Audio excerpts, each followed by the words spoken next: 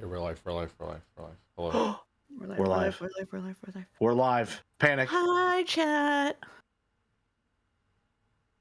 Hello, chat room. Chat. How are you doing on this fine Sunday afternoon? Actually, question. Is it afternoon if it is noon? Yes. Is it Sunday if it's Saturday? Questions for the philosophical mind, truly. Much to ponder. Much to ponder. Do you think we'll get any answers in the final episode of the Answers arc? No. We got all the answers that we needed now. We're done. No more answers. So you're Why are saying we we have all the pieces then? We have all the pieces. Yeah, we have all the pieces. What do you mean? We have all the pieces. Jigsaw's done. We're done. Like, what do you mean? Now we're just sitting back and enjoying the picture that we made. I mean, there is also all of Angie left. Who cares about Angie? Well, I care about Angie. Excuse me, I care Whoa. about Angie. Hold on a minute. I care greatly for Angie. Episode 4 is still my favorite.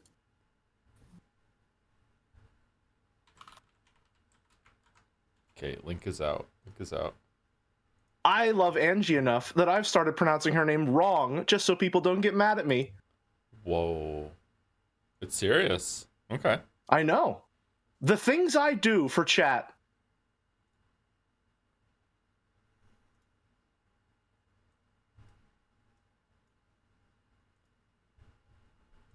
Is noon party after? There's a poll? Okay, 1 second. Okay, last window set up. Link is out. Okay, let me fix OBS. All right, I'm done. I don't have to fuss with this for 6 hours now. That's good. How's it going, chat? Perfect. How are the sound levels? Should we do a calibration? Sucker Mary Barrels? Sucker Mary Barrels. Sucker Mary Barrels. Joe, I'm 40 tries into Nine Souls final boss, and I only managed to beat the second phase. Am I cooked? No, the tries for that boss could be pretty quick, right? You're fine. You can get it. Don't worry. Don't give up, Skeleton. You can do it. Don't stop thinking. Don't stop thinking. I almost followed that up with a Keiichi Maibara. That's the wrong Ryukishi work. Sounds good. Jelly can afford to turn volume down 1 or 2 dB. Should I do it? Should I turn it down on my end? Oh, you're capped on my end. And by dB, I mean Windows %. Okay, hold on. One moment, please. Let me adjust from 80 to 78%. Whoa. Jelly knows Keiichi. Yeah, Jelly and I both know Keiichi. I was just talking about how Shiroya from Sekimea is the only character in all of fiction who's stupider than Keiichi. Some peak stupidity in the fucking dumbasses in the fiction I'm reading recently. You haven't read Keiichi... VLR and it shows. I mean... Well, here's the thing. Everyone in a Zero Escape game is selectively the smartest person in the room.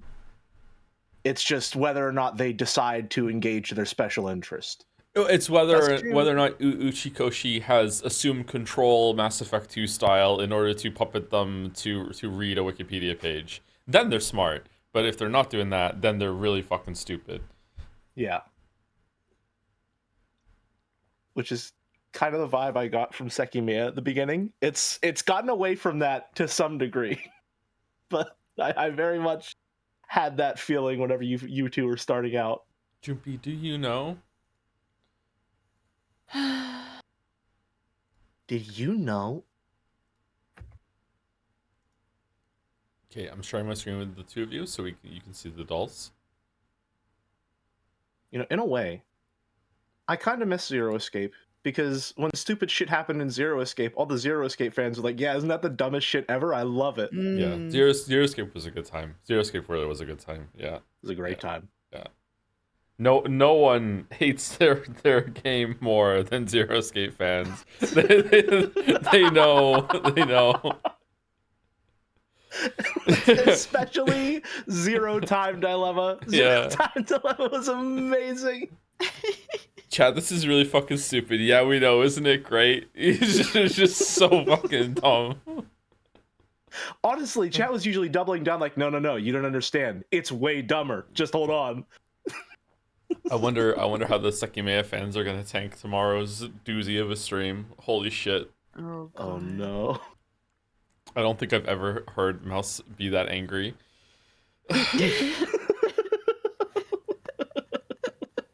What's your opinion on smut books? I've never read a smut book, actually. I'm probably for them. I think they have their place. Sure. I just have never partaken of a smut book. I'm not gonna I've say never that on stream. partaken of a book. Ooh. Okay, anyway. Gamedle cover art. Alright, I gotta say. Is this... Oh, I've seen this, actually. This is either Citizen Sleeper? Yeah, I think it's Citizen Sleeper. I think that's... Is it? I've played that game. I think don't that's recognize Citizen... this. Is it Citizen Sleeper 1 or 2, though? I think that... Is it 2? 2? The first one is pink, isn't it? The cover Yeah, is pink? I think Citizen Sleeper 2. There you go. Oh, that's why I don't know it Let's then. fucking... Yeah. Alright, I wanted to... I was going to say before we started, I've got big shoes to fill because I've gotten it first try every single time I've been on here for Umineko. So, the record remains. The record remains. Have either of you played the second one? I haven't even played the first one. Not yet. Oh, okay. I was going to ask, is it much better than the first one? I thought the first one was really interesting, but it was just kind of underdeveloped in some areas. And I'd like to have a more complicated version of it. What's this? Those look like cards? I was actually nervous for that. I can't believe that. What a useless thing to get worried about. Inscription? Inscription. No.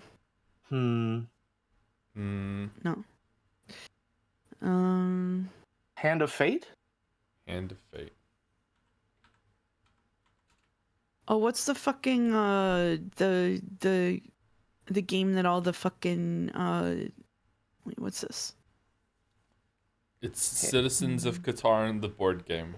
I have no idea what the fuck this is. It's just tabletop sim? Tabletop simulator? No way. It is just fucking tabletop simulator. Just tabletop sim? Well done, Renez. Well done. Very moody. It is cheating, isn't it? Yeah, it is cheating. Okay, Bandle. 1995. I was 10 years old. Okay. Jelly, were you alive? 1995, I was not alive. It's before my time. Okay, 140 million views. Very hard. All right, can we hear it? Oh, it's quiet. Let me turn it up. There we go. Oh shit.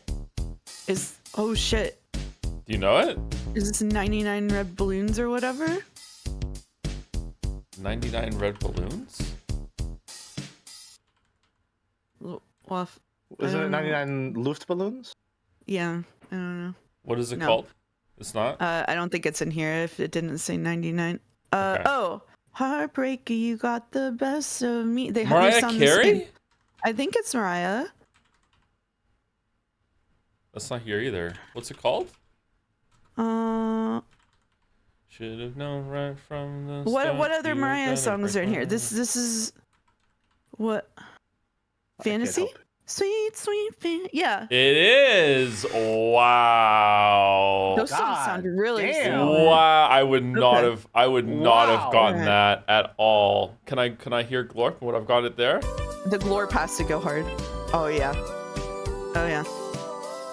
I've listened to so much Mariah in this era when I was 9 because my mom loved her. The Glorp is actually really good. Sometimes I dare say the Glorp can go harder than the regular song. That's crazy. That's crazy. Not in this case. No Glorp is better than Mariah. I mean, do we have to pit two bad bitches against each other? Yes. Yes. Jodel, maniacal laughter. I don't understand what just happened. She was never a captive. Is that what it was? Joe slams controller and walks away. Oh, it could be any game. This could be any game. The controller slams predate tea-sipping, though, right?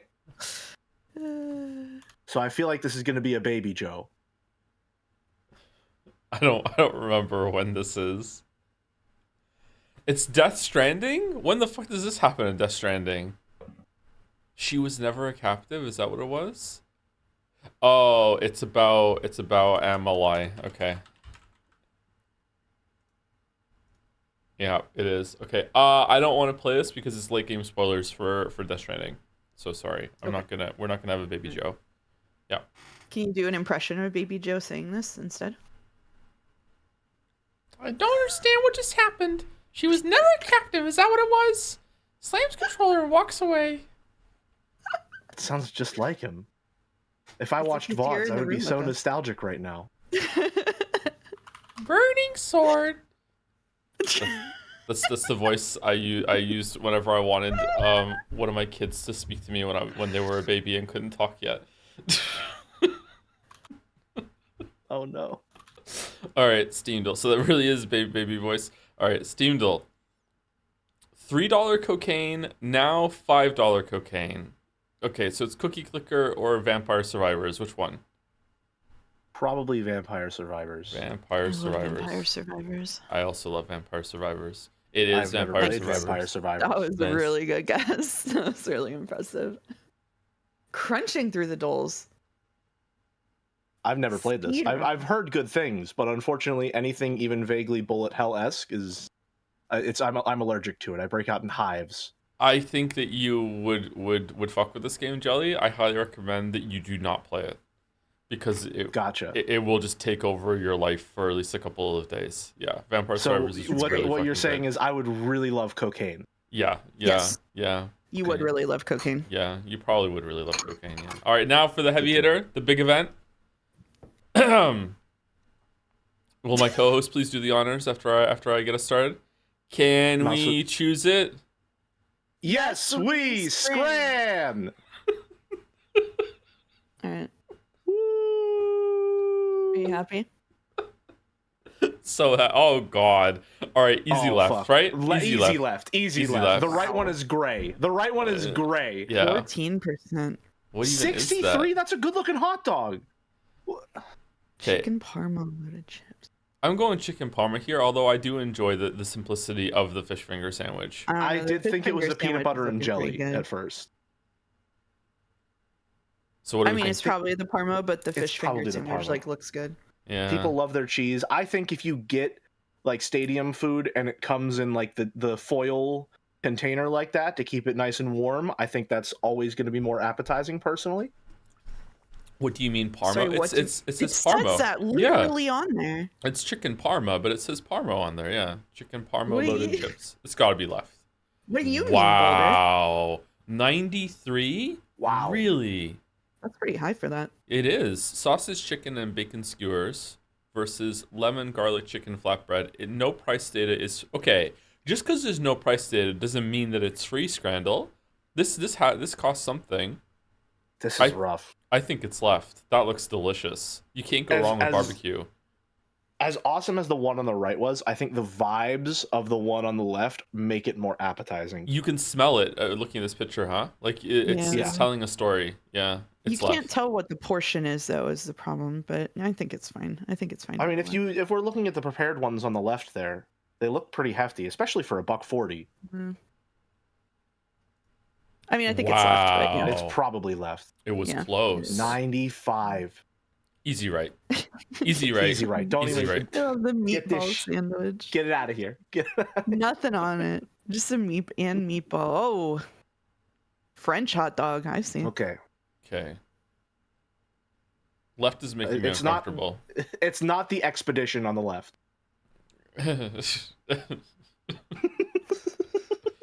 Two pork Expedition and 33 cheese. centimeters. What's a pupusa? Fucking hell.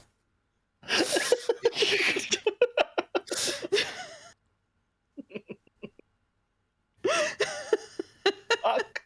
I failed the roll. I mean, I think it's right, but left is really cheap. It's not. Listen. Scrandle hates hot dogs, man. Scrandle hates hot dogs. Okay. All right. I don't know. But, Hold on. yeah. Oh, but that's American on the right. No, we're good. We're good. We're good. Oh, All right. okay. I All panicked. right. All right. Ooh, the cone. Okay, I think pizza like this on the right is a waste of time. Like, it's just, what are you doing? It's just a vehicle for tomato sauce. I think it's a waste of time. All right. I love a cone. When I lived in Austin, there was a cone truck, and they served all kinds of food in a cone, and I loved to have a cone. I have never eaten anything out of a cone except for ice cream. Wow. Yeah. I wish that I could try more food truck food. There's something about that that's very appealing to me. It's more about the experience than anything like that. I've only gotten like food trucks once or twice, so anytime I see something food truck-esque, I get very envious. Do we think that the female presenting hand buff is real?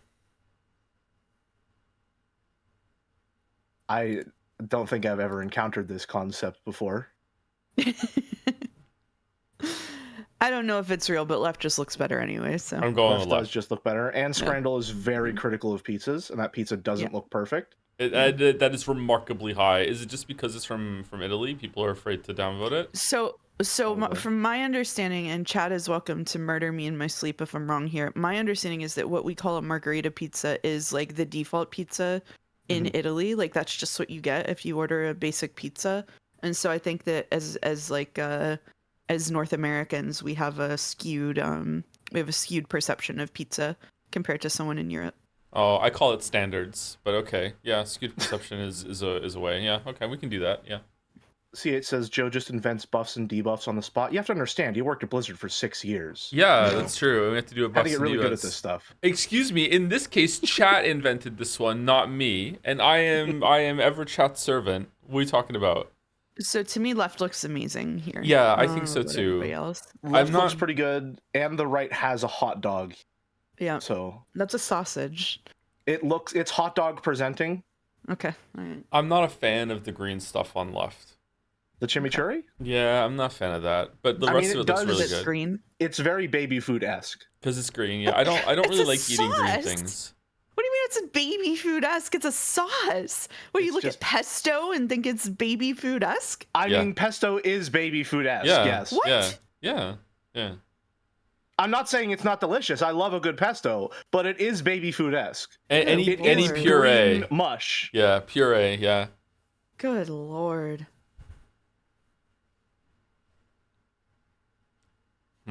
I think it's left. I think it could be right.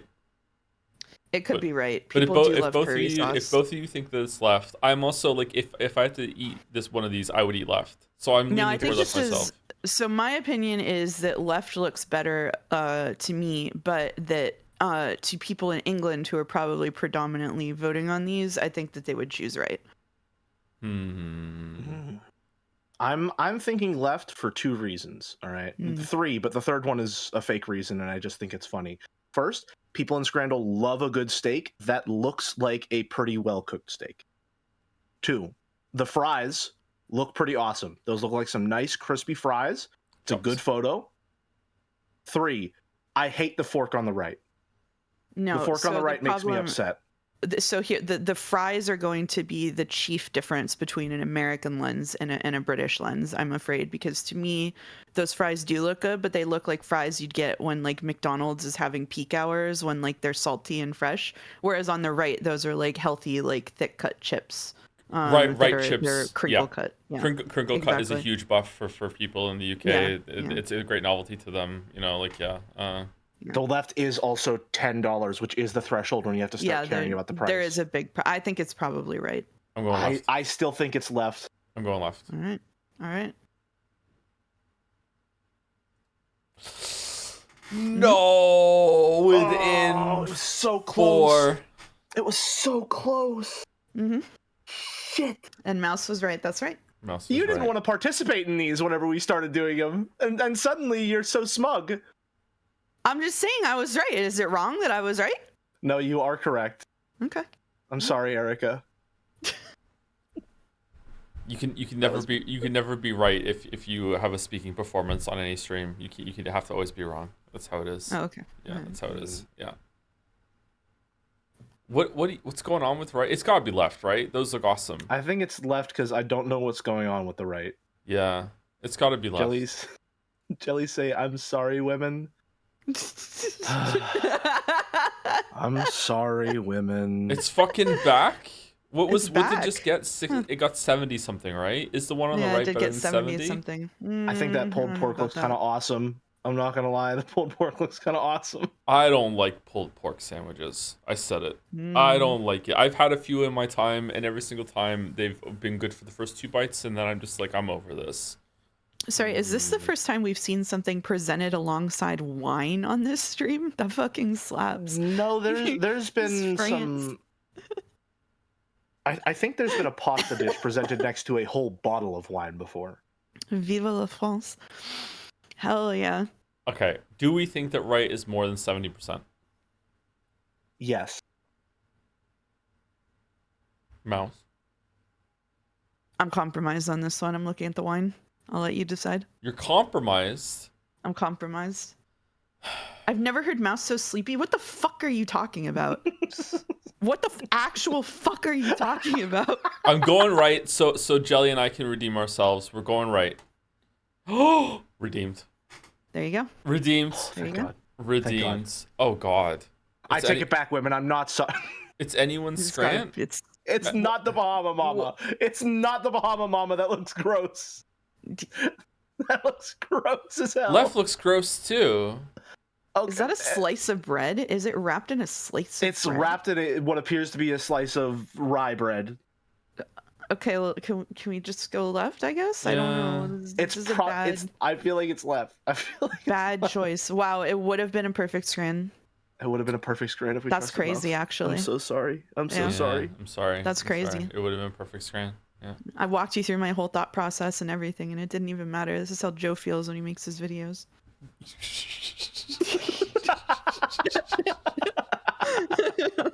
Well, I can't touch that one. All right. Okay, let's keep.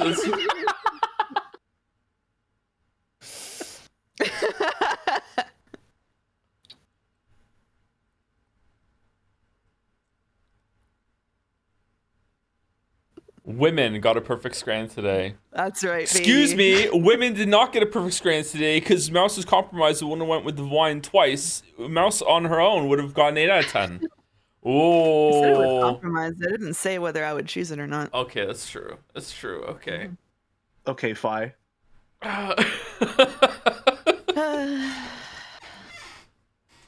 Okay, Sigh. All right. By Crimson Ocat. This is a little excuse to draw more Battler and Beatrice, but wanted to contribute something to the Umineko streams. There is also not enough Joe in a dress fan art, sadly. So true, many people are saying this. I wanted to include Mouse too, so she is helping measuring the clothes. Oh, it's a measuring I love tape. the little tape measure. Yeah, Okay. that's very cute. This one is adorable. This one is This adorable. is very sweet. How do you feel being Beato in the fan art for once, Joe? Kind of pulling it off. Kind of pulling it off. Pulling it off. Yeah. Yeah. What are those? It's working. Where'd What are those those? come from? Yeah, where did those come from? I know. I wish I could be Beato. Wish Aw. I could wear a big frilly dress with the symbol of fascism wrapped around it. Don't let your dreams be dreams. You can do it. Is it on Etsy? Hold on, Etsy. How much do you think? I'm sorry. Give me an estimate before you look Umineko it up. How much do you Beatrice think it would dress cost Etsy. to get Beatrice's dress on Etsy? How much do you think it would cost? Okay, here we go. Oh, if you get it on Etsy, you're gonna get like a really pretty image that's AI generated, and then it's gonna be a fucking like fucking Shein ass fucking texture polyester bullshit thing. That's the worst place to go get it. $500 Canadian. It's still gonna be shitty polyester. It's Yeah. gonna be so bad. There's only 3 pictures. Mouse swear jar. I will happily go to swear jar jail for the fucking downfall of Etsy and the rise of it being full with the AI slop and Hates Etsy. Hates trash. Etsy. I loved Etsy. I ordered so much stuff from Etsy, and then literally it felt like overnight Etsy was full of people fucking flipping shit from Alibaba or whatever, and AI generation. And it's especially bad because I knit, and the stuff like knitting patterns and stuff have been hit. Maybe like I'm gonna say everything got hit really hard, but like there's so many AI generated knitting patterns where they don't just AI generate the image, they AI generate the pattern too, and it's just absolute gibberish. It fucking sucks. Like Etsy has dropped the ball so hard on content regulation. Sorry, that's my little rant. I didn't mean to do that. I zoomed in on the cute mouse It's holding really the tape during that. I love the little pixel animation idle bob. I do too. I was gonna say that. Yeah. There are a lot of like really simple. I say simple, comparatively animation techniques like that I think really add a ton of charm to so many different things. Like on my model, I have boiling lines for the eyes, just to add a little bit of motion. I'm a huge fan of really small touches like that just liven it up a bit, and I think it works really, really well here. Yes, this is very cute. I love this is pixel phenomenal. art. Crimson OCat. I, the least talented of the three of us, enjoy the colors. Thank you, Crimson OCat. Thank you very much. Which one do you like the most?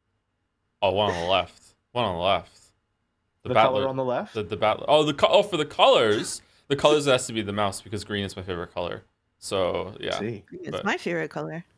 The one on the left, because Battler's suit is pretty styling actually. Even though I hated him at first.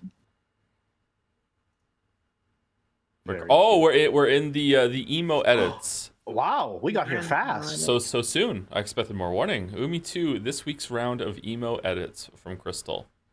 Definitely pulling it off. Really, really good. Absolutely.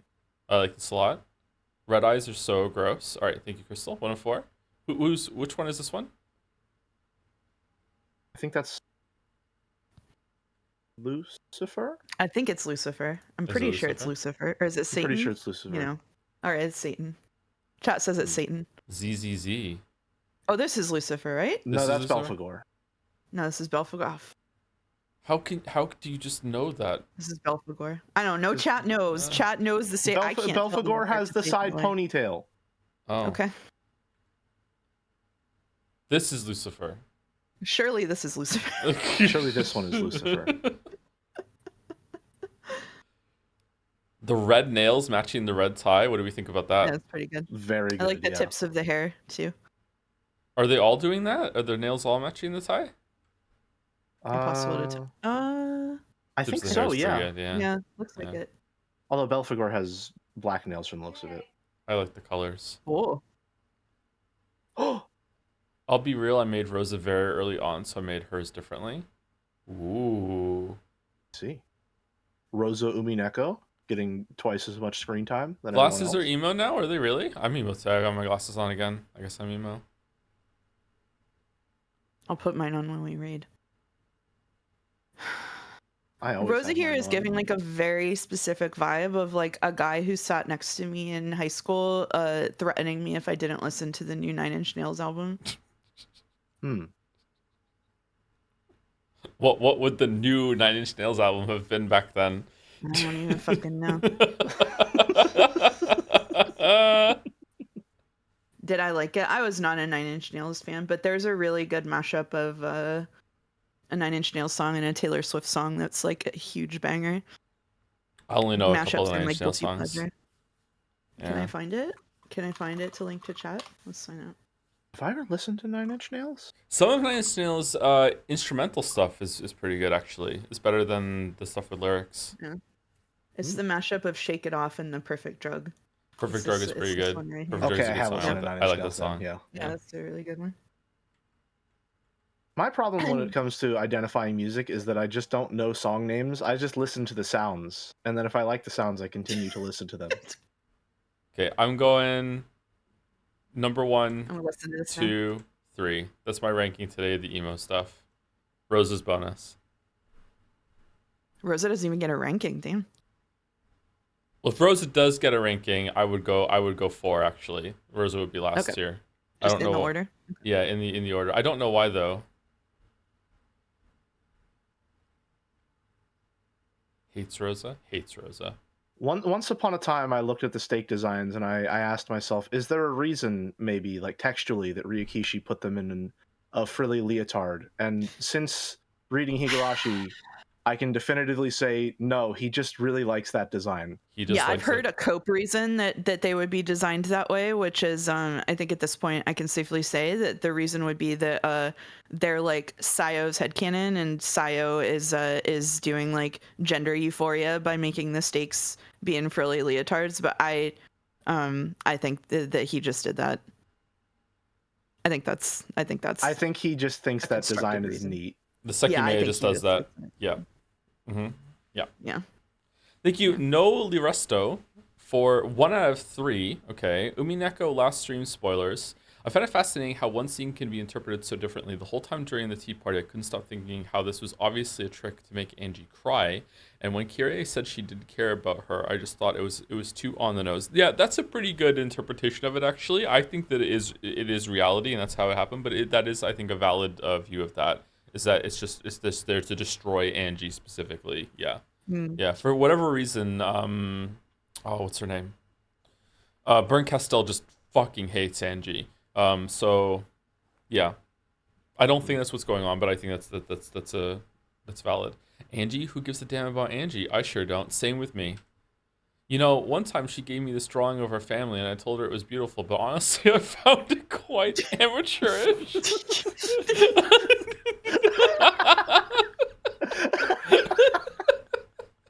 You know, I had a quite interesting thought myself that I never had about Umineko before rereading it, which again, I'm pretty sure I'm at liberty to say this now, but it occurred to me that I'll cover my headset just in case.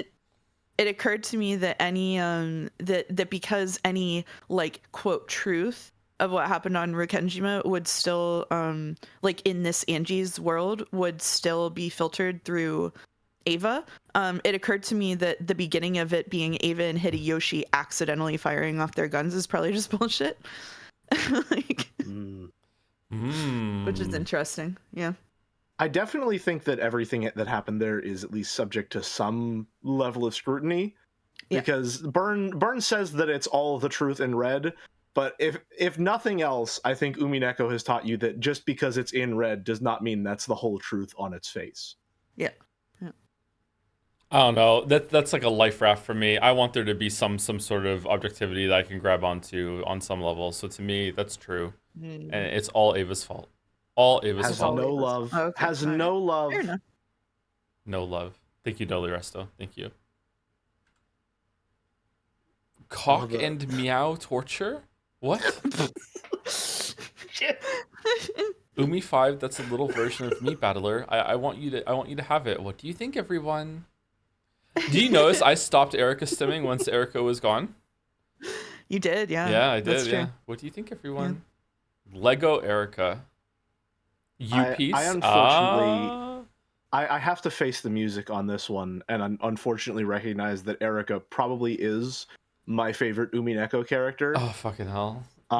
Because I went to a con recently, and I found there were 2 booths that had Umineko merch, and of all the characters, I got an Erica charm. Wow. I'm just staring at chat thinking about how I can time out everybody who is complimenting you for this right now. I could time them all out. Now, granted, I have karmically balanced the scales by getting a lot of Rena merch to compensate. So, you know, it's a bit of give and take. So your favorite character in the visual novel is someone who commits a sort of metaphorical graphical assault on screen and also has a devastating argument with a 9-year-old. Yeah, because I think if she got an anvil dropped on her head, birds would fly around it. Yeah, you know, fair enough. She's cute and pop, whatever the fuck. Cute and pop. Yeah. Lambda says. Now, you have to understand, I have to do everything I can to maintain my cool Umineko uncle vibes here. Oh, all right, because that's how I get the people to want me back. All right, is I have to say all the things that they want me to say so that they think I'm cool, and it's like, no way, Jelly's coming back. Can we get Jelly back, please, please? And I'll be like, all right. Angie is the best character. I can't wait to see more of her. You know, So I have it's to play performative. It's performative. There is Oh. some truth to every artifice. Thank you very okay. much. Very on brand for Umineko. This is my favorite fan art of all time because I am vividly imagining just like ripping the head off the Lego Erica, the arms, the legs. You know, fair enough. Fair enough. Yeah. Very tactile. This is like when Max thinks he's the sheriff of Patty's Pub. That's such a good comparison. Thank you, Cock and Meow Torture. Thank you very much.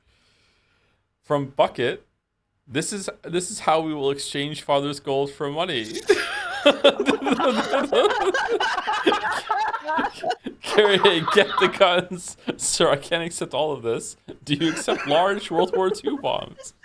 Going out of the way to get the Moncton pawn shop picture is crazy. I think I've walked past this building. I think I've walked past that building. Listen. They knew they couldn't go to a reputable pawn shop.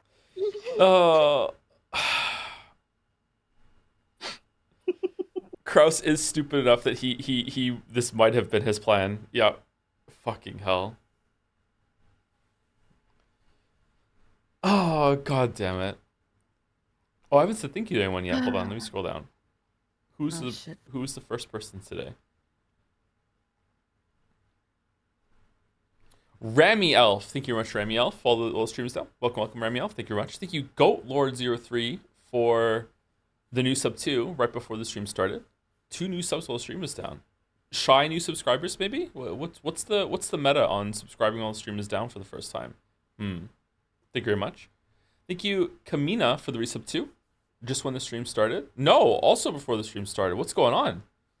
And here, the first one since we started. Chronotacular loves Chrono Trigger. Hello, Tom. Thanks for the streams. I just remembered that I told everyone my name is Tom. I had a moment of panic there reading that one. Okay. Thank you, Chronotacular. Thank you very much. She used to tow. She used to talk. God damn it. Thank you, Bucket. He conditioned you. By Mega Geeko. Ooh. The gang's all here. Also, here are the Umineko characters I've pixeled so far. I keep arranging them in order of height as I make them. Oh, so that's it. You're done. I use the tips for full body art as reference for the pose and everything for them all to keep it consistent. Interesting.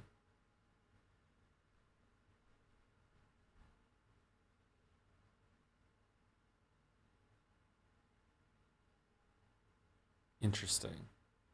Is Battler taller than? I'm examining. Is Battler taller than Rudolph and Co, or are they taller than Battler? That's a good question. Massive no one is taller than Goda. Yeah, the Goda's largest on the island. Yeah, the largest Goda one. is the largest one. Yeah. Yeah. Are the goats taller than Goda? Probably. The goats are big. They're of exactly equal height. Interesting. But it's a coincidence. Interesting.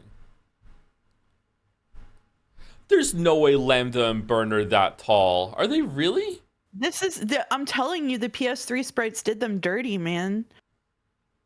You did show me, and Burn Castle especially looks a lot better in the pachinko. Is that what they are? Those sprites. I refuse to acknowledge the existence of the pachinko sprites. I refuse. She's that tall too? What's her name again? Nox. Delanor. Thank you. Is Delanor that tall? Apparently. I do like that they gave Delanor pants. That's good, yeah. Or at the very least, a longer skirt. Why is Shannon Cannon and Beatrice different heights? They're not. 2 of them have hats on. Yeah, they're the same height. It looks like they're the same height, yeah. You know, we should have been suspicious of them from the start. Everyone knows hats are untrustworthy. Just very true. It's very true. Oh, you agree with my hat take, Jelly? Not really, but I said it because I thought it would be funny. Okay. All right. What we're learning today is that we can't trust anything Jelly says because it might just be people pleasing. Whoa. Obviously not, yeah. I'm an entertainer, first and foremost. One of the first things that Joe ever said to me when we talked was, I'm a streamer first and a human second. And I was like, damn, that's a lot to drop on me right now, man. I just wanted to talk about Umineko. Holy shit. It's true. True colors. True colors. Anyway, I think I said it. Well, we can talk. We can unpack that one later.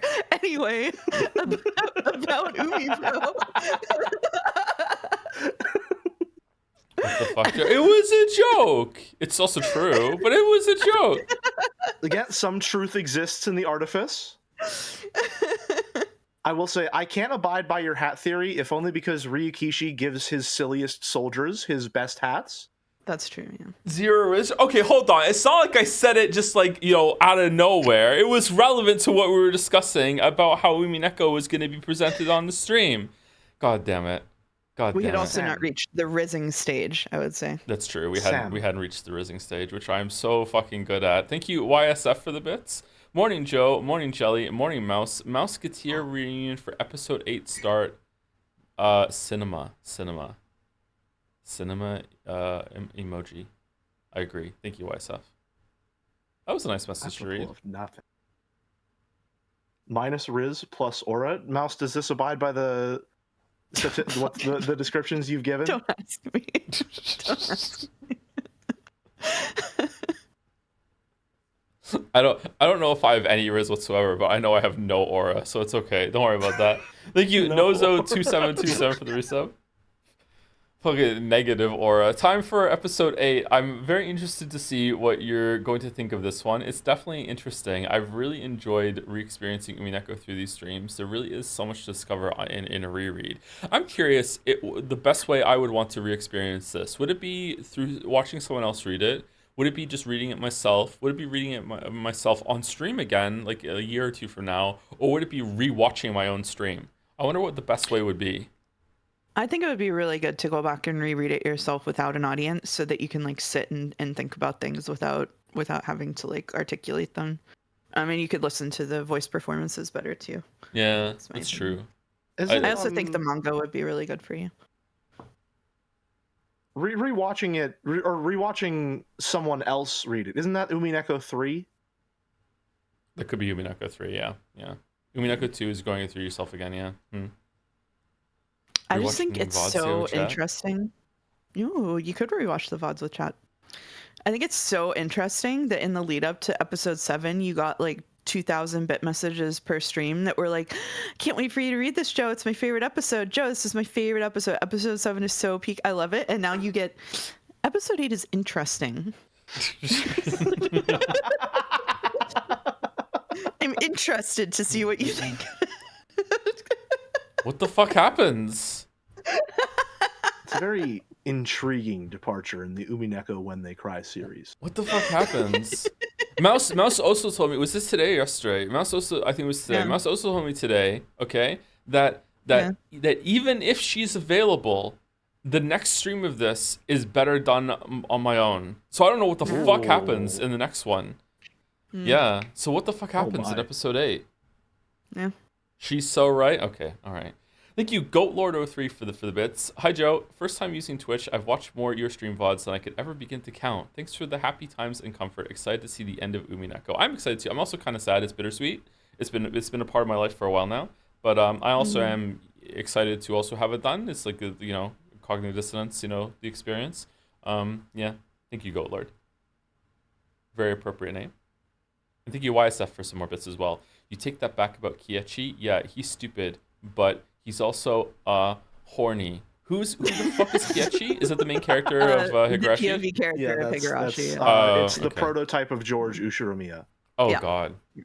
Yeah, George the First. Does George have a mustache?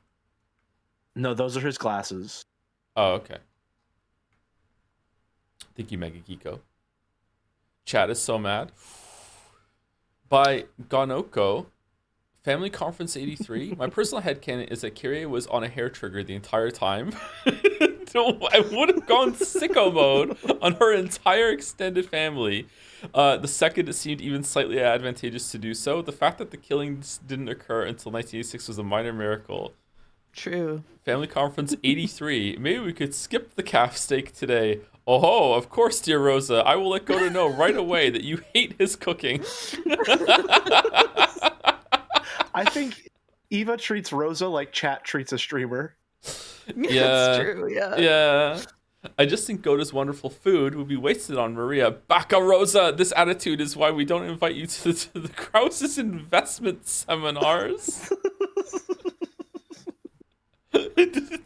the knife. Really good.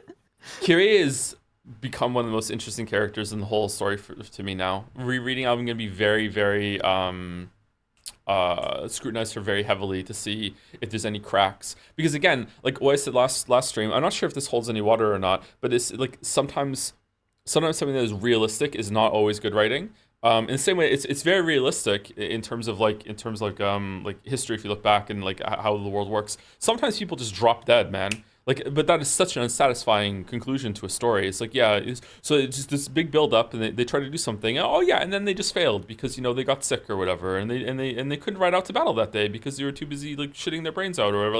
Like yeah, like that realistic writing is not always good writing. So here, like with her, she is so good at masking the fact that she is absolutely a psychopath that it almost loops around into being bad again because it's too good. It's too good of a performance. She's too good at it. Mm-hmm. It'll be interesting on a reread if you pick up little hints or something at it. I've never gone back and read for that, but it's possible. Yeah, I'm curious if you are really scrutinizing it, if you can see it, or like maybe it's because I liked her so much. She fooled me so much that a lot of the stuff that she said, I was like, yeah, that's fine. Sekime character and characterization spoilers for one image next. Ooh, Sekime spoilers. Ooh. The Seki spoilers. Before that, thank you to the Krakonis, or the Krakonis, for the resub. Ubi Pico 8 hype. Can't believe it's already ending. I'll be sad when it's gone, but thank you for creating an environment in which shadows can constantly bang their heads against each other in the process of theorizing. Been a wild ride. I think Mouse deserves more credit for that than I have, actually. Mouse has been coordinating a lot of stuff on Discord, not just on my server, but also creating a whole fishbowl for them to swim in. After that, yeah. I think Mouse deserves more credit than that for me. Thank you, Mouse. A whole episode 2 aquarium.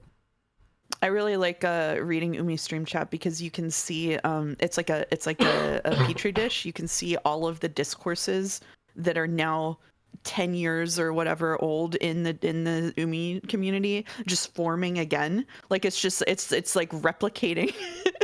It's like replicating an experiment. Like it just forms. It's really fun, actually. Has there been any like truly divergent strand? The violent reaction to George is actually pretty it's not like people loved George, but like people's revulsion toward George I think is reflective of age differences and stuff being really, really particularly reviled at this particular cultural moment, probably in reaction to a lot of cultural stuff that's happening right now. And so I think that a lot of people were kind of taken aback by it, which is why the VOD comments are full of people defending George. I think it was Jelly that said too. I think Jelly absolutely hit the nail on the head when he said that like as a society at this moment we seem incredibly just completely done with incels or anything adjacent to incels. And yeah. George is definitely incel adjacent. He's in that area.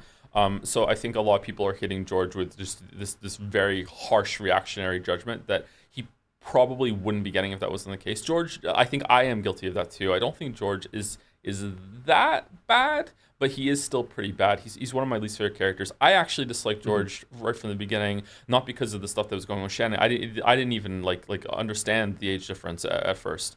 The reason I disliked George at the beginning was because he seemed to be the kid, one of the kids that had like already been bought into the ideology of the adults. Like when he said, like, I hated George the moment he said to Badler, "No, this is none of our business. Let's just leave Rosa alone." Like smacking the shit out of Maria in the rain, and it's like, whoa, George is at that moment George became one of the adults to me. Like George is one of them at that point. That's why I don't like George. think if I had to guess, because we also had a throwaway line a couple of streams ago where Ryokishi basically said that George and Battler were really similar in age in the same breath. And my suspicion is that George was written in order to represent he's like the next generation of the family standards. Like he's trying to keep the family order in place, right? Which is somewhat compromised by his relationship with Shannon, but like he is like in the new generation, the establishment Ushiromiya. And I think that Ryokishi probably bumped his age up a couple of years at some point just to make that sort of drive home the point. But unfortunately that had like kind of cascade effects.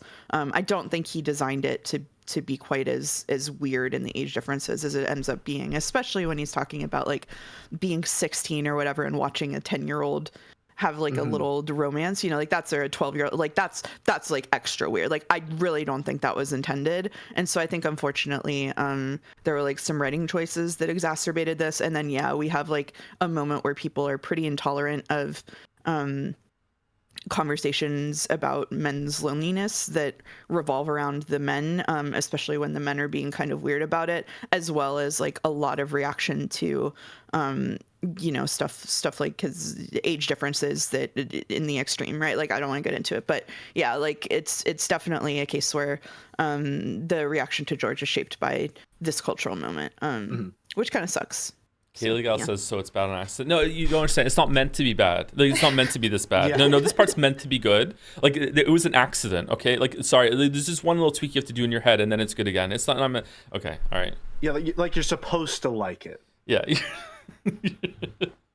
Yeah, I do think where Ryukishi really dropped the ball, probably like I think that the age differences is probably just an oversight because of a late stage change that he made, but I do think that where he really did drop the ball was not addressing like the power dynamic of of a person and his family employee. Yeah, that has been consistently my most scathing criticism of George, and probably like the biggest point of failure I think that Umineko has is George as a character. I understand that I'm supposed to sympathize with him because he is in essence like he has no control over his life. He has been groomed to just be the next link in the Ushiromiya family chain, right? He doesn't have any real agency in regards to any of that. But the only way that he really expresses his personal agency is by essentially taking control of someone else's. And it's not really considered by the narrative how much power he has over Shannon. And so it kind of feels like leaving that unaddressed, especially when it's this very blatant, like, Pauper and the Prince trope. It feels like a very, very, very, like, strong sore point in the narrative for me. Bonjour. Never mind, he's hot now. So all is forgiven. It's fine. That's hot. That's hot. Chad is roasting me for saying without the mustache, Merrick made him way hotter here. He just did. Fixed. I think Merrick just gave him more handsome eyes, is all. Yeah, that's enough. He also cleaned up his hair a little bit. That's more like a side tussle than like the center part. Ugh. Bro got glammed. Glammed as fuck. The glow up. The glow up. Jelly talks like how Ryokishi writes. Hey, I mean, you're exactly right, but you can't just say stuff like that. You're going to ruin people's image of me. Like when a couple streams ago, someone said I sounded like the ES guy. I can't unhear it now. Is this the one we were on? This is the one we're on, right? This is the one we're on, yeah. There's Sekimea spoilers. Sekimea spoilers, chat. Not enough Sumaris? That's because you have to pay attention to every word. I don't summarize. It's all worth hearing. Whoa. Wow. Yes. Yes.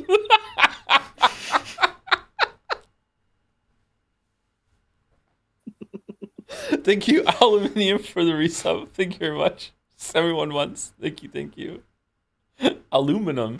Thank you, Leon Shade, for the resub too. I can't wait to watch Joe stream the iconic turn-based RPG set in a fictional France and the obvious game of the year. I'm of course talking about Pokemon Legends ZA.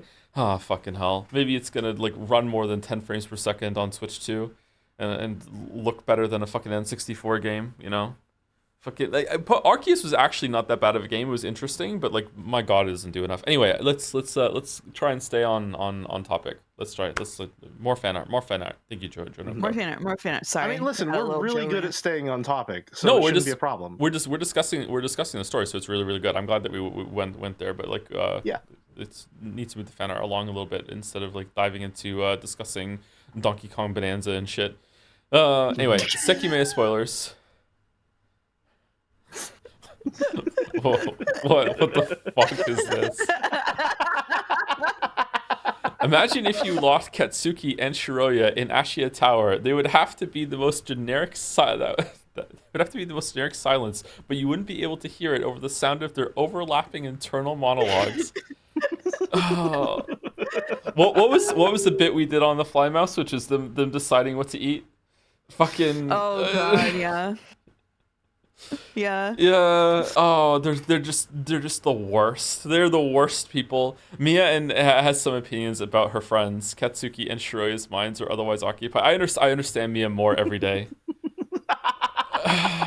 I also understand Mia more every day, especially her just flat out distaste for Shiroya. I think I came into a stream one time and you were calling her like a clinical psychopath or something like that. She is. She is. Yeah. She is. It sounds to me like maybe she's having a more reasonable reaction to having to put up with these two's bullshit. You gotta watch the streams, Jelly. You gotta. Okay, gotcha. Yeah. Like I have to watch Severance? No, because it's good. You don't have to watch Severance. Now. No. You're telling me Sekimea is better than Severance? Yeah, you heard it here. I can't even keep a straight face. I've never watched Severance. Your Audi has already watched Severance, so you don't have to. You're done. Thank you, Boulder. That's exactly. I was waiting for the pin to drop. I was also waiting for Boulder. I was baiting Boulder specifically by saying that Sekimea is better. Put the cheese under the box and wait for it to fall. Yeah. Baldur loves Severance. Baldur also hates The Expanse, and I like The Expanse. So, Wait, Jelly, you don't like The Expanse either, right? I did not. Well, I didn't like Miller. Everything else was pretty decent and got better as it went on. How far into the show did you get? I think, Boulder, correct me if I'm wrong, we finished season 3? If I'm not mistaken. We'll talk about Donkey Kong Bonanza. We'll talk about. We will. Yeah, we will talk about this. Yeah. Does season 3 end with the thing crashing into Venus? I think that was halfway through season 2. Yeah, because the seasons are staggered, where like the mid-season finale is the end of a book. Yeah. Right. So it's hard to remember. I think we finished season 2. I really enjoy that whole entire sequence. So if you don't enjoy that whole entire sequence, then it's just a different show for you. Like I really like that part. I really did not enjoy anything about that sequence. I mean, it's a very funny sequence, but I don't think it's particularly good. Okay. Then okay, we just don't like. I think it's just a fundamental disagreement on maybe it's like the attachment to the characters involved, something along those lines. How did Joe enjoy that? Because it's all logical fans. Joe usually just like, does it really? What are they? Oh, we shouldn't discuss it. No, I really like The Expanse. I do agree that Miller is pretty cringe, especially early on. I like the actor that plays Miller though, so maybe it's a little bit better for me. But that could be. I mean, something as simple as just liking the person portraying him can give him a lot of good faith. Mm-hmm. But even with that person, yeah, the part that Merrick hated about Miller, I also really hated that part too. Like that is a really really bad part. I was destined to hate Miller from the moment I saw his stupid hair without his hat on. I'm that superficial when it comes to some characters. It really is just like I see one thing and I'm like, no, no, get out of here. I couldn't take him seriously from that point forward. It was all downhill. We need to move on because we are talking spoilers. Yeah. During Sekimea spoilers during the Umineko stream. There you go. There were no Expanse spoilers. We're fine. Thank you. Bizer. It's Kaiser, but bye. There we go. Bizer. Okay. Thank you. Hello, Mr. Anderson and associates. Oh, you're associates now. I can't afford to pay full attention today as I am on vacation with family and hope you all have a good time. Oh, thank you. Hope you enjoy the VOD way if you get to it.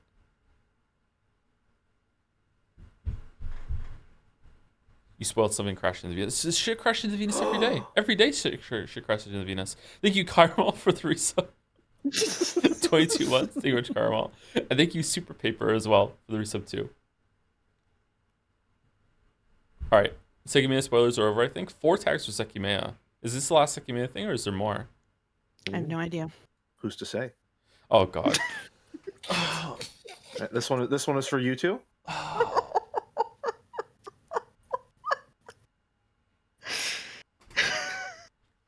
Oh. Why am I Jensen? A little sneak peek into Joe's next big project after the Witcher 3 video. ASMR, your dragon daddy calls you a good kitten.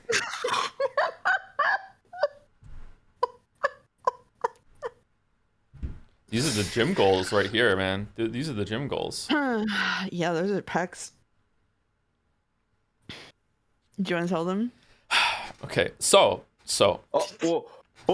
I have called mouse kitten exactly one time.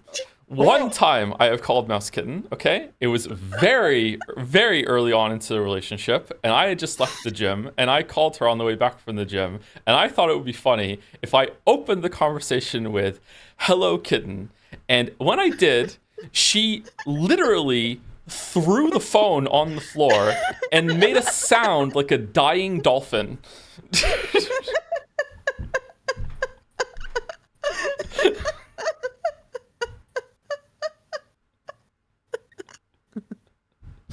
You cannot be doing that shit.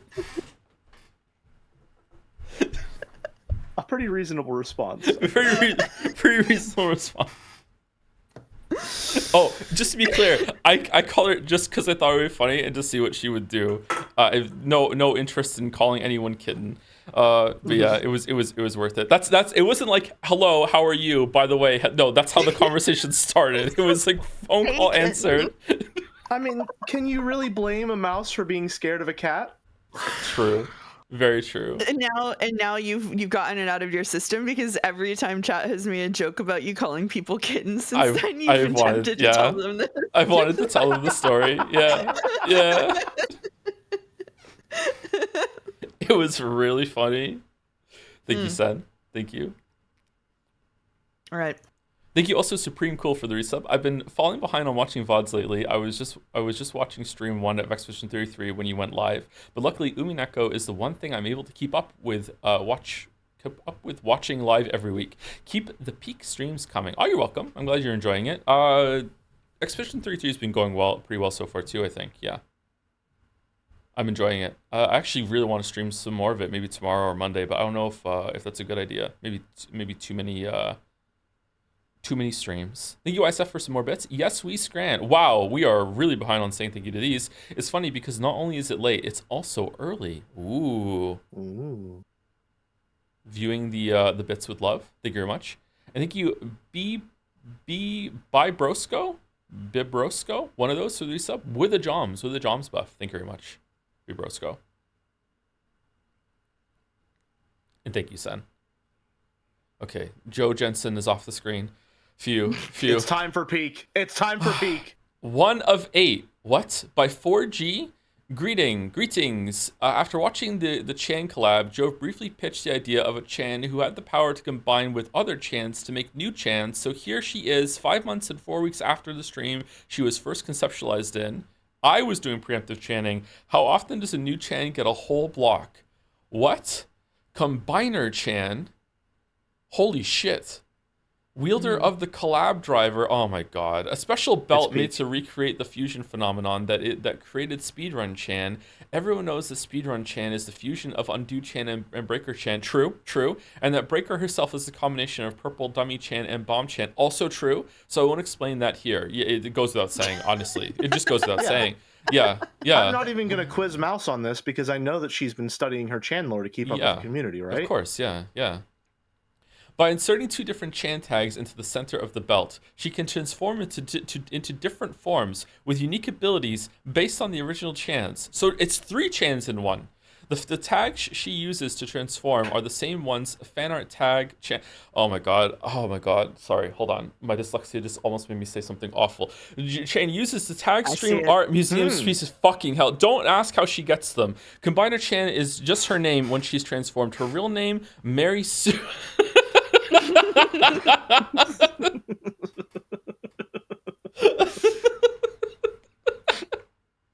What's this down here? That's why, even though Blanket Fort Chan was born during Umineko, she should really be marked as a stream type Chan.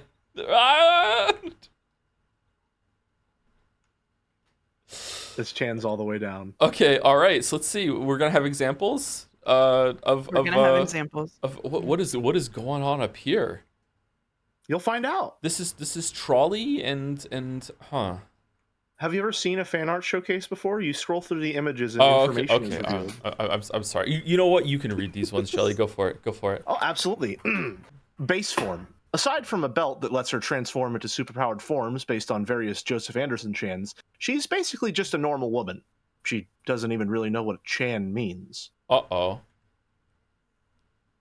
Playtester Chan, a combination of Breaker and Dev Chan. Master of discovering and destroying glitches. Get your fucking scarf out of the way of the text. So she's Mega Chan? Okay. Feebok Chan, a combination of Fia and Affinity Chan. Finishes every bit of content. She beat Tetris. She beat Tetris? She beat Tetris. Leah Chan, a combination of Phyto and Main Story Chan. Loving every aspect indiscriminately. She's just here to have a good time doing whatever. Aww. That was me. Aww. Deranged Hypotheticals Chan, a combination of Anne French Fry and Infinite Coin Chan. This form gives her the power to come up with stupid hypotheticals, and that's it. She's just flipped heads a million times in a row last week. I don't know why this is still a discussion. I'm this Chan. This is me. I'm this Chan. Train Chan, a combination of Trolley Chan and Crane Chan. The go-to form when Combiner Chan is actually trying to kill someone. Yeah, okay. Must go all out just this once. Okay. Banana Roach Augment Chan, a combination of the Banana Koi of Sadness and Bethesda's Bug Chan. This form's true power is nepotism. Wow. We could never forget Banana Koi Chan. That's why Mouse knows exactly where Banana Koi Chan comes from, right? Right, Mouse? Yeah. I do, but you're way better at telling the story than I am, Jelly. That's true. Aww. That's true. You well, are the better. only way you can get better is by trying, so feel free to practice. Oh, the reversal. Not right now, but maybe later. She wouldn't want to embarrass you by being better at telling the story than you. Yeah, could. exactly. Listen, I'm here to play to the crowd, all right? I'm willing to suffer any indignity if it makes for a better show. But I'm here all the time, Jelly. This is like I'm here every week. This is your chance to shine. Oh my no. God. I'm a guest, but I don't want to make it all about myself. All right, well, rude of me. Let me just cut this off before it goes on for too long with the most impressive weapon of all time. Thank you, Goonlight Gape Sword, for the bits. Beatrice voice. Aw, Battler. I bet you're so embarrassed having to say such filthy words in front of your two girlfriends. Thank you. Is that about us? This was 57 minutes ago, so I have no idea what this is referencing to. This could be anything. This could be anything. Oh my God. Who even thought of that name? Anyway, it's pretty good. It's just pretty good. New tech has dropped for Chan artists everywhere. Enjoy the power of combining two Chans into one with base form Combiner Chan.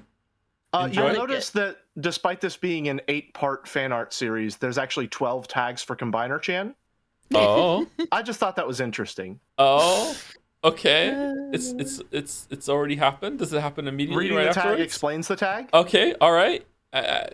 Combiner Chan spoke to me spiritually, so I tried my best to give her a cool transformation, though the drawing did not cooperate with me at all. What are you talking about? It looks good. By Ash Escher. No, I would like to say. Do you have to like fiddle with the belts? Is it it's like a D-pad thing, or like with clock handles, or okay. Smile. I would like to say that this is a fine example of Chans being used in a way that is like an in joke, but is really cool and creative and is not alienating at all. Since before I said that the chans can be kind of rough coming into the community, I think this is a really cool use of them. So as long as it's for aura and hype moments, then. Oh. Sure, we can go with that. It's a profitable merchandising opportunity. Okay, all right, +2, +2, +2. Ash, combine Shan spoke to me. Okay, so why does she keep taking the tags? What a pain. Bomb and Bethesda's bug? Uh-oh.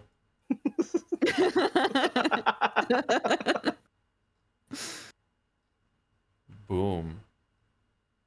Bethesda's bug Chan needs more love. That's such an amazing Chan design and Fan art concept. tag I love Chan. her so much. I am secretly very proud of coming up with the term Bethesda's bug. All these years later, I'm still really happy with it. It's really nice. Thank you, DL7, or Deal7, some might say, for the resub. Joe wakes up. It's 11 a.m. before the Umineko stream, and he's exhausted. I woke up even later than that today after going to bed actually early. I don't know what the hell's wrong with me lately. He has a DM from Jelly. Don't forget to eat today, heart. And a DM from Mouse. Wake up and test audio with us, fuckhead.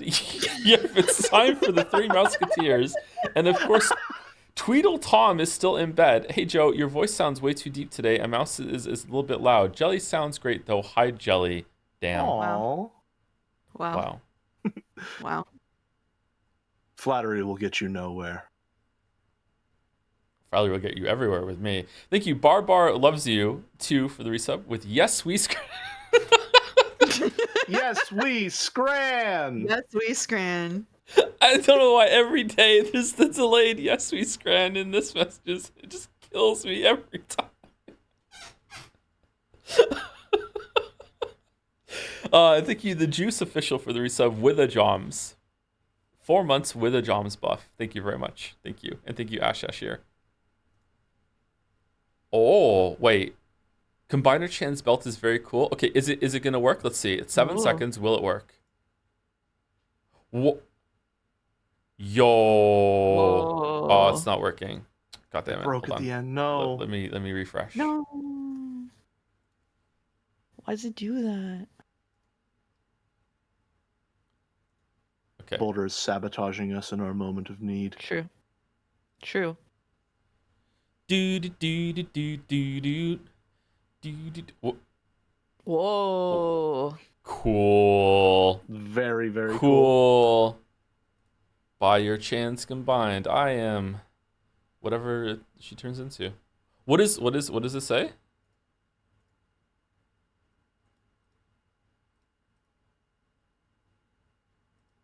What is? Oh, Wow. Did you? I'm sorry. You paused on the impact frame first try? Yeah, I'm good at games, Shelly. I'm good at games. Sometimes I'm good. Captain Scranit? Captain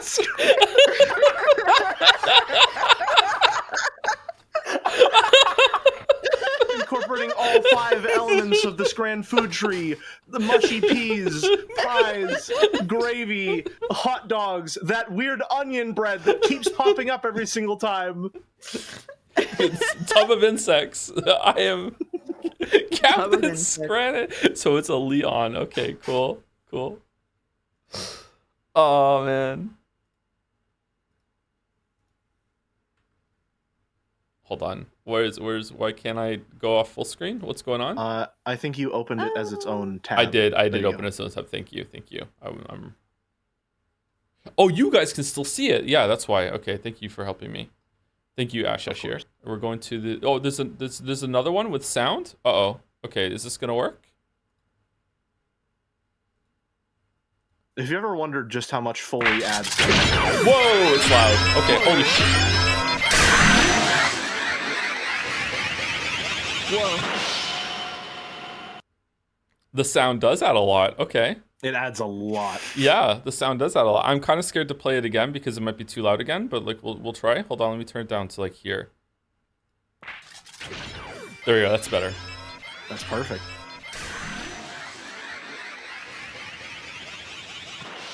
I feel like I recognize this sound. Where do I know the sound from? Anime. Anime. I don't watch anime. Probably anime. I don't watch anime. Very fucking cool. Thank you, Ashashir and 4G. But wait, there's more. There's more.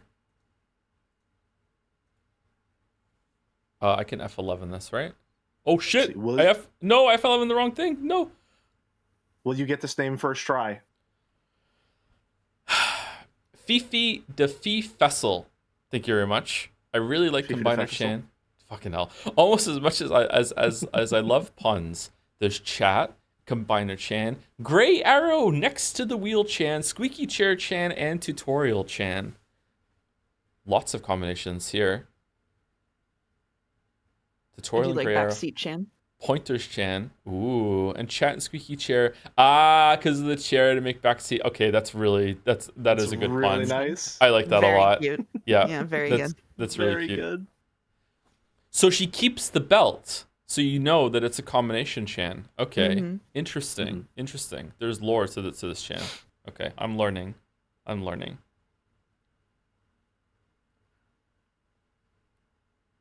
Just I'm getting a cool. I'm getting a psychic message from Merrick right now. Oh. Can Combiner Chan combine Chans? Can Combiner Chan combine Pointers and Backseat Chan? Well, not until the season 2 finale. Okay. All right. That's he has to learn that. Okay. All right. The power It's up. apparently a message from Godot too. Is it really? Oh, okay. Is it possible for a few Chan accident to occur? To turn into OC Chan? What? Oh god, I'm imagining like a Chan fusion gone wrong, and they're just Oko, you're the right fan artist to draw the Chan fusion gone wrong with Combiner Chan. Let's go. We're just reinventing the fusion dance with extra steps. Decrepit Chan. Wait, does Backseat Chan have a prosthetic leg? That's Squeaky Chair. That's Backseat. Yeah. Oh, sorry. Yeah, that's Backseat. Yes. Because Squeaky Chair doesn't have legs. She's a chair. Ah, interesting detail. Just hiding in the background there too. Interesting. These poses are really good. They are really good. It would be a good cover. Thank you, Quixotics, for the resub. Hi, Hom. That's new. I haven't been on stream in like a week. Just want to say thanks for not doing Umineko on Tuesday, so I had time to catch up. In other words, Sumari, the 5th most annoying chatter, is back and turning 19 in Canada on Monday. Well, oh my God, people are so young. Happy birthday in advance. Happy birthday. Happy early birthday. Happy birthday. If we're streaming on Monday, I will try to remember to say thank you on say thank you. Say happy birthday on Monday. Say thank you. Yeah. Happy birthday, Quixotics. Thank Early you. Birthday. Thank you. Call me mute or call me mute for the resub 2 with a Mario. That's pregnant. Okay. Thank you. Call me mute. Huh? Yeah. Huh? Yeah. Pregario? Oh. I thought maybe he had just eaten a lot of lasagna, but no, no, he's pregnant. Okay, all right, I think you would probably pronounce it Pregario. Oh, for fuck's sake.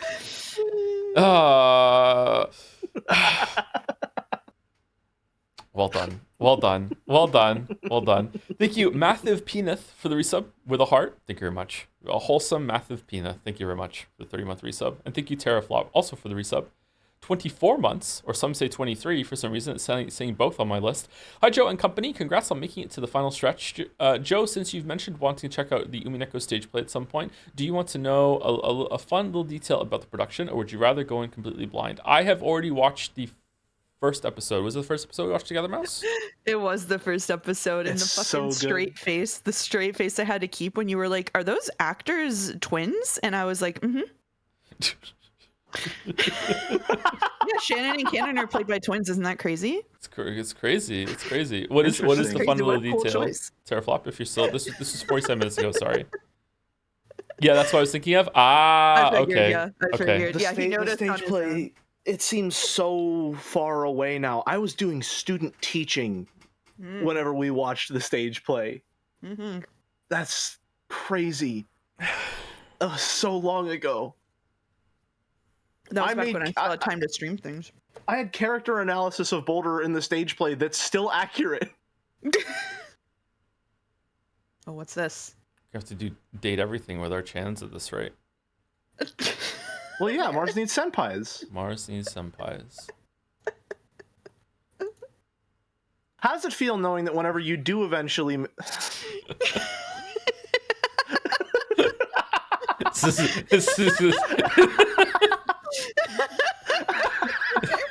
is exactly how it comes across. Yeah, the slowpoke gets his grand.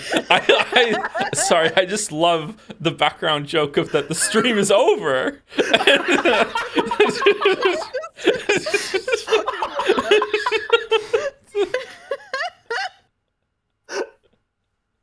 I think Slowpoke is probably one of my favorite meme formats because of how it's structured, it's evergreen. It's perfect. I love Slowpoke. Slowpoke is Finn's favorite Pokemon, really and we sing the Slowpoke song all the time. Fantastic choice. Slowpoke. Thank you, Merrick. Thank you, Merrick. Oh, man. We've got 5 more. We've got 5 Thank more. You. Fifi de Fifessel. Was that better? Fifi de Festival? Fifi de Festival? There we go. I did it. No, you stumbled a little bit. No. But you got it. That's just how I talk. That's just how I Fair talk. Ooh. Joe Station. Ooh. Yazuka. Oh, it's a Yazuka. Denny Slim Jim. This is the original Yakuza 1 cover with Tom instead of Kiryu. This is meant to be me? This is not me yet. And Joe's original channel logo in place of the original dragon's head. Formally suggesting for Yakuza-mas this year instead of Yeekmas, not only because of personal biases towards the series, but also the fact that Yakuza Kiwami primarily takes place during Christmas time. Does it really? Therefore, Sumari, making it a Christmas game, kind of like how Die Hard is a Christmas movie, do we have time to do both? Because I promised Yeekmas.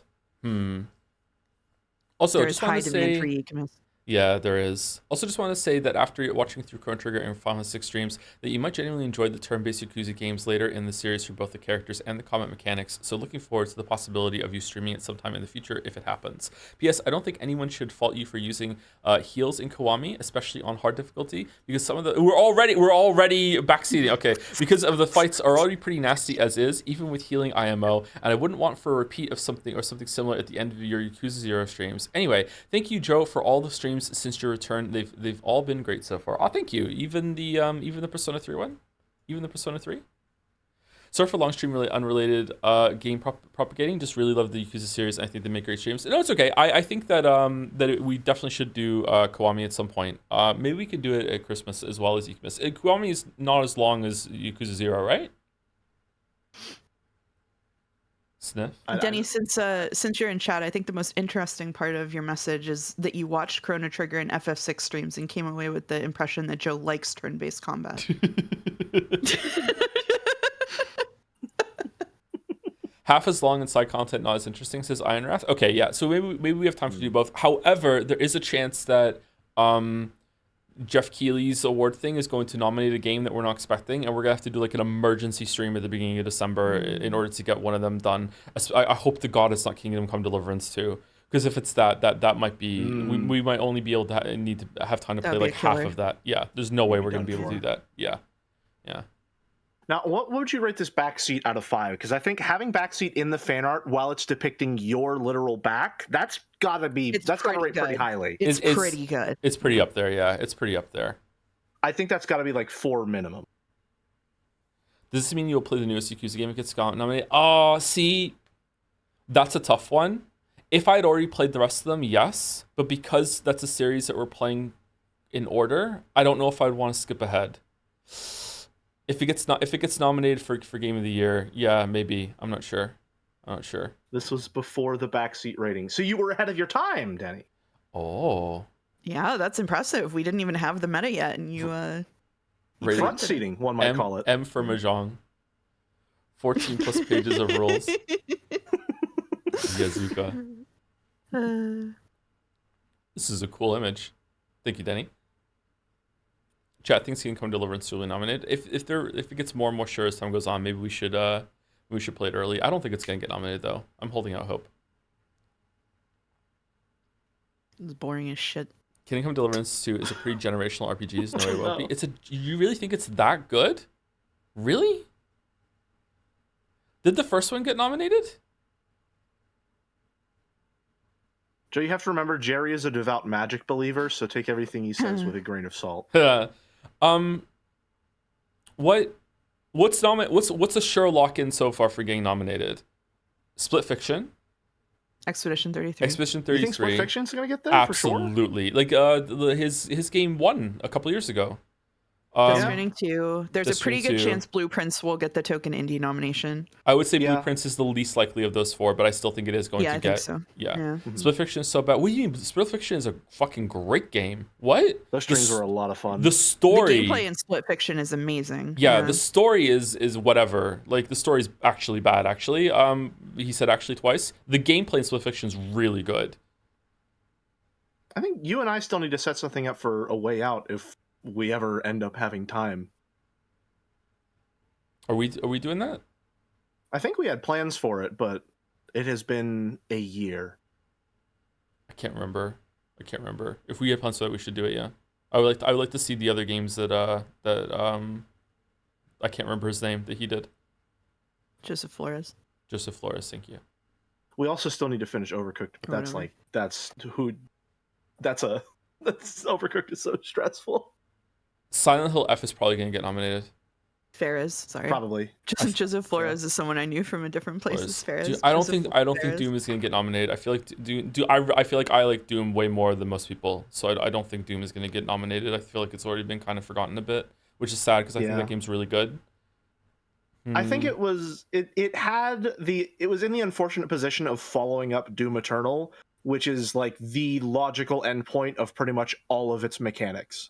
So it had to go in a completely different direction while still trying to one-up what was essentially a perfect product. Yeah, like Doom Eternal is still better than Dark Ages, I think. I'm curious to see how the Doom Eternal DLC handles that. Yeah, I wonder if they can. It also sucks that it also sucks that Indiana Jones released in the dead zone of after last year's Game Awards, but before this year, and so it won't get nominated even though it was good. Yeah, that game looked really fun. There's no way Silent Hill is getting nominated. Do you think so? Okay, so Silent Hill is a really big series. I don't really like it as much as most people, and Silent Hill 2 is a very beloved game. Silent Hill F has all of the makings. I guess, again, obviously, this is going to be a stupid statement I'm about to say, but it depends if it's good. Like, if Silent Hill F is good, I feel like it's going to get nominated. I feel like it has a very high chance of being good. Like, Ryukishi is writing it. Ryukishi is a very good writer. And it seems to have very high production values, so I feel like it has a chance. I want to throw a wrench in the works here as Ryukishi's biggest hater because I saw someone point this out on Reddit. Ryukishi is a good storyteller when he has like 120 hours to work with, but Silent Hill games are typically less than half of that. Yeah, that's true. That's true. I don't know how that pacing is going to work, Chief. So it depends on what kind of editor they got to work with him then. Yeah. Okay. And we all know that video games have great editors. Of course, yeah. And they really understand colonialism. Mm-hmm. I think his horror writing is genuinely quite good. Yes. I'm very excited to see more of it. Anyway, let's move on. But before we move on, I want to say thank you to the next two subs because one of them is relevant. First, thank you, Magical Bacon, for the resub with 4 months. Hope you enjoy episode 8. I love it even though it doesn't have the best pacing. Oh my god. Really? At the end, the pacing is the bad thing? What the fuck? Oh no. Squeakle E. And thank you to Kiru's Big Naturals for the resub. Happy Umineko Day with a smug. Thank you, Kiru's Big Naturals. And thank you, Denny, again. All right, last 4, I think. 3 or 4. Numbers are hard. By Foss. Jexel, Matt Shocks, and Usmo enjoying some sea salt ice cream in Kingdom Hearts 1986 8 days. If there's fan art, then it has to be played at some point, right? Okay, Oh, I fucking posted hell. this. I posted this in the channel in response to this. It's already being fucking played. You don't have to preemptively make fan art for Well, it. no. I'm playing it in December. This is specifically fan art of Kingdom Hearts 386 and a half days, or whatever the fuck it's called, which is a game that I owned on the DS and did not get through any significant portions of, but that is forever stained in my memory, and so I recognize this scene exactly. Mouse, what do you think the phrase "birth by sleep" means? I don't fucking know. Oh, you're good. Okay, you're right there. Okay, it's gonna be a great time. Okay, good. Yep. Okay, all right, Yep. fine. Correct response. You win. Correct response. Thank you to Ari Alice for the new sub. Welcome, Ari Alice. Thank you, thank you. Thank you to Critical Woe for the bits. Does Jelly have a favorite episode? Episode 4. Episode 4 is Jelly's favorite. Interesting pick. Thank you, I Dominic. think. Sorry, go ahead. Episode 4 is, I think, where a lot of the emotional highs of Umineko like reached their peak for me in a lot of ways, and I really, really enjoyed Angie's character and a lot of what they were setting up with her. I think a lot of the implications of having a character like Angie in the text and following her story years in the future, but not many, is really, really interesting and got me theorizing a lot on the overall trajectory and destination of Umineko. So it's probably where I was the most engaged with the text. And so I think even if some of the other episodes are of higher quality in a lot of regards, episode 4 will probably end up being my favorite overall. That's a really good answer. I like that answer. Yep. I agree with a bunch of what you just said, but I just can't get past the pacing. But I also agree, very engaged at episode 4. Yeah, that was a really good answer. Under normal circumstances, I would probably say I'm immune to pacing issues. However, I've read episode 1 of Higurashi now, and it's good. However, Ryokishi has certainly improved as a writer since then. Oh. I will say that much. Thank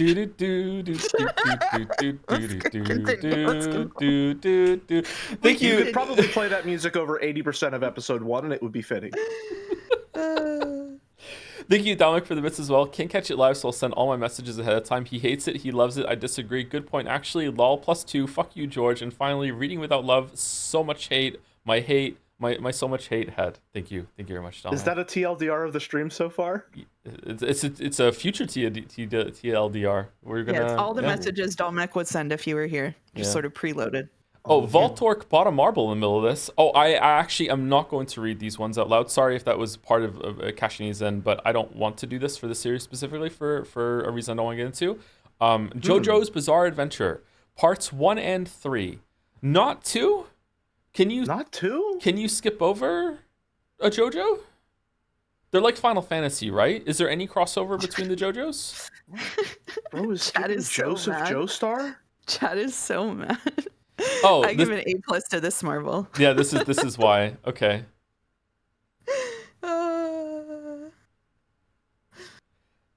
They didn't want to do 2 because someone did only 2, which is crazy. Wow. They're never gonna win at the same time. That's so good. So either you watch the first and third season and miss 2, which is, may I say, extremely integral to understanding a lot of 3. Oh, is it really? Okay. Yeah. Okay, all right. Or you just watch 2 and you're a little confused about some of the stuff. I don't know what's funnier to do right now, to leave it as is or to say we'll add 2 into this one, but not 1 and 3 to the other marble. So like in the race it'll be parts 1, 2, and 3, or just 2.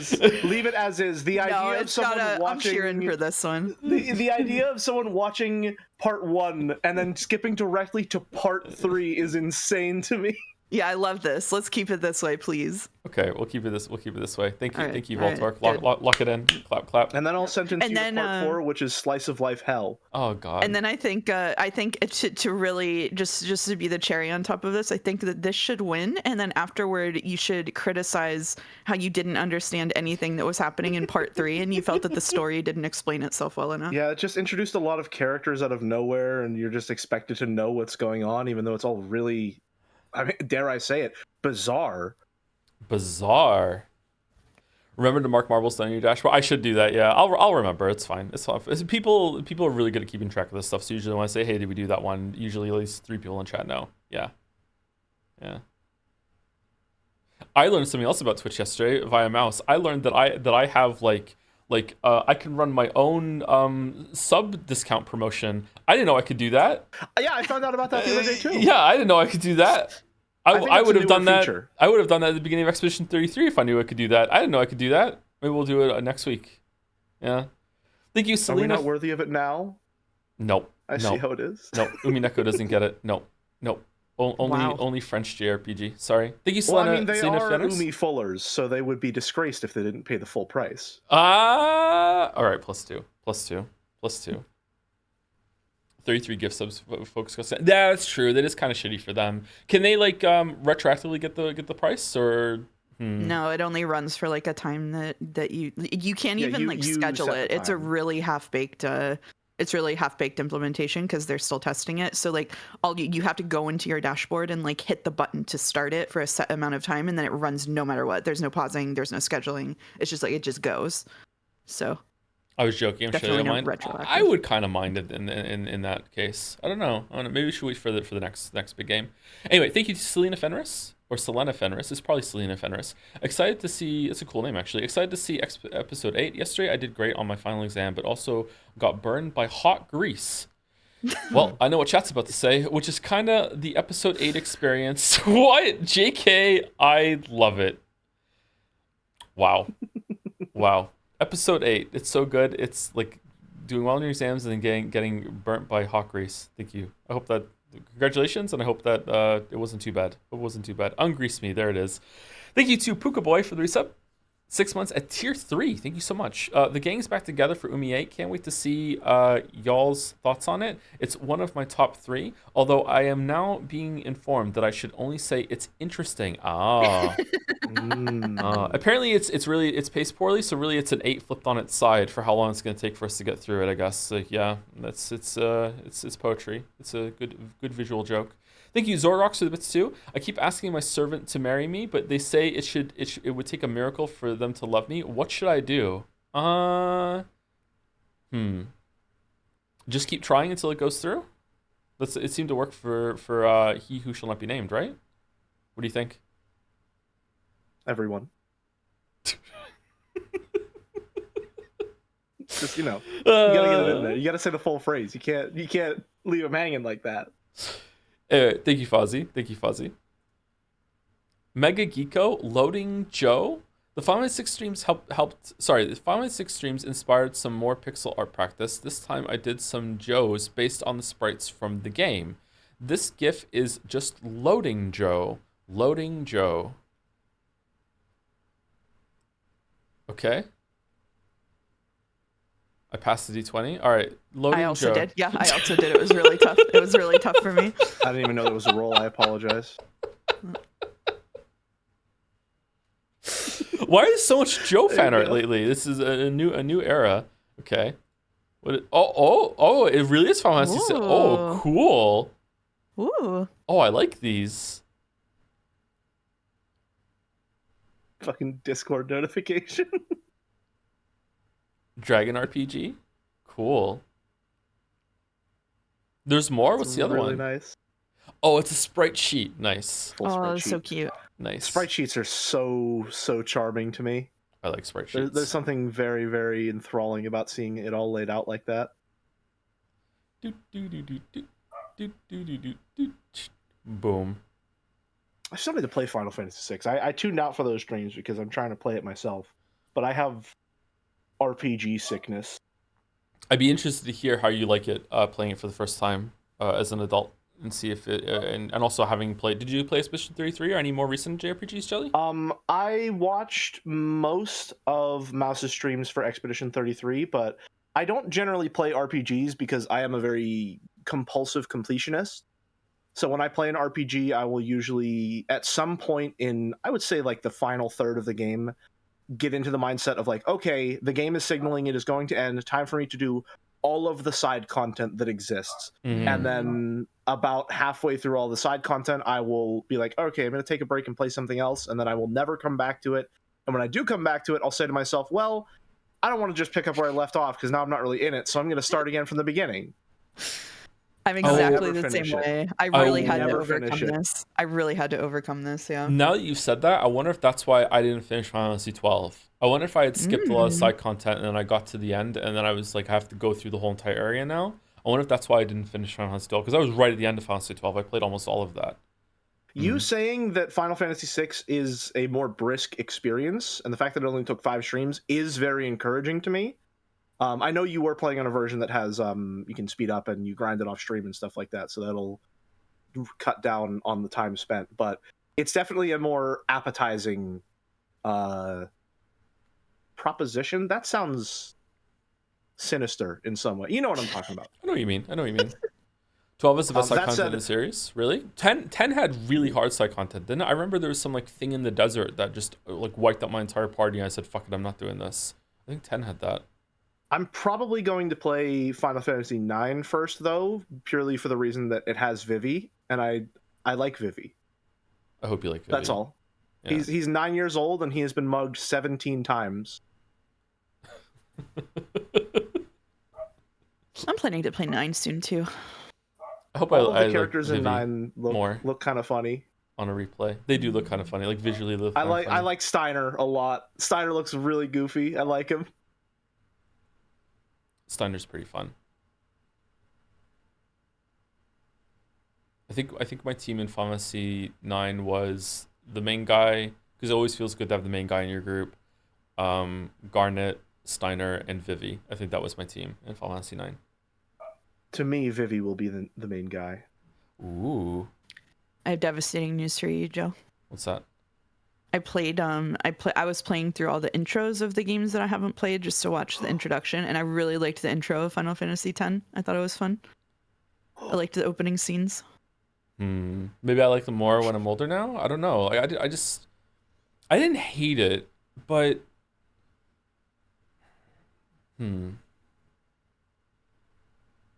Someone said Jelly is just a Kingdom Hearts 2 fan then? Okay, so here's the deal. I might have told this story before. I have played through all of Kingdom Hearts 2, but I was a kid who didn't have a lot of experience with games that like just sort of end, and when you beat them, you don't get to keep playing them. And so when I beat Kingdom Hearts 2 and it rolled the end credits and then went back to the title screen, I was like, oh, did I do something wrong? And I replayed the end of the game 4 more times. Oh my god. oh no. Before it finally set in like, oh no, the game just ends like that, and then you go back to the title screen. Just double checking. Quadruple checking. Oh, I was not Jelly. a very smart child, Oh. Poor Jelly. Poor Jelly. so Okay, let me say some rapid the fire ending was thank pretty yous, good though. You know, I remember it ended well. If there's one thing I remember, it's that. and then we will take a Isn't it? short break, and then I think we can get into the game. I think we're done. I think we're over fan art. Oh, it's the pixel sprites was the last one. this is Oh, the- okay. Merrick said This that spreadsheet. explains a lot. Can you elaborate? What does that explain exactly? What are you trying to say, pal? The nuke from Merrick. Anyway, thank He you does too. have a supply of them. Mugurumin or Mugurumin. Dangerously close to Uryu there. Thank you, Mugurumin, for the new sub. Welcome, welcome. Thank you, Pinzara, for the bits. My friend group calls each other kitten as a joke all the time, but it backfired on me and my friend when at a concert, my taller female friend asked me, a short guy, can you see kitten? Because we were surrounded by girls in heels, and we saw like 3 people turn at us with an expression I can only describe as disgust. Joms.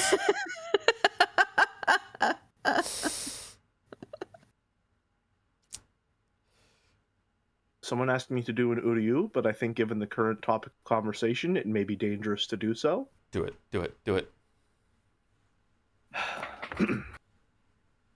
Uryu. Thank you, Lion. Good job, kitten. No. Thank you, Quantum I'm not a 065. kitten. I'm a very proud lion. Thank Proud you very lion. much. Proud Lion. Do not infantilize me, even though I'm the youngest of the group. Oh man.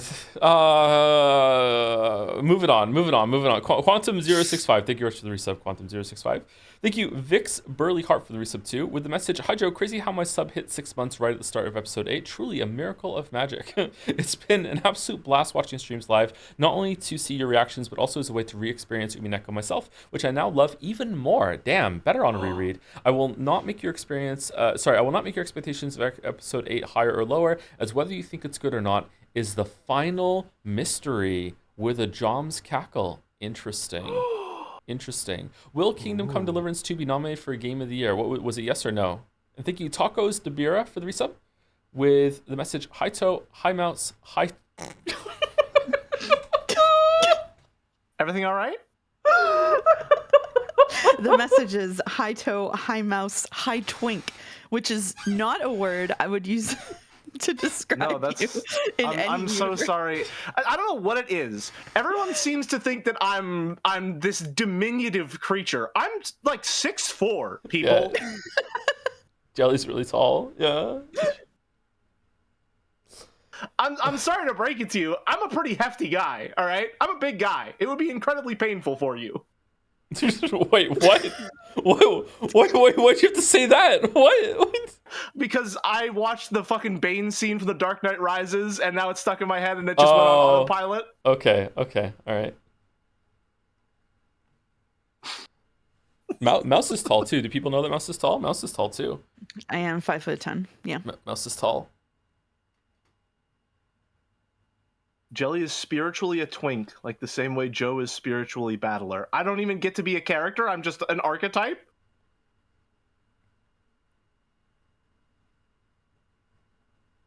Taller than you. Depends on what heel she's wearing. If she's taller than me. She's an ROUS, a rodent of unusual size. Good Princess Bride reference. I did while hanging out with Joe put on shoes that made me taller than him, and then I felt bad about it and put flats on instead. It was fine. Aww. It was fine. Mm-mm. Anyway, thank you, Tacos Debira. Thank you, Thanatoast. 13, I think. Thanatos 13. Yeah, Thanatos 13. I like that. That's a cute name for the new sub. Welcome, Thanatos. Thank you, Pouse, for the bits. Amelia Clark voice. I don't know how to do Amelia Clark voice. Best episode ever. Amelia Clark is the one from Game of Thrones, right? I think I've heard her in interviews a couple times. Is she faking a British accent in the show? Best season ever? Okay, I don't know that meme, sorry. Best episode ever. There we go. We did it. Thank you, Donkey 2012, for the bits as well. As someone who has read all 3 When They Cry VN stars like Wizards of the Coast, I am happy to report that Ryukishi's writing continues to improve even after Umineko. The pervy jokes in Seconia are actually funny sometimes. I hope Seconia is done at some point and we can read it. There are some other ones that Ryukishi has written that we might want to stream at some point. Yeah, absolutely. You should stream Loopers and Jirokasu. It'll be amazing. Not sure. Now just watch chat. Just watch chat. Oh, okay. All right. Thank you, Trijugate, for the resub. 6 months. Thank you very much, Trijugate. Thank you, Rodney, for the bits. 2 hours in, almost time to start reading Umineko. We were going to take a break first. I know it is going to be 2 hours. We had a lot of fan art today. Thank you, French Fries, for the bits as well. Thanks, Joe, for being such a fun streamer to watch. Got myself a new job offer this week, so I'm celebrating a bit alongside with the Weeb Meister. Oh, thank you very much. Congratulations on the job. Congrats, French Fries. Congrats. Congratulations. Best JoJo part after 3. Sorry, no JoJo lands. What the fuck is JoJo lands?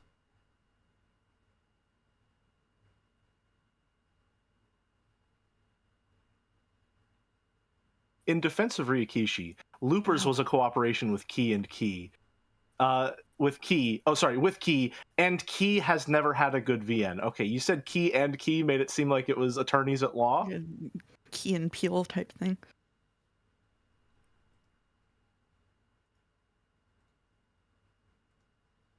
Do Rose Gun Days and Hijibana have Higurashi type jokes? I hear Rose Gun Days does not. Rose Guns Days is not. You cannot stream a Higanbana. That's like by Twitch TOS probably. Oh, it's that it's good? It's not a stream game. Okay. Yeah, it's so good that Twitch won't allow it because it's actually art, unlike most other games and visual novels. So true. So true. Yeah. Okay, let me get Umineko on. Do I have to share my screen for you, Jelly, or do you have it You will, on your yes, end? I you will? will. Okay, all right. Do.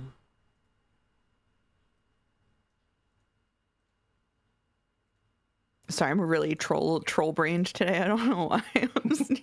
I've said like 20 things that just aren't even true. I don't know why. You're becoming a real streamer. I was I've got gonna a say, little yeah. gremlin brain today. Listen, the true essence of streamer banter is rage bait. Oh, look at this in the background. Cool. Your objective is to make the chat as mad as possible. Chat has watched my corruption arc from the start of the Umineko streams. Is Will the hottest guy in the story?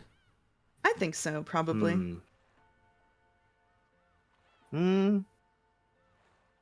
Streamer first, mouse second. That's right. That's right. Yeah, it's probably Will. What about the goats? I'm not into that ever. Sorry, I'm not into that.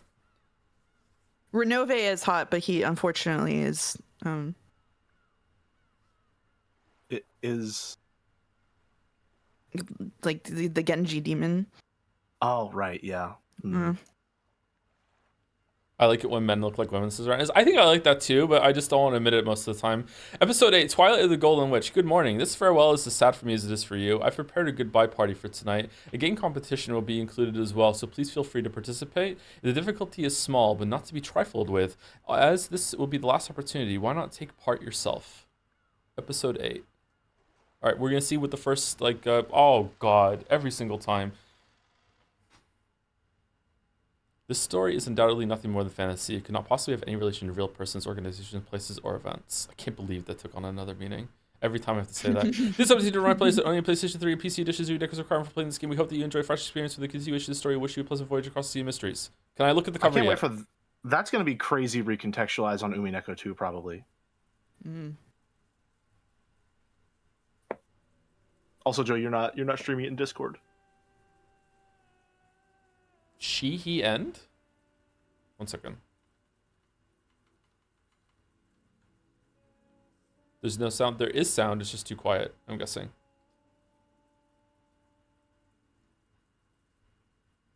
There you go. Thank you.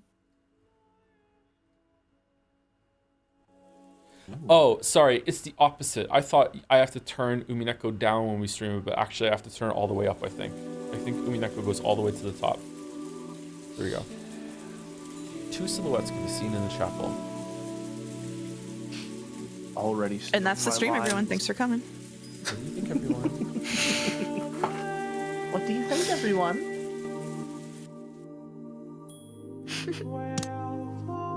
Now it's loud. That's an insane vocal stem. It is impossible to resist the "What do you think, everyone" refrain. Yeah. Okay, I moved down to -10 and we'll see if we can... No, I'll leave it as it was for break, so there's some sound. And then we can fuss with it when we get back. Anyway, be back in about 5-10 minutes. I don't know if anyone's gonna make a tea. I have such a capable adult that I have ran out of sweetener to make coffee, so I cannot have a coffee or a tea today. So, yeah. Music is very Katamari coded. We'll be back in about 5 minutes, I think, and I'll run in an ad while I'm gone too. So anyway, we're back. Muting Discord. And muting me. See you soon, chat.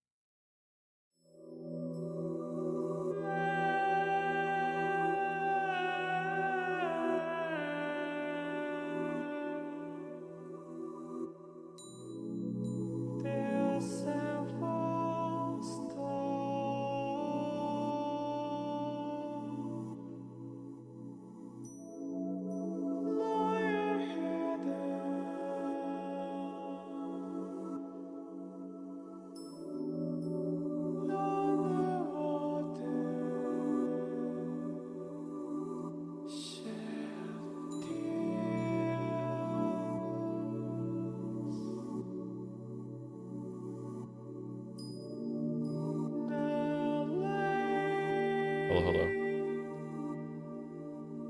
So just a warning, when we're back now, that we might have to take a slightly earlier break because I just drank so much water.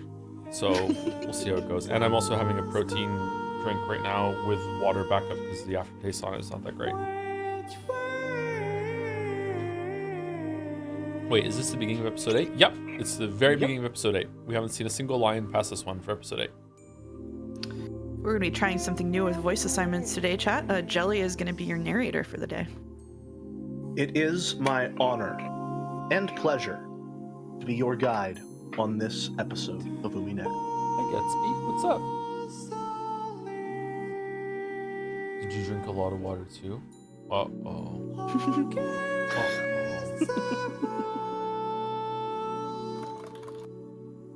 Thank you to the last curry rice for the resub, and you tempt 6 for the resubs before we get started. With the message, "Hi Joe, it's been a great time experiencing Umi for the first time through your streams. Sad that it's almost over, but looking forward to how it ends." I think we have maybe 3 to 4 weeks left of Umineko. I probably am going to stream it on Tuesday, so maybe we should do Monday or Sunday Expedition 33, so we can keep that going because I really want to play more Expedition 33. Musical to that. Well, let me go down to my -10, and we'll see if that's too quiet or too loud once we hear some voices. Anyway, let's start. Whenever you're ready, Jelly. 2 silhouettes could be seen in the chapel. A big brother and a little sister.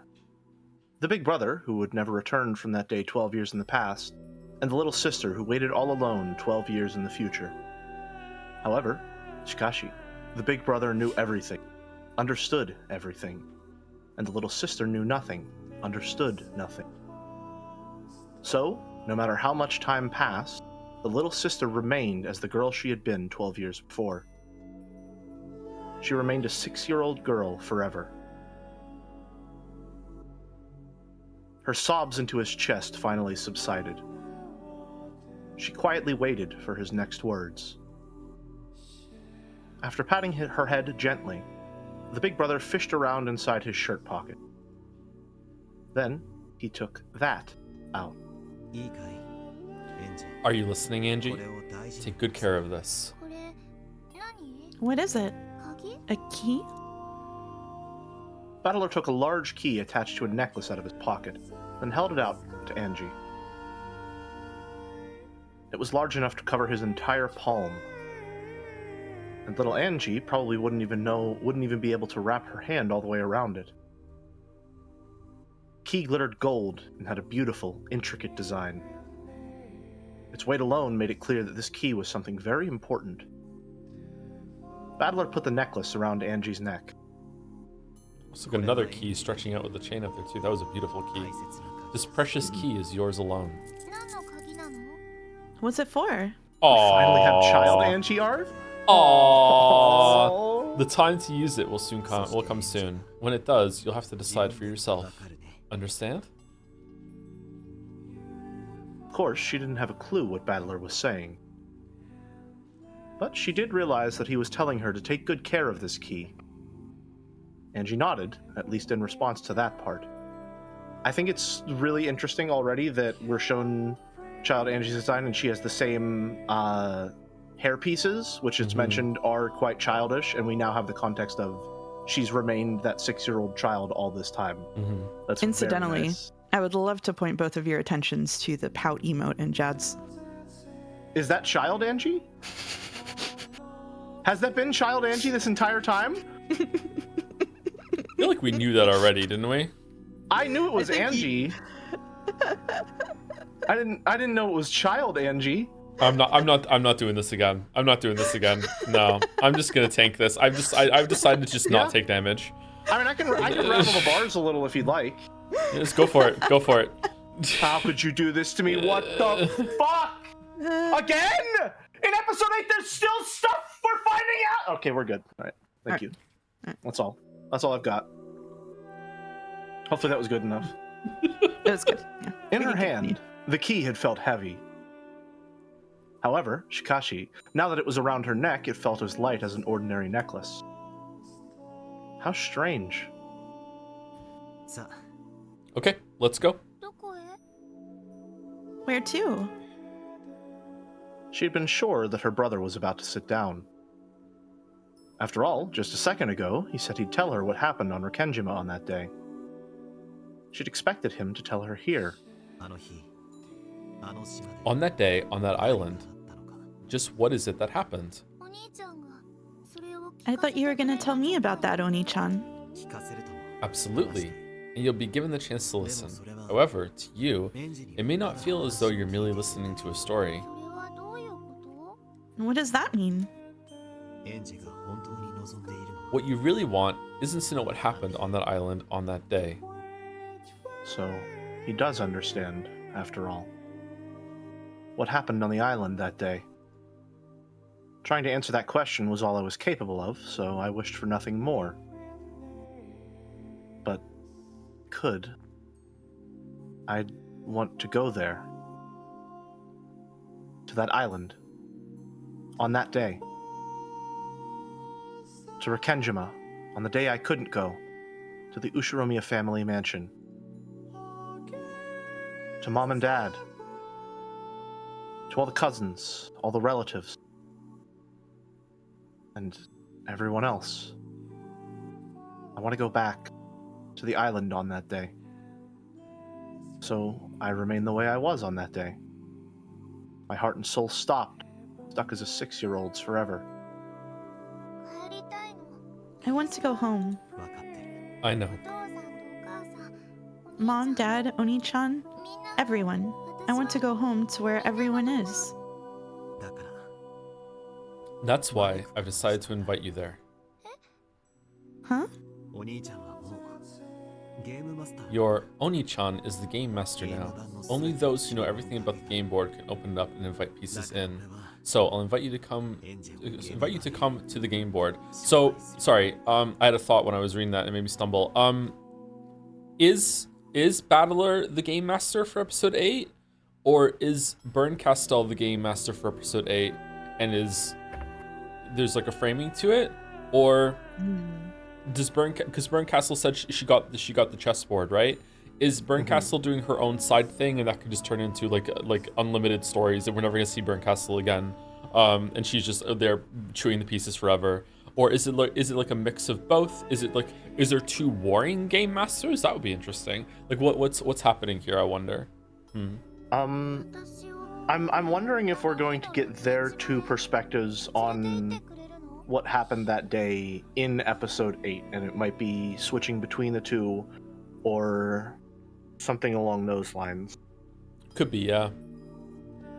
Because I do think, and I have thought for the longest time, that the ultimate ending of Umineko will be a question to you, the reader, of whether you believe there is magic in the world or not. So if it's swapping between Burn and Battler, it could be a question of which of these 2 perspectives do you find to be the most truthful. I thought it was building up to that too, but I feel like episode 7 kind of blew that away. Maybe it's going to come back in episode 8. I'm curious. I don't even understand why there is an episode 8, to be honest with you. So we'll see how it goes. It could be returning to that. As I see it, episode 8 exists because we need to resolve Angie's story, and Angie is our real perspective character. She is how we are getting access to the fragments. She's how we're seeing the island. She's why we're here to begin with, and this story would be incomplete without a finale for her. I feel like episode 7 could have served as a finale for her. So are we going to see some resolution about what happened after the fact? Because it seems like what happened at the end of episode 4, that is the future. I do think that is the future that went in. I also think, I was speaking about this on stream chat, I think last Saturday night. I think Battler survived. I think Battler's still alive. I don't think he died. Because we saw reality as it seemed to be, I do think that what we saw on the stage play, I think that that is what happened on the island that day. I believe Berncastel. Maybe I shouldn't, but I believe Berncastel. And we didn't see Battler die. I think Battler survived. And then I went on in an unhinged theory in the chat after that. I think you were there for that, weren't you? When we were speaking about that on Saturday? I was there for a bit of that, yeah. Yeah. What was your unhinged theory My unhinged theory for the viewers? was that I think that the so my mind goes to, if Battler survived, it would have been hinted somewhere in the story. Battler would have already been present somewhere in one of the episodes that we saw, and the only way that fits, and then the idea I had after that made it even better, was that I think that I can't remember her name. What's her name? Hachijo. Hachijo. So Hachijo is the there was this line about how when Angie went to see Hachijo with Amakusa, that there was someone else there and she was in the background, and someone else was signing the books. I think that person is Battler. I think that there's two of them writing it together, and I think Battler survived, and that person is Battler, and Battler is involved with writing the forgeries. I think that's what's going on. I don't know if Battler has amnesia and is trying to work through it, but that's what I thought. But I was really hesitant to say it in stream chat because as soon as I said it, it fit really well. But it's a really big call. Like that's a long shot to make. And if it's right, I feel like it's gonna land. Like how the fuck did he get that? But it felt really right afterwards. Could it be the case that his death being ambiguous is maybe something on the side of like unanswered plausible deniability, if that makes sense? Where, again, I'm coming into episode 8 with the very strict perspective of this will end with, in one form or another, a question posed to the viewer of what they believe. Because that is, to me, what Umineko has been trying to ask you, the reader, the entire time, is what do you believe? In episode 6, that entire interaction between Angie, our perspective character, and Toya, who is, for all intents and purposes, Ryukishi's self-insert, the most important thing that Toya stresses to Angie is she doesn't care about Angie reading the story, she wants to know what Angie thinks is happening and will happen. Which to me is Ryukishi saying to the reader, what do you think? Which is reinforced by that episode 8 intro text where it says something along the lines of, or it said something along the lines of, this is your last chance, so like make sure that you play along this time. I think that you, the reader, have the final say. I think that is the point. And so going into it with that in mind, I think that maybe the fact that you're seeing it could be plausible that Battler could be alive, that may lend to maybe a more magical interpretation of the end of the text. I like that. It could be that. I feel like if we hadn't just gotten all the answers in episode 7 that we did, I would like, because we kind of felt that the story was going there, but we were wrong. We thought that back in, I can't remember what episode we were both on. Probably Jelly. 3. 3 was is it where 3? we did most of our theorizing. In episode 3, I remember us saying that we thought that the story was going to be leading up to this conclusion where it's like something horrible was done to who we now know as Sayo. Something horrible was done to Sayo. I thought at the time that Sayo had a repeat life of Kuidori and Beatrice, but that wasn't the case. And I thought the story was going to lead to, hey, you can like have a firm line in the sand you can draw and be like, no, reality is reality, you have to accept reality, or you can go along with this magical world that's basically cope that Sayo has created for herself that has made her life a lot better and more tolerable, or you could make her face reality. And that's what I thought it was building up to. And there has been a little bit of that, but not really. That hasn't been the crux of the story whatsoever. So maybe it's that with Angie now. Maybe they're going to do it with Angie. But now that we've seen the answer, I don't think it's going to be a case of like what do you think is more plausible, more real? It's that you know what's real, but even though you know what's real now, do you still want to just go along with the magical theory because it's just better for everyone involved, including yourself, maybe? I think maybe that's what's going for. I don't necessarily agree with that. I think, personally, taking Byrne's reality in the episode 7 Tea Party at face value feels naive to me, because we know that Byrne is someone with a deliberately malicious perspective on these events, and we know that she's confirming it using the red truth, which is almost unanimously a lie of omission. I don't think taking the events of the episode 7 Tea Party at face value is plausible. You very well may be right. but right now I am. But you might be right. If it turns out that that is the case, and you're right, that it's like, okay, episode 7 is not meant to be 100% accurate retelling, or even if it's not 100%, it'd be like 90%, whatever, that sort of thing. I wouldn't be angry, I wouldn't be upset. But to me right now, it felt like the point of that scene, and it hits harder for Angie, is that no, this is the truth. Like the truth is even worse than any of the magic and the bullshit that you can come up with.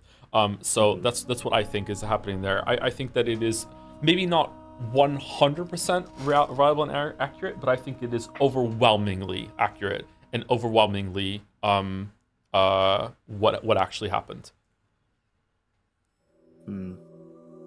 I think as far as the events that are portrayed in episode 7, I am willing to believe that that is how it happened.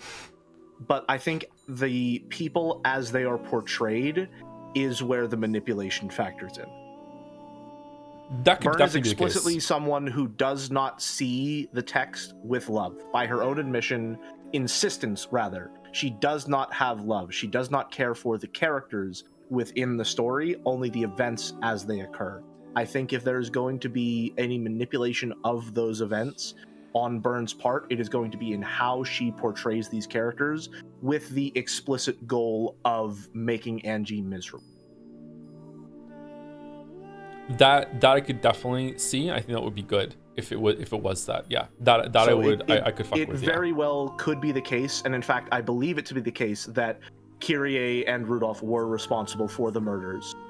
But was Kyrie this completely unknowable, unshakable, unmoving psychopath who just heartlessly gunned down every single one of her family members? Whenever Rudolph died, she's like, yeah, I don't really give a shit, and also I don't care about Angie either, and I don't care about Battler, he's not my family, I don't care about anyone, I'm just doing this all for personal gain.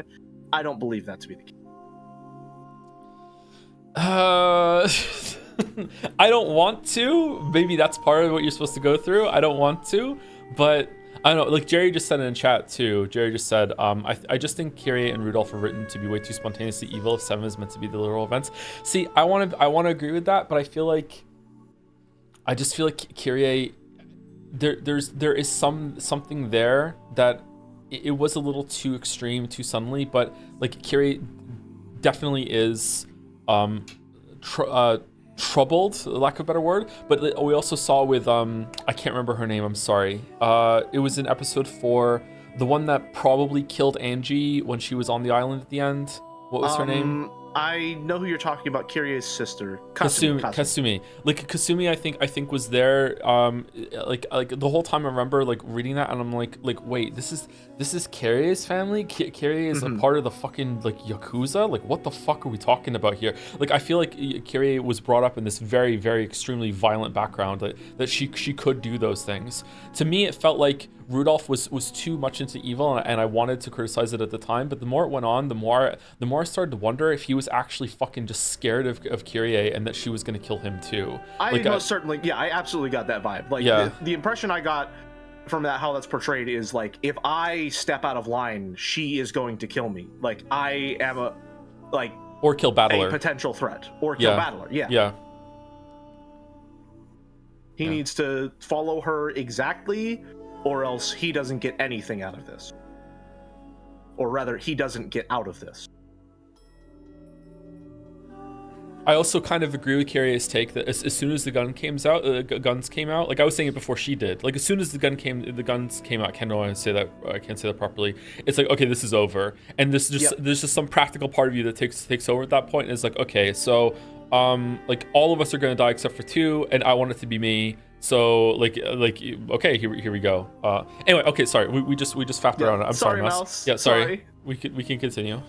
It's okay. I was complaining about Higurashi and Umi full chat while you were busy. I did have the intense urge to say, "Don't be so naive, Keiichi Maibara," while Joe and I were talking. So know that your brain rot is not. I'm with you there in spirit, at least. There you go. Now that I've called it absolute trash, we can continue. All right. You'll take me to Rekenjima on that day? That's right. I'll invite you to the Rekenjima of 1986. Will I be able to see everyone? Of course. Even though my memory is vague and I can't remember anyone's face clearly? You'll remember soon enough. And though it'll be a reunion after 12 years for you, it'll only have been a short gap for us. Everyone will welcome I apologize. you. That's Ruby. It's okay. When you finally if anyone return, from my stream is in chat, I have an emote just for Ruby barking. when you finally return from that distant future, everyone will welcome you. Will I be able to stay there forever? This way, you can be with everyone forever. This is the goal I'm supposed to reach. Angie, listen to me carefully. Battler spoke in an admonishing tone, as though warning me that this was a dream that wouldn't be granted. The Rekenjima family conference usually ends after a single night. Because of the typhoon that day, the boat couldn't come, and it lasted 2 nights. So when the typhoon passes, I'll have to leave the island again? Not exactly. That decision is yours as well, Angie. You'll decide that yourself. I understand, of course.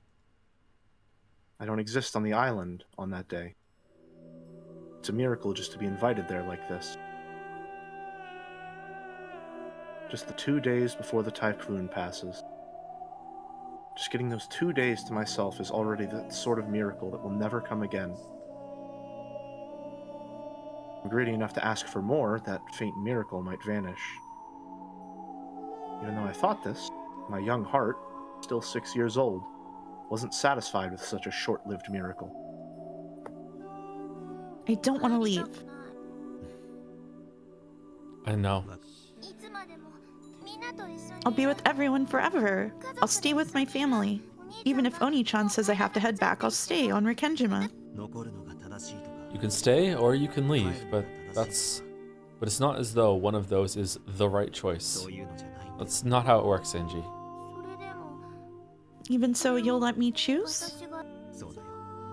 Is it still possible to get a quick summary if I hypothetically only watched episode 1? Yes, that's what the key is for. Battler touched the glittering key that hung from Angie's neck. I've already made my decision. You don't have to decide now. The time to choose will come soon.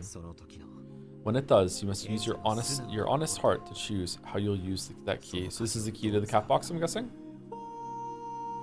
Seems like it. You don't need to listen to anything your Oni-chan tells you. You're free to choose your answer in any way you like. However, if you're a good kid and if you can trust your Oni-chan, If I can? then believe everything Oni-chan says. I'll believe all of it. That will lead to the best choice for you. Listen to your Oni-chan's words and believe everything. Can you do that? I don't know. That's good enough. Believe whatever you want to. That's also a choice you can make. If I don't believe Oni-chan, will I wake up from this dream? That won't happen. So don't worry. For some reason, Angie was suspicious of her brother and scared of him. Her wish was to remain on the island on that day, together with her family, forever. She was afraid that, once she got her 2 miraculous days, her brother might tell her to be satisfied with that and return to 12 years in the future, all alone. I already told you. There is no right decision. You can go or you can stay. That's for you to decide. You don't need to make your decision right now. No one will force me to make either choice? Of course. And Oni-chan won't tell me to go back to the future? There is a choice your Oni-chan wants you to make. Even so, Oni-chan wants to respect your decision and let you reach it of your own accord, regardless of what it happens to be. And I just told you, I've already made my choice. And I just told you, now isn't the time to choose. When will it be time? The key will tell you. The large gold key hung from Angie's neck. Her small hand held it tightly. Who's voicing the key mouse? Whoa, Angie, it's time to make your decision. Here we go. I think if this is going in the direction that I think it's going, this might end up being my favorite episode. Really? Damn. Yeah. I'm already seeing.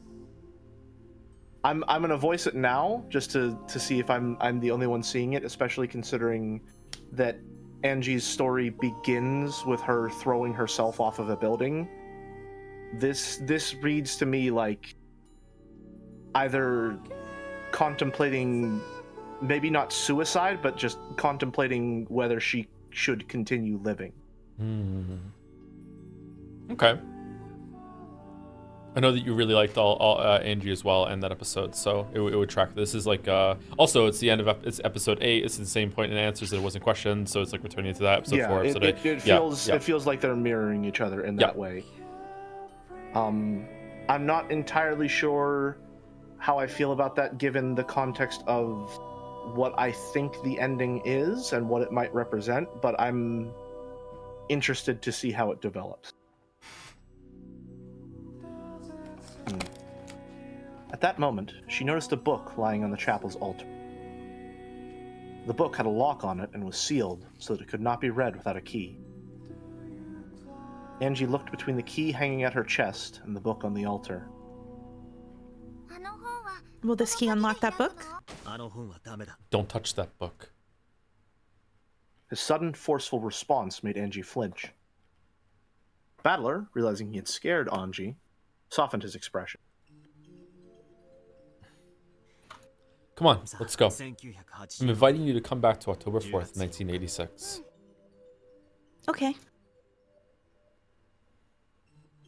Battler held out his hand, and Angie gripped it tightly. Then, they started walking. Sorry, someone chat said that's Higurashi.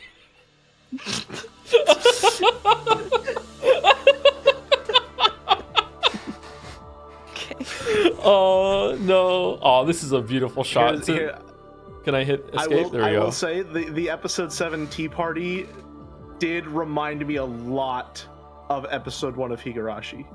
Aw. So I'm really in that mindset of looking for parallels between Ryukishi's previous writing and the finale of Umineko. In that same way. I think it's pulling from a lot of his previous work, both in Umineko and before.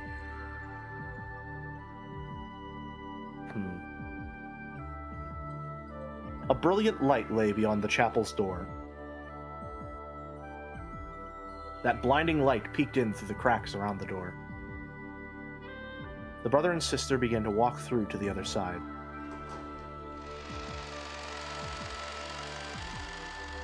I've only read chapter 1 of Higurashi, if people are wondering. And if you want more elaboration on why I thought episode 7 was like, or Tea Party 7 was like Higurashi 1, I elaborated in Umiden a couple days ago. I think this is you, Joe. Higurashi. Is it? I was about to ask. Yeah, is it me? Welcome back, Angie. This will be the last time. I'm opening this game board one last time for you. Oh. Should I turn up a little bit? The final OP.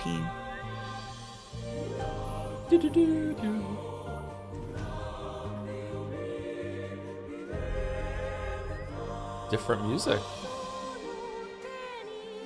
Oh, maybe it's not.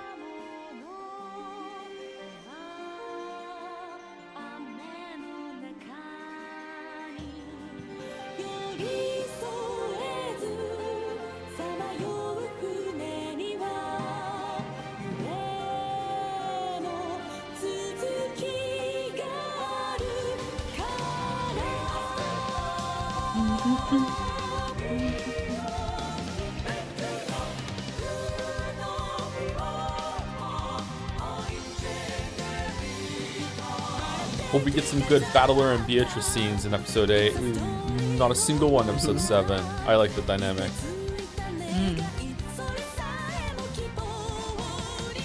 I hope the Chiesters come back because I think they're silly. Maybe? Yeah.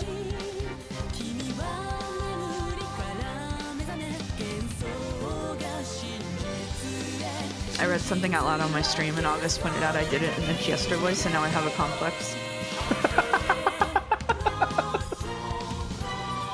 Is that so? Yeah. As you collect voices, you can just slip into them sometimes, like without knowing. Yeah. Mm-hmm. Yeah. How has the sound been so far? Now that we're into the intro, we just read a scene. It was a bit of a quiet scene. Was the sound okay? Does it need to be turned up a little bit or down? It was good. All right, let me turn it back down to what it was then, because I just turned it up for this opening. Okay. There we go. New voice assignments. Oh, that was chapter 1 done already. Okay. That was chapter 1 done, yeah. Okay, so I am. We're probably only getting through 3 today. That's okay. Okay, so I am. Oh, whoa. Leaving this on screen is Whoa. so diabolical. That's insane. That's crazy. Yeah! Fall, fall, fall! Once again, Captain Kawabata's ferry boat to Rekenjima cut across the sea in perfect form. Yes. The tale of October 4th, 1986 always begins with Battler's screams. But this time, one thing was different.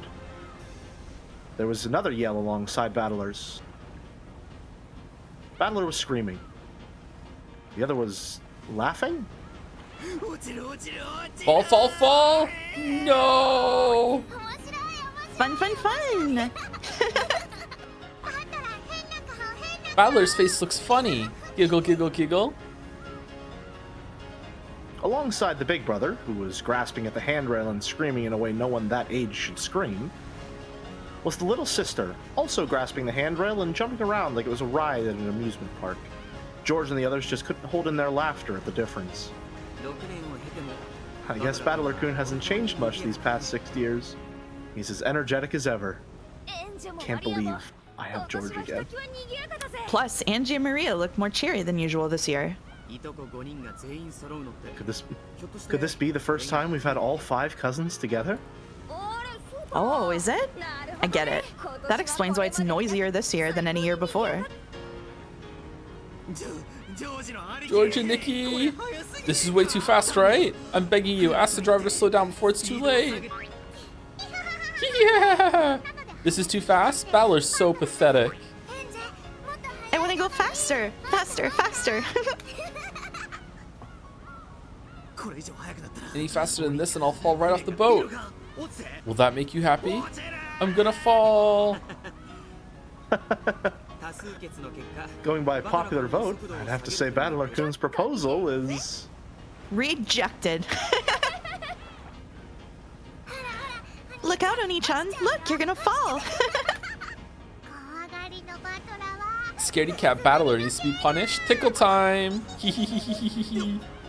Oh, wait, stop, Maria. You too, Angie. No. Thank goodness. I was worried about Angie's health, but... It'd be too sad to leave her behind at home. I'm glad we decided to bring her anyway. Wasn't she very sick shortly before you left? She was all better this morning. Kids can be so incredible sometimes. Can't believe Mouse gave me both psychopaths. Oh, he's... okay. She's the kind of person whose health takes a hit when she's stressed. It's not that strange for people like that to get all better when the big day finally comes. She must have really been looking forward to playing with all 5 of the cousins together. Just watching them play together makes you feel charged with energy, doesn't it? The adults smiled as they watched the children play around. Angie, who had gotten very sick, and who everyone had thought would be absent, made a miraculous recovery. Thanks in part to her strong desire to join in, she had come along to the family conference with the others. And so, for the first time ever, all 5 cousins were gathered together. October 4th, 1986 became a day like no other.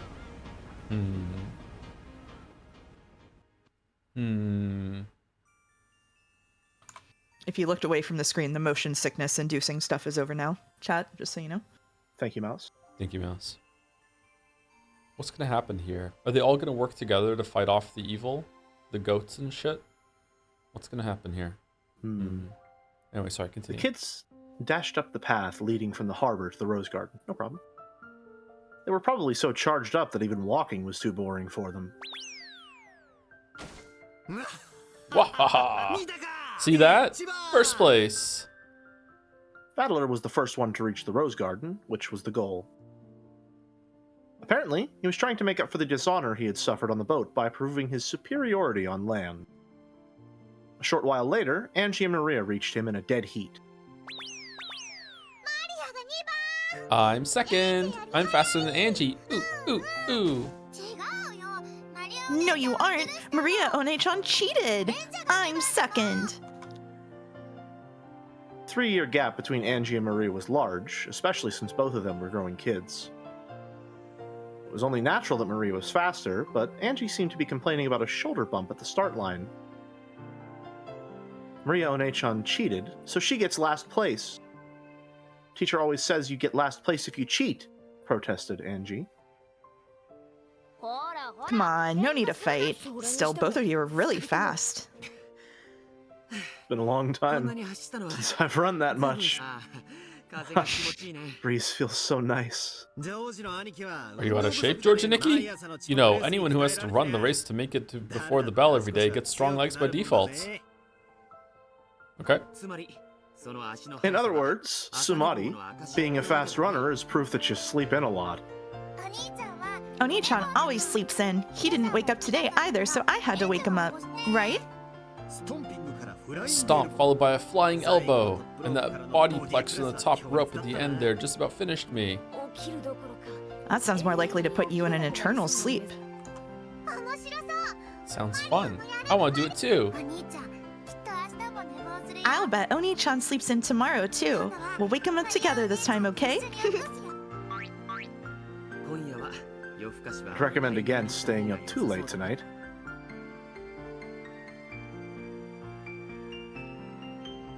Finally, the adults came into sight. The cousins waved at them, urging them to hurry up. Angie and Maria were so excited they could hardly wait. Just by having all 5 cousins together, just by adding Angie into the group, look at how energetic this day has become.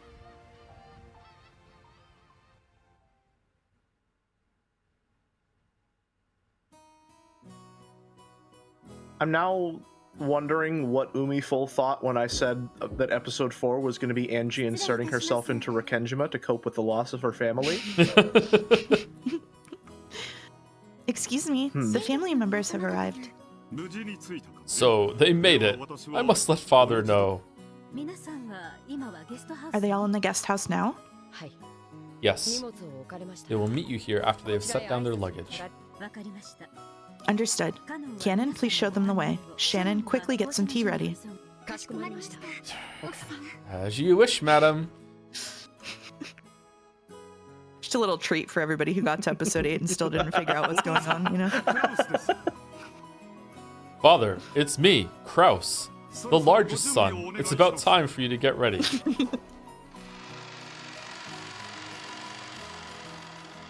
After Kraus knocked on the door, it opened from the inside. Oh, Dr. Nanjo, how is father doing?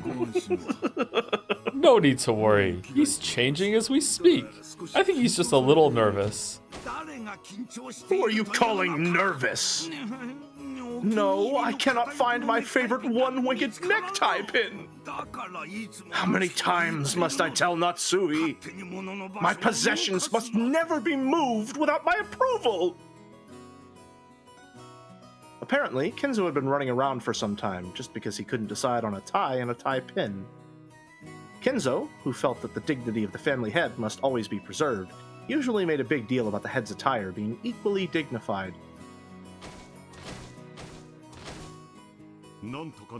Will he make it in time? Do you think you could give us a little longer? We'll come down as soon as he's ready. Understood. I'm counting on you, Dr. Nanjo. Father, I must say, that necktie pin looks splendid on you. This necktie pin, you say? This pin? The family conference is held but once a year. There shall be no compromise. I must have that necktie pin. Where is it? Where?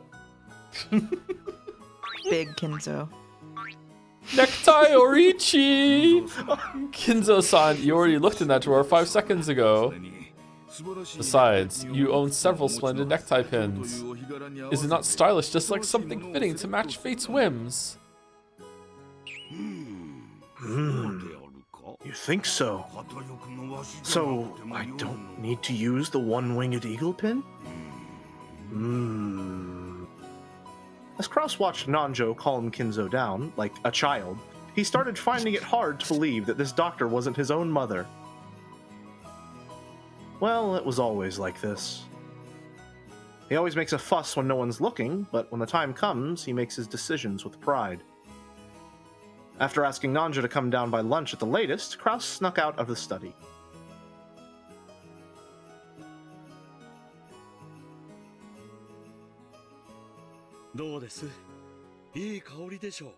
What do you think, everyone? A splendid aroma, is it not? And a unique one as well. I've never had pumpkin tea before. Ooh. That little touch of sweetness makes it delicious. As one step in preparing the tea for the guests, Goda let Shannon try a bit first. Until then, Shannon had thought that it would be outrageous for a servant such as herself to drink the same thing as the family and their guests. However, Shikashi, according to Goda, that kind of thinking was a mistake. One must not serve something if one does not know the taste beforehand. For example, when you visit a restaurant and a dish you'd never heard of catches your eye, what are you likely to ask the waiter? How does this dish taste, correct? I see. So if the waiter says that he's never eaten it before, that would seem a bit odd. Precisely. As a matter of course, anyone serving their customers must be deeply acquainted with the taste of the tea and food they serve. And you'll always feel happier serving a sort of tea you've tried and enjoyed for yourself. That's right. After tasting tea this delicious, I can't wait to let everyone else try it. And because of that, we servants must be very familiar with the taste of all sorts of foods. That's why sampling food whenever I can is part of my job description. It's a perk as well as our job. Do you understand? Yes. Everything is proceeding smoothly. Are there any problems with the tea? Everyone just cares about this tea. Oh, Genji-san, you must try some as well. Seeing as it's almost Halloween, I decided to make some pumpkin tea. Later, perhaps. The family will be arriving at the mansion very soon. It looks as though the children will be joining in. I legitimately just got the date from Sekimea mixed up with the date of the island right now. Fucking hell. Yeah, it is almost Halloween. It's not the end of November. We never left the time egg. Yes, sir. The cups are ready to go as well. At that moment, the kitchen's extension line started to ring. Genji, who was standing right beside it, swiftly picked up the receiver before the second ring. I need you to know I almost instinctively said Genji, the largest of the servants, even though that's not correct. He's not. Shannon and the others always thought Genji looked like a samurai when he did that. Understood. Take care when guiding them. After giving that short response, Genji set the receiver down. That was canon. The relatives will be here shortly. Was it? The children are with them. Shannon, Kumasawa, go to serve them. Goda, hurry up with that tea. Yes, sir. The family conference. It was the largest event of the year for the servants. They were all excited and determined to make it through together once again this year.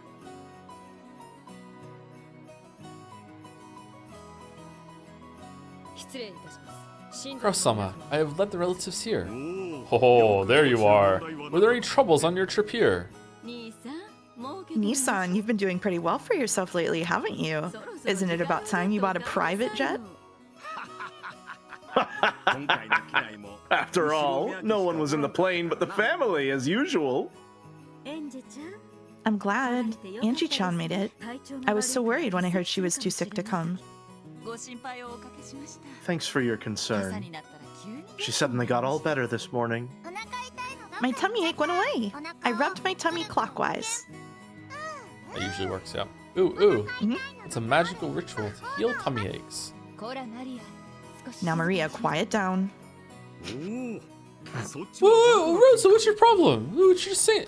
Oh, is that Battler-kun? You've grown so big. It's been 6 years, hasn't it? You've grown splendidly. Well, I do keep getting bigger, at least. Can't really say that about his guts, though. Just happy to learn he's still the same old Battler-kun. Battler may be bigger, but he's still Battler. This brat's always been terrified of falling off planes and boats and stuff. That must be a Sumo-san's blood, right?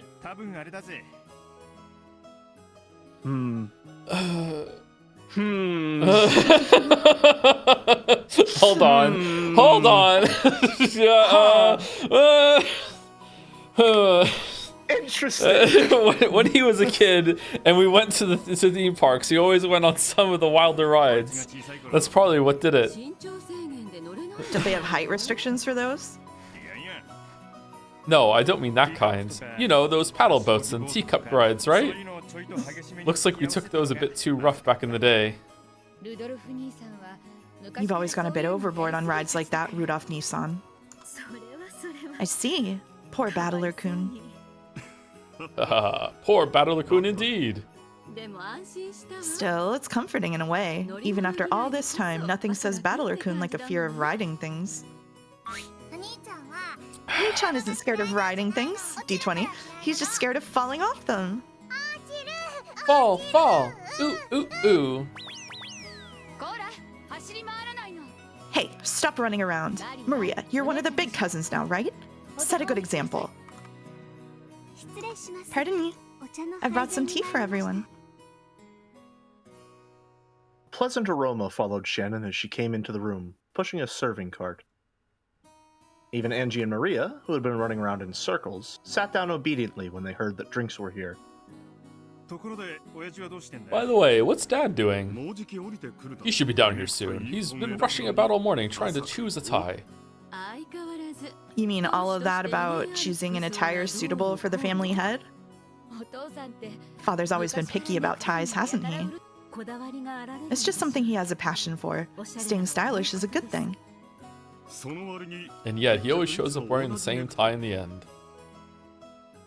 The family members burst out laughing.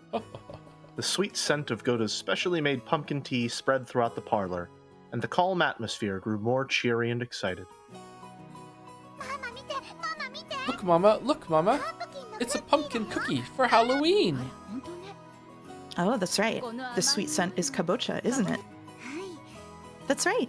Today we have some special pumpkin-flavored tea for you to try. It really is delicious, so I suggest you try some without sugar first. Nason, watch your sleeve. Wow, so kabocha tea does actually exist. Goda-san really did his homework. Ooh. Delicious. This is excellent. You can taste the kabocha's natural sweetness. Kabocha tea, huh? Still, kabocha always tastes best in tempura. So true. Ooh, it's pumpkin, not kabocha. Yeah, pumpkin is different from kabocha. This is There it is. Yeah, there it is. There it is. Maria was apparently speaking in English, but Angie, being normal, was not.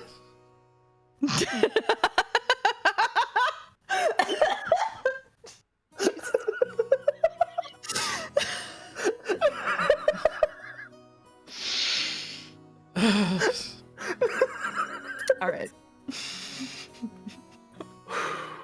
right. Maria seemed to think the English word was more fitting for Halloween. But it looked like Angie thought kabocha and pumpkins were entirely different things. Everyone laughed, but Angie, not knowing why she was being laughed at, cocked her head to the side discontentedly. Nice word.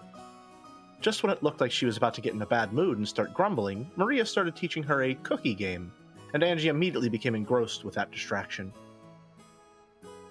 I need you to lock in, Jelly. You're about to deliver a line, okay? Then, the sound of approaching footsteps drifted in from the hallway. When the relatives realized whose footsteps those must be, they straightened up, just like I'm doing right now in my chair. Those quick footsteps stopped for a moment just outside the parlor door, as though someone was taking a deep breath and setting up a dramatic pause. Then, the door exploded as Kinzo yelled out loud, with Genji and Nanjo standing behind him.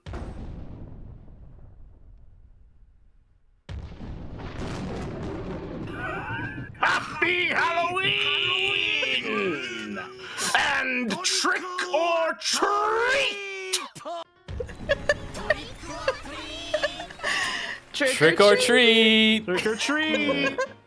The cousins shouted it back. The adults returned the greeting too, looking embarrassed and refusing to meet his gaze. Did I do good? You did good. You did good. Thank you. I did not have enough breath for that one. Angie stood alone there with her mouth open, unable to comprehend what had just happened. Welcome, my grandchildren. If you don't give me a treat, I shall trick you. Go ahead, Maria. Happy Halloween, grandfather. I got you a really incredible one this year. You'll be surprised. Maria picked up a present that had been hidden behind a sofa. Come to think of it, all of the relatives were now holding similar packages. Come on, Angie, you too. Give this to grandfather. Kyrie handed Angie a neatly wrapped present. Whoa, Maria! You're always so thoughtful! Grandpa's so happy! As Kinzo took Maria's present, a smile broke out across his face, and he rubbed his cheek up against it. Well, this is emotionally devastating. Master, your dignity. I'm sorry, is his dignity in the room with us right now? Is it even on the island? Oh, that's right. You have pleased your grandfather greatly, my granddaughter. In return for the treat you have given me, I promise not to trick you at all this coming year. Now it's your turn, grandfather. If you don't give me a treat, I'll prank you. Indeed, I'm well aware. Genji. Here. Genji fished through something that looked like Santa Claus's sack and pulled out a present addressed to Maria, handing it over to Kinzo. Here you go, Maria! Here's a present from me! I'm warning you, it's so cute! Such a waste to give it to you! Master, dignity. This is a present from the Ushiromiya family head to Maria. It is a cute an item worthy of the Ushiromiya family's dignity and grace. Take good care of it. Aw. Thank you, grandfather. I love you. Kiss, kiss. Oh, Maria, my adorable granddaughter. Choo choo. Da da da da da. Christ. By this point, even Genji had given up on Kinzo's dignity. All right, wow, that's saying a lot. Still, the dignity of the family head had lasted a full 10 seconds longer than usual this year. Happy Halloween, grandfather. This is from me. Happy Halloween. This one's mine. I hope you like it.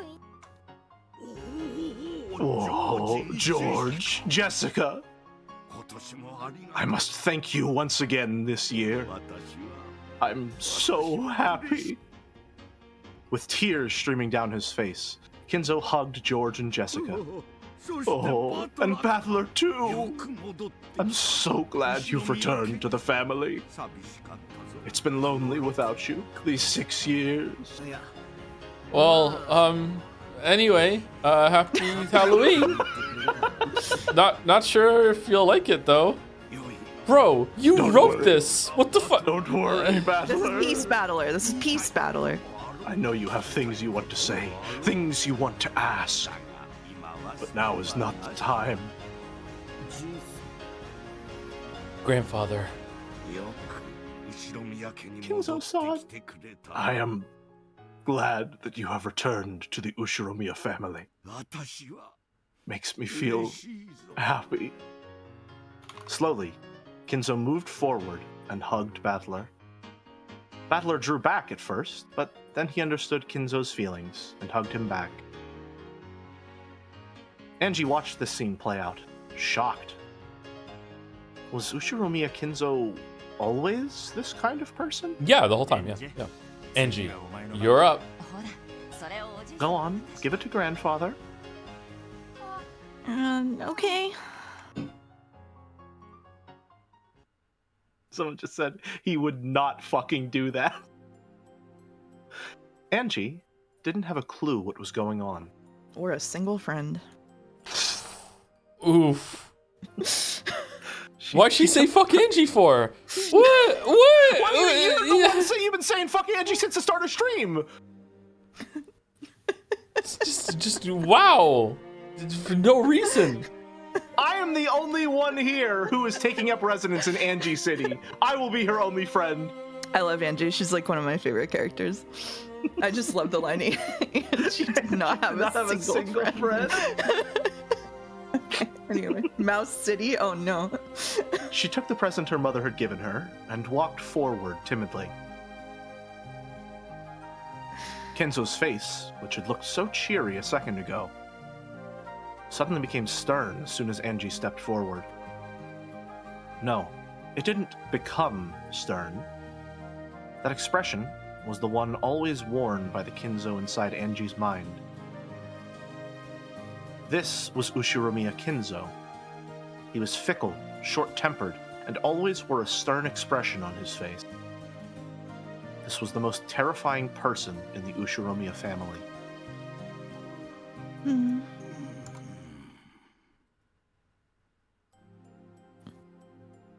It felt as though the world suddenly went quiet, and it only did it when I stepped forward.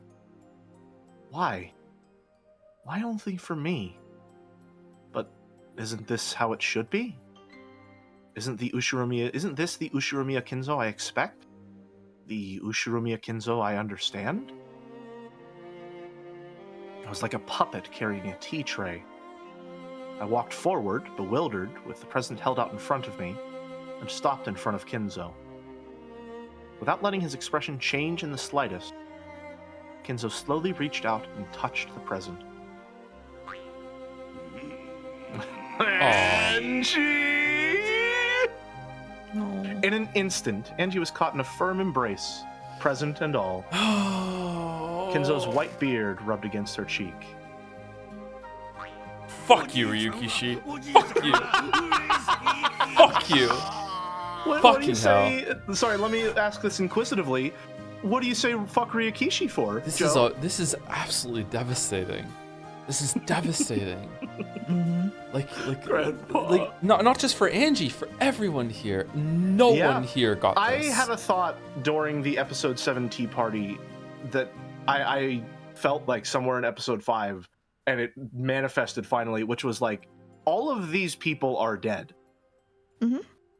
And the story goes to great lengths, I think, to kind of distract you from realizing that, in a way. And episode 7 Tea Party just made it feel real. I feel so fucking bad for Natsuhi, man. That is just like, I don't know. Something about being the first one out of all of them to die, knowing what we know about her is heartbreaking to me. I feel like so many people in this family just got an unbelievably raw deal. It's rough. Yeah. Grandpa. It's fucked up, man. Fucked up. Sorry, go on. Grandpa is so happy. I'm so glad to be blessed with such lovely grandchildren. I feel happy. So happy the tears just won't stop. Master, your nose is running. That and your dignity. Oh, Genji, forgive me. I hope.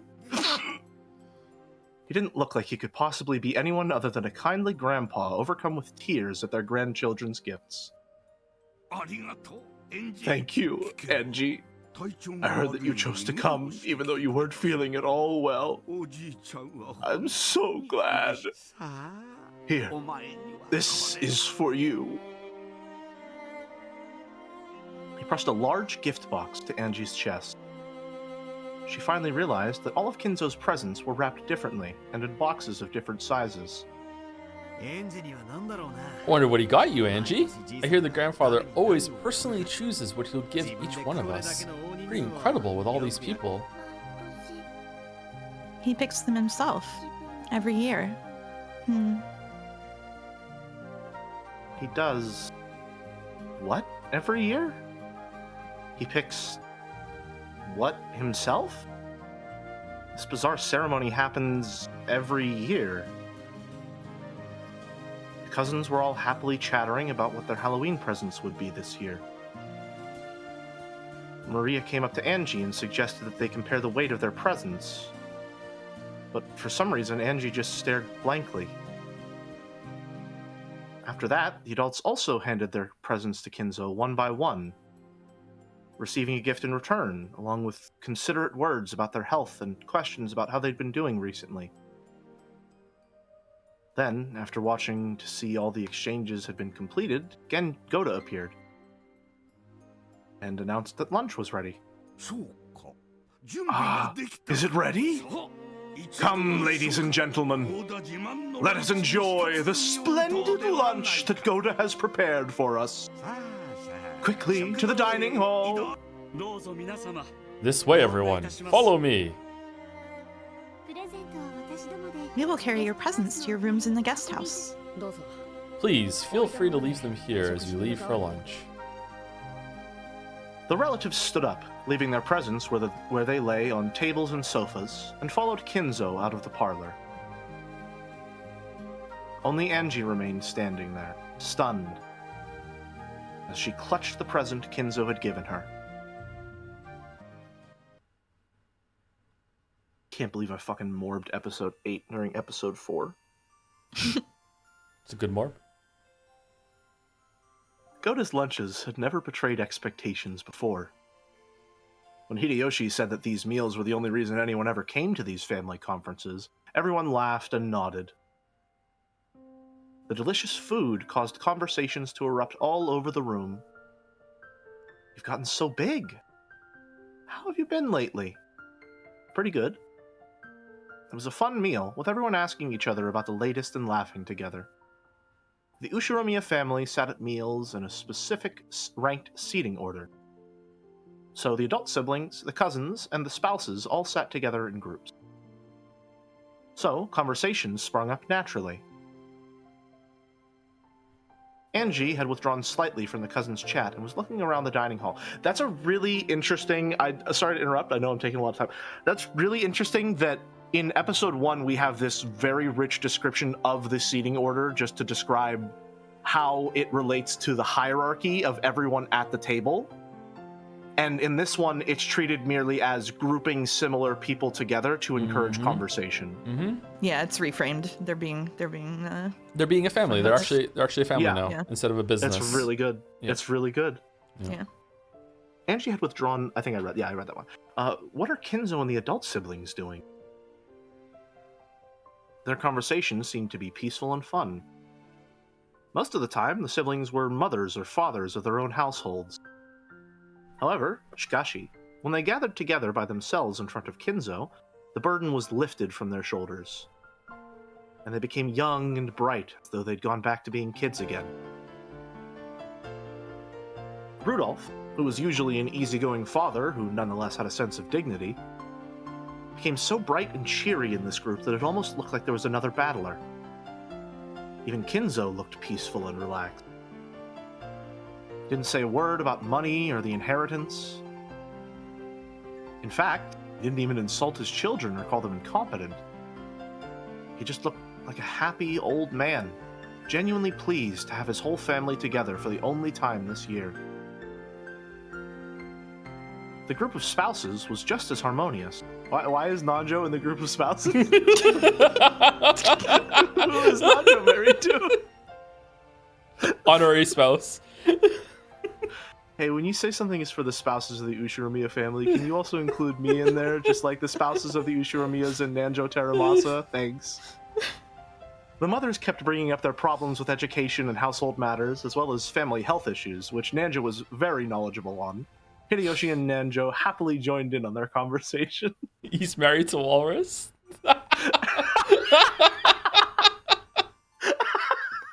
And what about the cousins? There was no way such an enjoyable meal with such a fun group of friends could fail to be ruckus. I don't like the word ruckus. It doesn't look like it's said that way. Raucous? Is it raucous? It's raucous.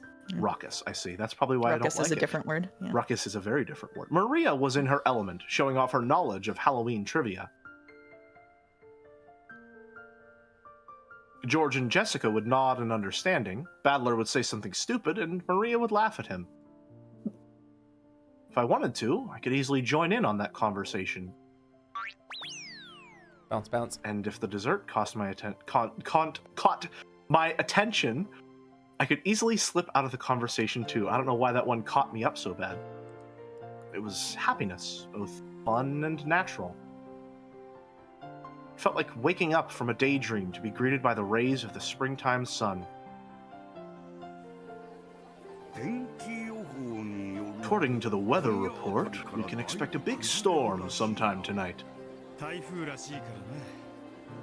What's that sound? That's like the talking? rabble. Yeah, them Final talking. Fantasy crowd sound. Wow. Final Fantasy 14 sound if you assemble enough people in Wow. Limsa. Even that's a big change, that they feel comfortable enough to have small chatter going on in the background instead of accidentally talking over someone that has more authority than them. Holy fuck. Yep. Holy fuck. Also, This I'm behind is- on saying thank you to people, and there were a bunch of gift subs actually. I don't know how long this chapter goes on, so let me see some quick thank yous. This So you- chapter is over in like less than 10 minutes, and you could say thank you and do an early break if you want to. Okay, let's do that then. Let's do that. All right. Yeah. It's supposed to be a typhoon. Looks like we'll be stuck here for more than one night again. I do not mind in the least. You may stay here as long as you wish. If it would mean seeing my adorable grandchildren's faces more, I would pray for rain every night. Give us a break. We do have work to get back to. Why don't you leave the island, Father? That way you could see your grandchildren whenever you wanted. True. Living on a remote island may have a sense of majesty, but haven't you had your fill of it? It's too noisy in the city. I much prefer a quiet island with no one on it but my family. I like it here. But on Rikkenjima, if something happens, it would take some time for a doctor to arrive. We all know Nanjo is no help. I agree. At your age, I think you should at least consider moving to Nijima. Ava agreeing with Rosa. Wow. Oh no. I am old now. I want to live in peace, surrounded only by my family. And I am satisfied. I have this island to make that dream of mine come true. Your Kinzo is reminding me of Steve from Big Top Burger, Jelly. I don't know why. Can you say back on Broadway in your Kinzo? I don't think I've seen the episode where he said, hold on. Back on Broadway. Oh, he says a little quieter, but the cadence is similar. Yeah? Back on Broadway. Wow. Father. There you go. Seems I've gotten you all down. Ladies and gentlemen, this ends Skoda's lunch. Grandchildren, it will probably be raining constantly starting tomorrow. Now is your last chance to see clear skies. Oh, that's rough. That's a rough line. Why not enjoy the flowers and then take a walk on the beach? That sounds good. Okay, everyone, let's go. Ooh, I want to see the flowers and walk on the beach. We can collect shells and collect glass too. Collect glass? That sounds a bit dangerous. Fragments of glass get washed by the waves and become round, beautiful gems which drift to shore. Did you forget, Battler? Remember how we used to pick them up together? Oh, were those glass fragments? I always thought they were just pretty stones. I am terrified of the ocean and the beach. There are too many creatures in the ocean for me to ever feel comfortable encroaching upon that land. I like the beach, but the ocean is fucking terrifying. Yeah, it is terrifying. Even like at the shore, are they, like sea roaches or whatever? Like the really little crustaceans that are usually on the shore? What am I thinking of? Those things fucking scary. Like anything not crabs. No, they're. What am I thinking of? Lobsters? Not crabs. Sand fleas. Yes, fleas. I am terrified of sand fleas. Holy shit. That's crazy. We used to make little places for the sand fleas to swim around in buckets when I was a kid, and we would like make little houses for them. I would do that with real little like clams, like the real tiny ones. I would do that sometimes. These look cute. Yeah, they're cute. They just scrabble around and they're little guys. See. I don't know. Am I scared of them for no reason? Yes. Let me see what a sand flea looks like. Yeah, I just don't like them. Don't. Well, okay, no, they're kind of cute.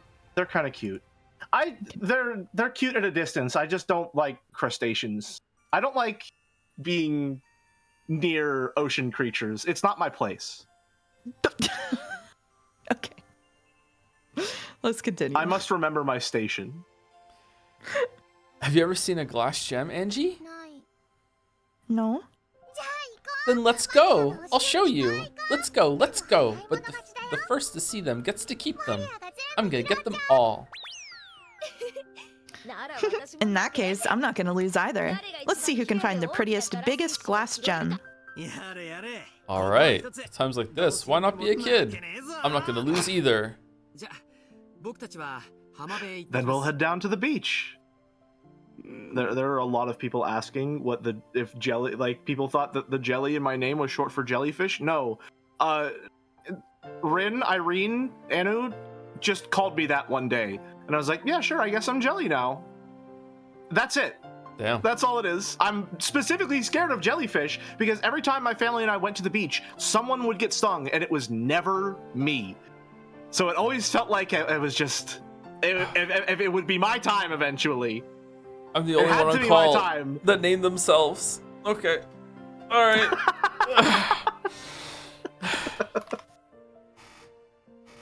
Indeed. Take it easy and enjoy your time together, grandchildren. The cousins rose from their seats and noisily left the dining hall. Maria grabbed Angie's hand and dragged her along.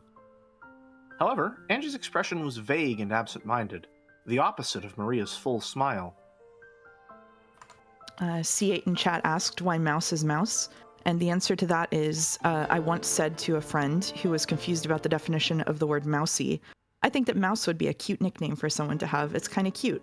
And he said, you wouldn't last a week being called mouse, and that was 7 years ago. Spite. The spite engine. Nothing to do with any affinity for mice whatsoever. Not a furry, just spite. I don't even particularly like jelly all that much. It's okay, but I'll have it every once in a while. Yeah. I love dragons. They're so cool. I was taking advantage of the end of the chapter, but that was the end of the chapter if we went in. Okay, do our let me thing. say thank you to people, and then we'll take a short break. I need to use the bathroom again already because I drank way too much water in the last break, and then we'll continue. Thank you, Pinsarda, for the bits. I like that Kyrie's chessboard thinking makes more sense when you think about her perspective on life. She points out that it's flawed if you don't understand emotional perspectives since they aren't logical, but it is essentially a description of how her mind naturally works. She is so logical that her chessboard thinking is the only way she thinks. Yeah, Kyrie, again, like, I want to go back through and see, like, Kyrie is a lot more interesting to me now, but also, like, it's a character that I really enjoyed, and every single time she was on the screen, I was like, oh, yay, Kyrie is here, but now it's going to be like, oh, yeah, Kyrie is here. Let's see what I can, what interesting insights can I glean from, like, how she's going to act here. Yeah, like, I hate her. Yeah. But it's in a good way, like, she's a good character. Yeah. Completely buying into any information Burn gives you instantly, huh? Mm-hmm. Yep. Yep. Interesting. Super naive.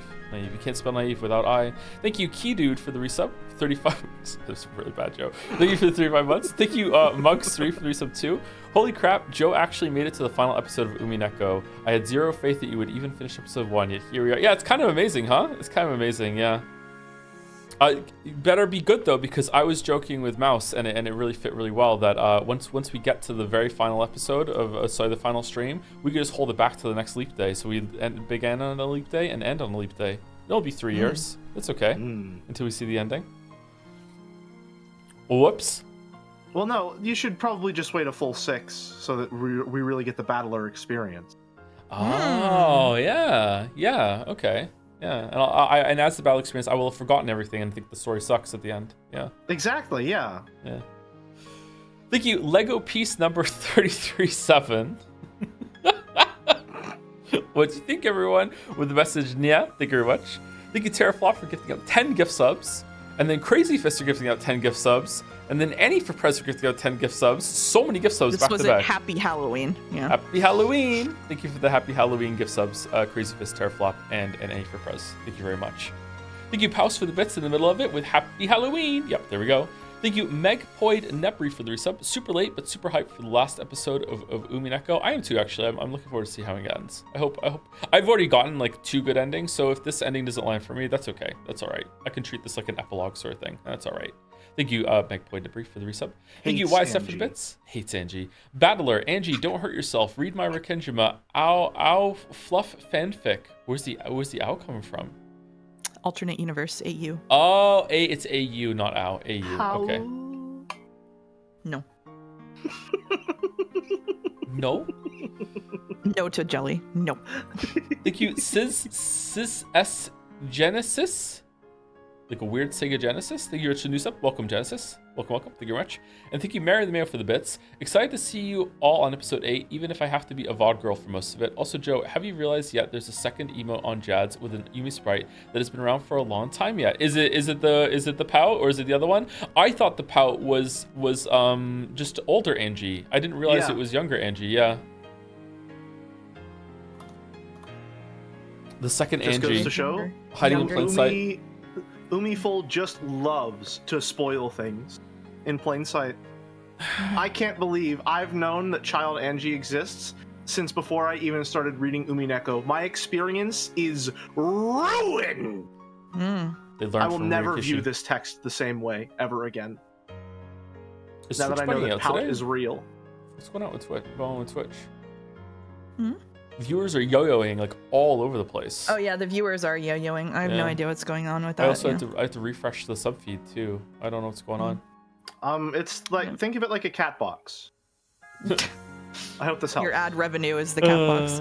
Anyway, it shouldn't be too long of a break. I'm just gonna go use the bathroom a bit and refill my water bottle. I'll be back in like a couple minutes. Okay, be back soon.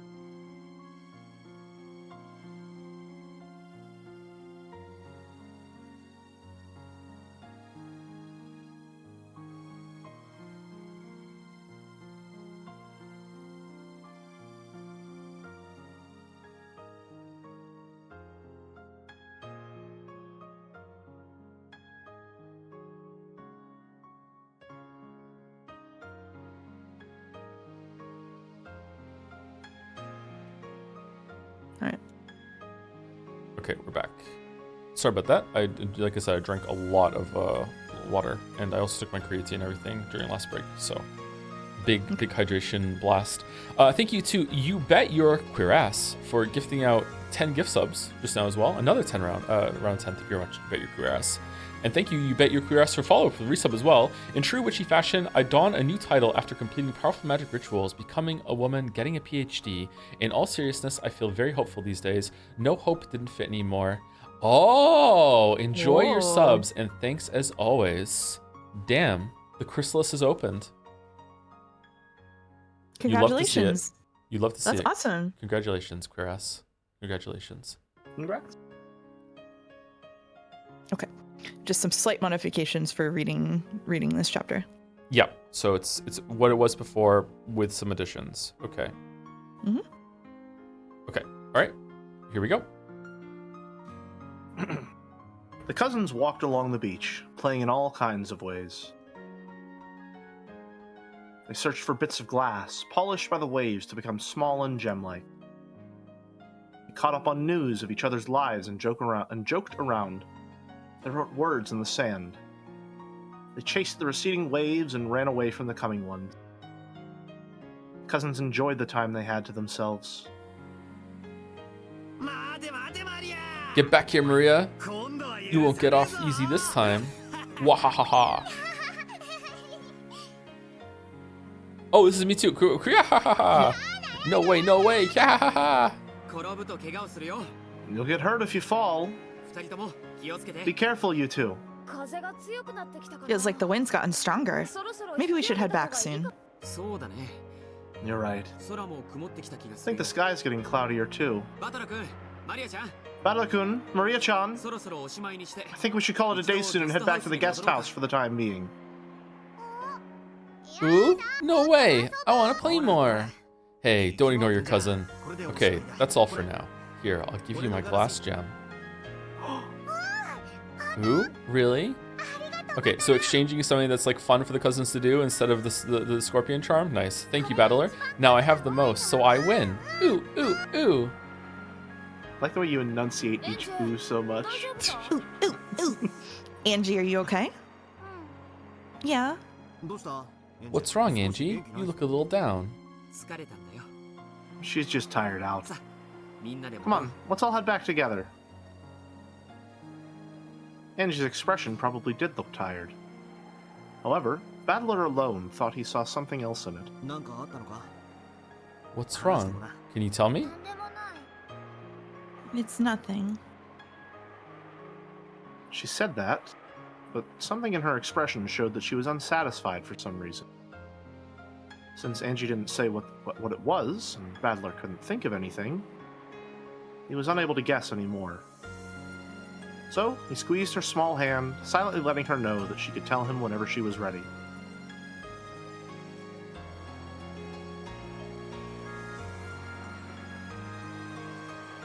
Even though it had seemed like such a bright, sunny day a second ago, the sky turned gray, and the winds started to feel more annoying than pleasant. If they waited around, they would probably see scattered raindrops as well soon.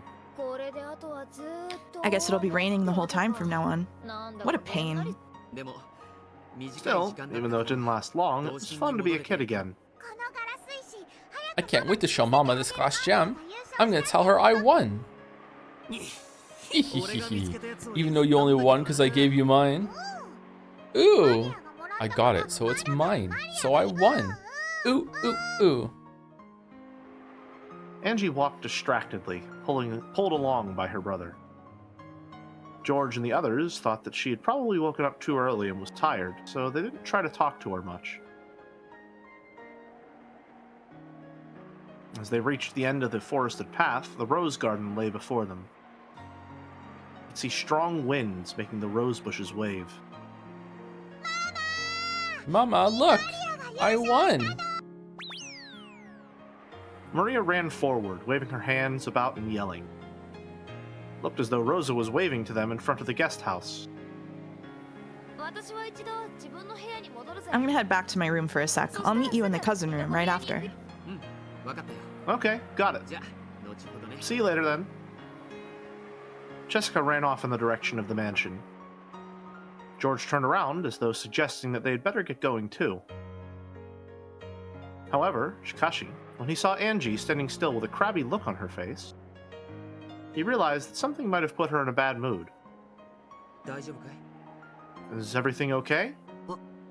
Yeah, she's fine. Sorry, would you mind going on ahead of us? Sure, got it. See you later.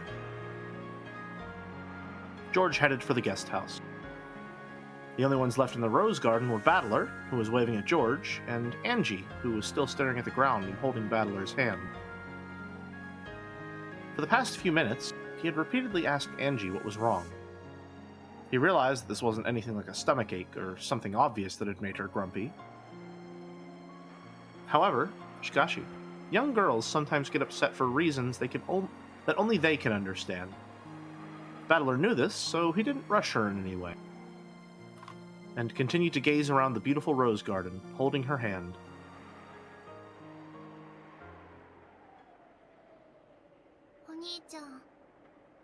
Oni-chan, What is it? where are we? She asked the question as though she was talking about something on the other side of a silver screen. Though Battler understood what the question meant, he played dumb. Where are we? We're on Rikenjima, right? You're wrong. No, I'm not. How is this Rikenjima? It's the Rikenjima of October 4th, 1986. The Rikenjima you've wanted to see for so long. That's a lie. Okay, so this time, like the PC version and the other versions, like they can kind of like intersect sometimes, or is it maybe they can only do this when no one else is around? Okay, it's okay. It has different rules. Why do you say that? This is totally fake. Angie wrenched her hand from her brother's grip. That hand hit a rose and sent flower petals flying. I don't lie. How is this supposed to be the truth? Angie spat those words out. However, Battler's expression remained calm and composed. What don't you like about it? Ushiromiya Kinzo, for example. He wasn't anything like that, right? What grandfather wouldn't smile when he's been reunited with his grandchildren after a long time? Ushiromiya Kinzo. Ushiromiya Kinzo wasn't that kind of person. Ushiromiya Kinzo was... I wouldn't put it past Kinzo. Strict, discontented, short-tempered, and quick to anger? So you do understand. What was all that back there? How was that supposed to be Ushiromiya Kinzo? Halloween? Exchanging presents? What the hell was that? That's nothing like Ushiromiya Kinzo. This is nothing like Rikenjima. Don't you remember, Angie? Remember what? We did that every year, didn't we? Every year? That? Well, I guess it's no surprise. Last time you went to a family conference, you were less than 6 years old, so it's only natural that you wouldn't remember. It's only natural that I don't remember? Yes, let's gaslight the child. Angie understood what her brother was trying to say. However, she couldn't accept it. It's true that Ushiromiya Kinzo was a rigid man. When he was younger, he really was strict with his kids, apparently. And while it's probably not wrong to say that it was pretty traumatic for Dad and the others, and that they're still a bit scared of him. The grand tale of how Kinzo restored the Ushiromiya family was more than enough to paint him as a rigid, terrifying man. Furthermore, Kinzo was an investor. All the legends and tales that made him seem more mysterious had probably worked in his business's favor. At times, Kinzo may have even acted out this part people expected, endeavoring to make his presence all the more overpowering. That's why the world at large spoke of Ushiromiya Kinzo as a strict, short-tempered man. And they even thought of him as fickle, bold, incomprehensible, eccentric. Oh, as a fickle, yeah. Right. That's fine. But that was just But that was just the face grandfather showed to the world. That's not how he acted in private, along with his family. Are you saying that weeping old man who doted on his grandchildren is the real Ushiromiya Kinzo? He must have played with you and patted your head many times. Do you really not remember? Stuff like that might have happened once or twice, but that must have been a mere whim of his. My parents told me all the time, grandfather is a terrifying person, so make sure you act properly. They always said that he's very scary, so take care.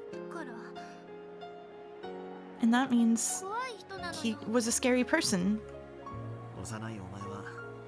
When you were little, you would always accept whatever your parents said and take it too seriously. To put it nicely, Sumari, you were obedient, but to put it bluntly, you were a kid with an overactive imagination. Dad and the others were just trying to make you realize how important it was to be polite. I saw it though. I knew about it. I knew that Ushiromiya Kinzo was a scary person. I've even seen him yelling in anger. I'll never forget it.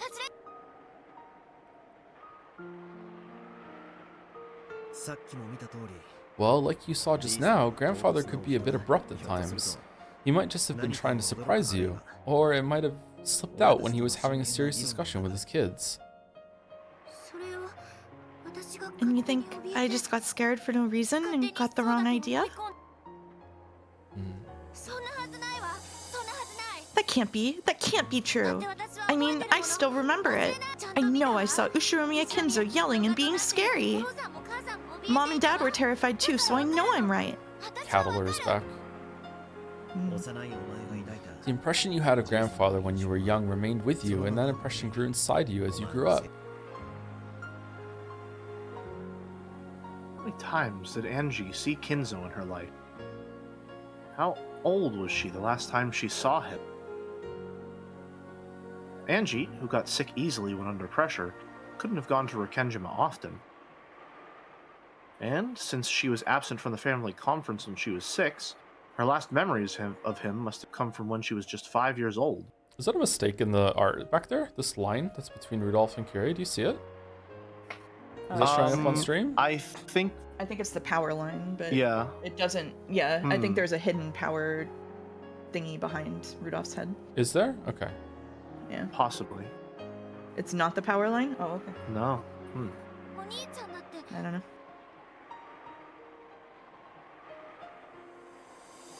But even you haven't seen Ushiromiya Kinzo for 6 years.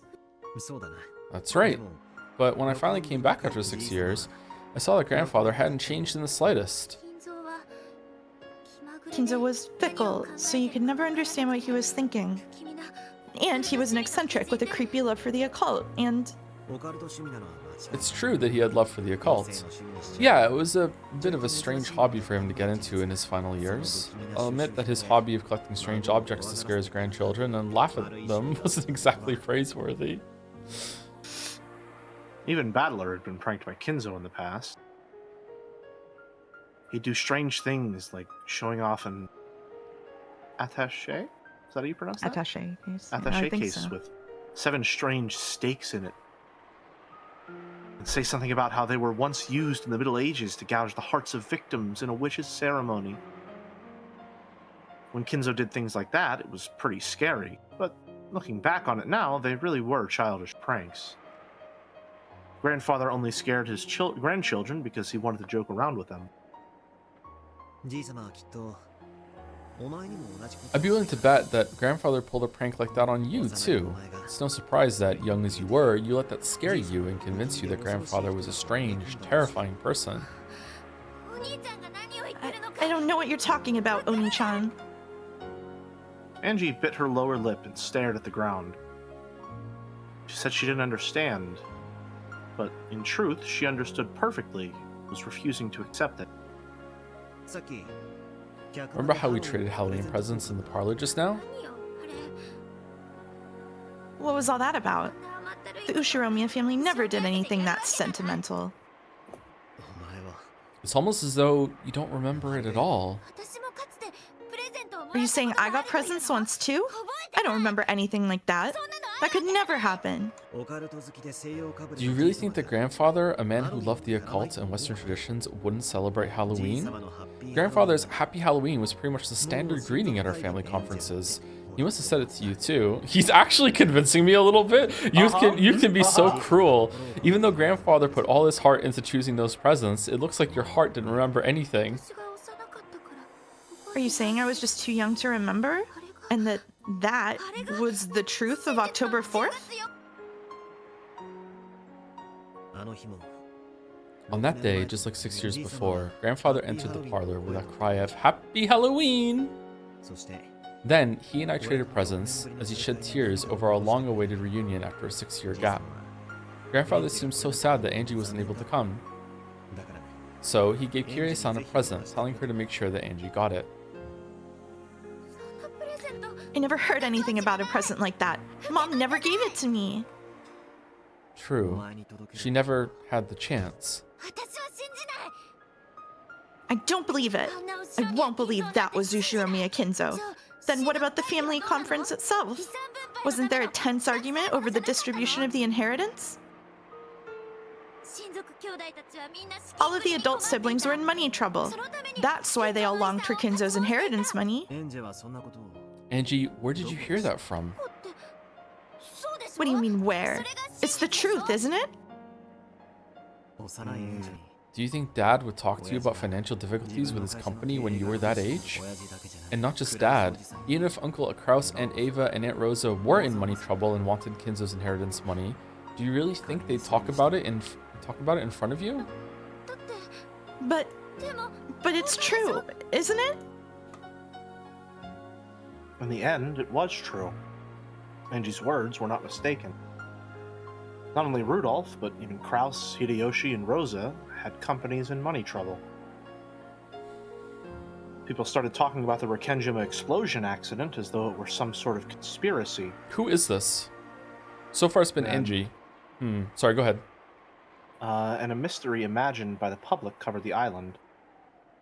Weekly magazines and television shows researched the circumstances of Kinzo's children at the time, and in the future where Angie lived, that research had been made public. This is reminding me a lot of episode 5, with Erika using Natsuhi's diary as proof that she was the killer.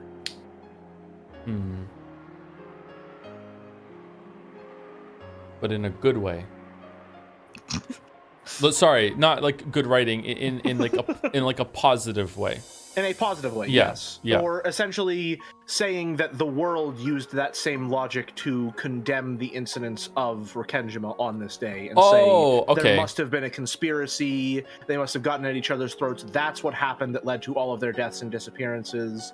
Whereas Battler is now saying essentially the same thing he did with Erika in episode 5, which is, what makes you so sure of that? Just because you believe you have evidence? Sorry, not like good writing. No, they're both good writing. Sorry, there's a lot of good writing in here. So I misunderstood what you meant, Jelly. I thought you meant what Battler is doing to Angie, not what the world is viewed the events on the island. Okay, I understand. Okay, yeah, that is true. Yeah, for sure. Right now, Battler is kind of doing the opposite, where he's using an explicit lack of any evidence to convince her that this was what Rikenjima is like, which I think is generally the idea for the entire episode, is assuming that Battler is the only other survivor, right? We would have Battler, Ava, and Angie, right? Angie was 6, and she wasn't there when it happened, so she might not have good enough memories to know what they were like and what actually might have happened there.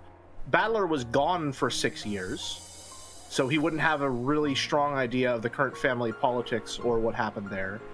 As for why Ava might be silent, I'm not entirely sure, other than maybe spite, secrecy, fear, that sort of thing. But he's playing around in this space of plausible deniability where no one actually knows what happened at all. The truth is a complete unknown. This is the inversion of the red truths. Ooh. That's a good way to put it. The blue lies. Yeah. Episode 5 was like sort of training you to think in the way that this episode is operating. Yep. Yeah. You learned about all of that a lot. after 1986. But it's a fact, isn't it? There's no difference between facts and truth. Oh. Does that... I wanted to narrate remote oops. Does that prove that the inheritance created a strained atmosphere between the relatives on Rekenjima? I guess that might fit with your memory of your parents telling you repeatedly to be extra polite at the family conference. Are you saying that what I know about Rekenjima, what I know about the Ushiromiya family, is wrong? You're the one who's wrong, Oni-chan. There's no way something like that could be possible. I won't accept that that was Ushiromiya Kinzo. I could never accept that. So you don't believe, Angie? That's right, I don't believe. I don't understand why you're showing me something like this. After all, this is your game. No, your game board, isn't it? First it was Beato and Burn. One witch after another has sneered at my fate, trying to make me surrender in their games. But I want the truth. Witch illusions won't work on me.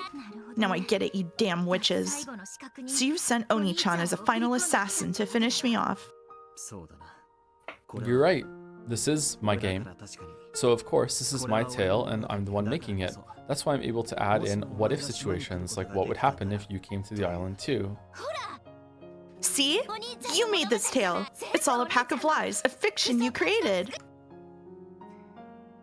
Yeah, I think you're right, Jelly. Like, I think the point Battler is making here is that, like, what you believe happened here, like what I'm showing you right now, Angie, isn't real. Like, this isn't actually what happened, but it could be, like, who you say. But what you think happened isn't real either. So if we're going to like be putting like two fictions together, like why not go with the one that's pleasant and nice? You know what I mean? Like, why not believe that your family really cared about you? And sure, there was some bad things going on, but like why believe all of the worst things, which is I think is gonna come back later in a really harsh way. I'm now looking at Erica less as a villain and more as a teaching tool for the reader, because she's the one that has the realization at the end of episode 6 that there can be more than one truth.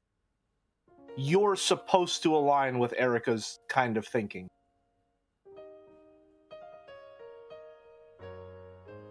But it's Erica.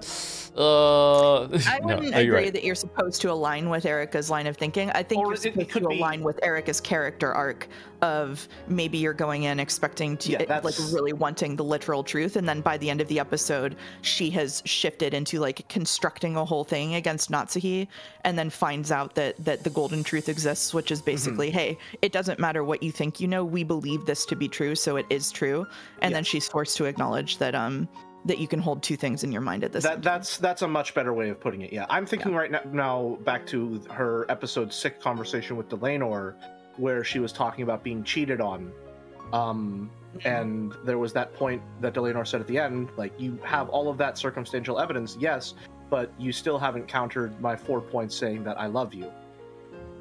Yeah. Right? Where it's really a matter of there is no way for the truth to be known. So what you need to do is pick the truth that matters most to you and decide what it is.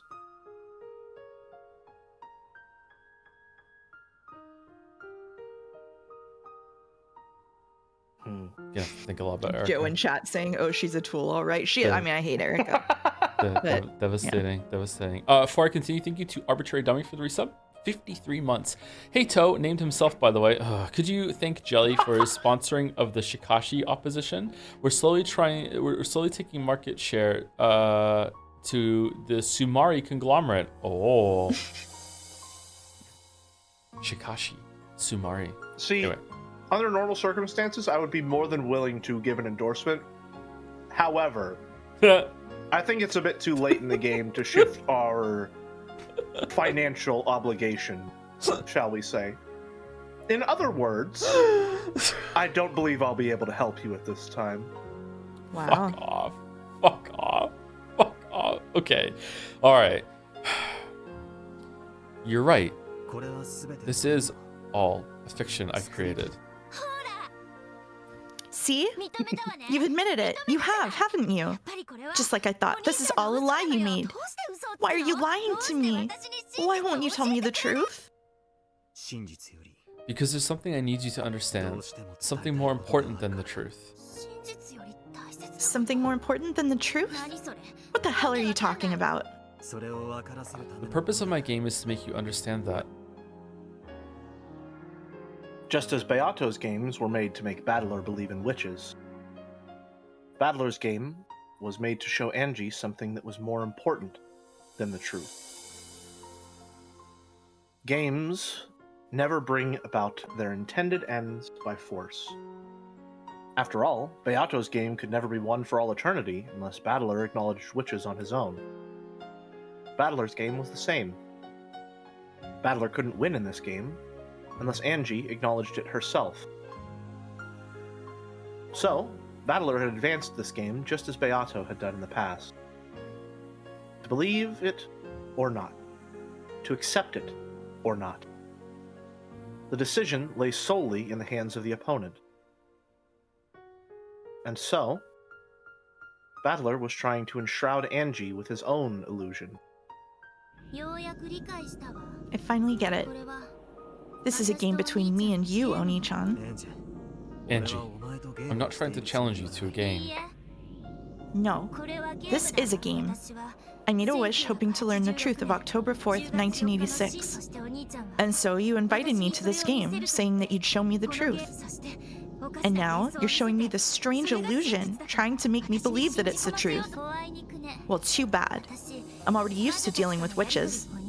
I can totally tell you're trying to use that kind face of yours to trick me.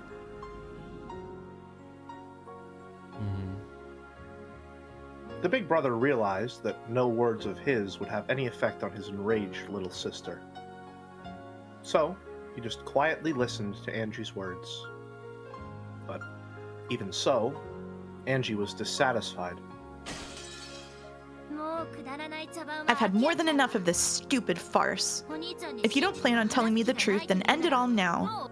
I'll find my own truth for myself. I won't rely on you. That's right. There never was anyone I could rely on, anyway. I've always been all alone. With no friends. Sorry, I won't let you leave this game. Oh, that's right. Unless the game master admits defeat, the game never ends, right? That isn't what I meant. I'm just telling you to stay quiet and listen. Oh, sure. I'll just stay quiet then. Even if a player isn't around, the pieces just move by themselves and the game moves forward. Isn't that how it works? That's right. The player can step back and become an observer for a while if they want, and they can return and join in whenever they want to. Then I'll do that. This is an endurance contest. It'll keep on going until you stop trying to cover up the truth.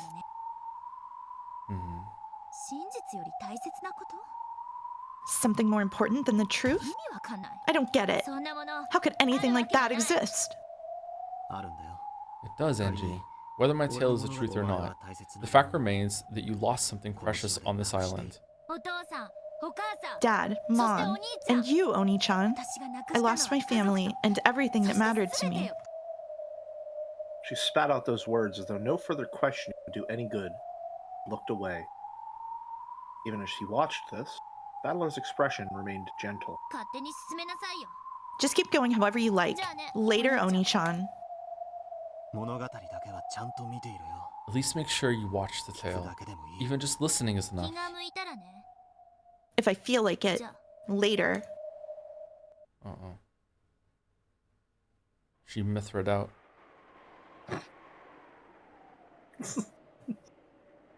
Shut up. This is so stupid.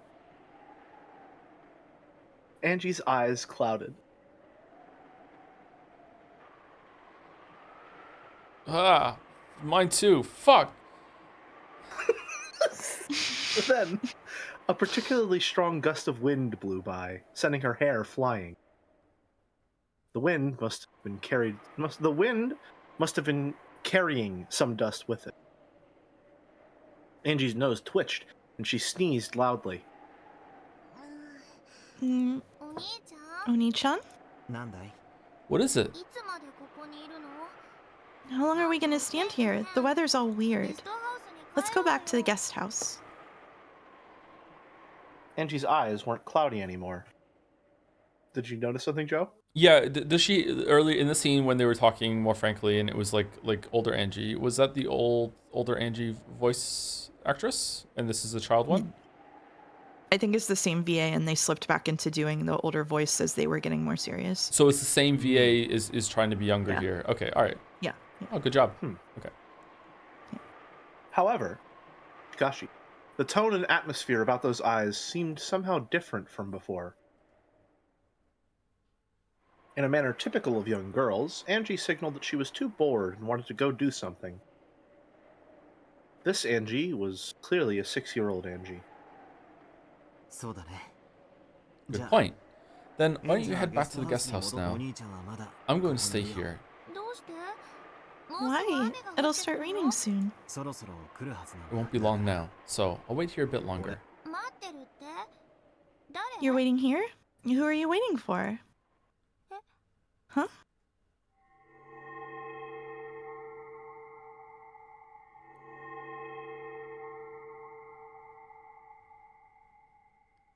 Then, to Angie's eyes, it looked as though the strong winds were carrying flakes of gold along with them. No, she had definitely seen something, but she wasn't able to describe what she had seen. So to her, it had seemed like flakes of gold dancing on the wind. So, here you are. I've been waiting a while now. It was as though he was talking to the wind. Battler spoke to the empty rose garden. This is one of my favorite tracks in the entire visual novel. Can't be right. After all, it was clear from his words that he was talking to someone right in front of him. So, Angie thought it must be someone that she alone couldn't see, and she rubbed her eyes. Then, when she opened her eyes wide, another large gust of wind blew past her. She shut her eyes immediately, and when she timidly opened them,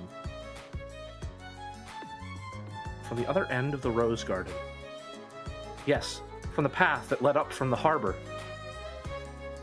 a person appeared. To Angie, it looked as though she had appeared along with that cloud of gold flakes carried by the wind.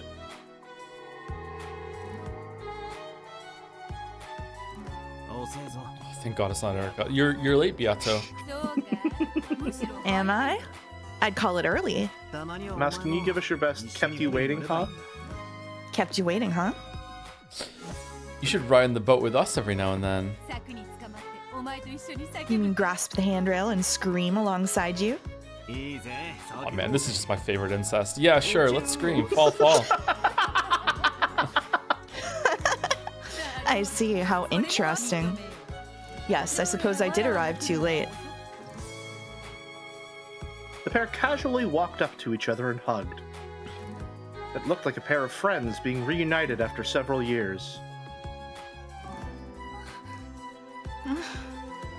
Angie, surprised by this unfamiliar woman, looked for somewhere to hide. However, Kashi, her eyes met Beato's, and she was unable to escape, like a Pokemon trainer. Oh, and you must be Angie. Huh? She was shocked to hear this unfamiliar woman suddenly use her name.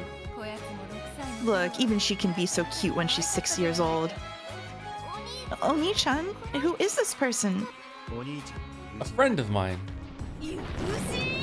A friend? How can you say that?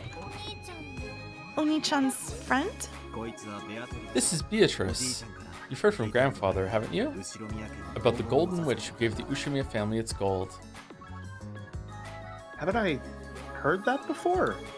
Friends? No, it's Cousin Zone, chat. The Golden Witch. Now I remember. That was the scary witch who would snatch you up and carry you off into the forest if you didn't listen to your parents or stayed up too late on Rikenjima. Umi Fullers have some weird cope about it not being incest that basically goes like Beatrice is like a fully constructed like imaginary person, and this is a message bottle version of Battler, and so it doesn't actually count. It's like the funniest cope they have. I love it. It's really bad. Anyway, Mom said that on rainy nights, if you look out of the window at the dark forest, you might see the witch looking back at you and get snatched away. Mouse, can I just say, it has been a delight as the episodes continue, and as we get further and further through and closer to the end, to see you open up more and be able to actually just say shit. Yeah, it's not a blatant lie chat. It's not a blatant lie chat. If you go to Umiful right now, I'm sure there are 10 people there who will confirm it for you. I promise. There's another cope that's somehow worse. We're not getting into that one. It is such a treat. Which must mean that I'm supposed to be wandering about in the cold rain, looking into each window to find kids staying up too late? How pathetic that would be.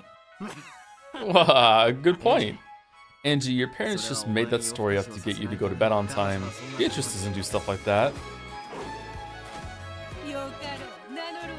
Very well. Allow me to introduce myself. I am Beatrice, the Golden Witch. Or her grandchild, at least. Grandchild? That grandchild part's a bit of a killjoy. Yeah, no shit. Yeah, well, it's true, isn't it? The person that grandfather got the gold from and called the Golden Witch was your grandmother, right? I guess. The grandchild of the Golden Witch, am I? Can't I get a better title than that? Is this person a witch? Yep, she is. She's a guest who's been invited to the family conference today.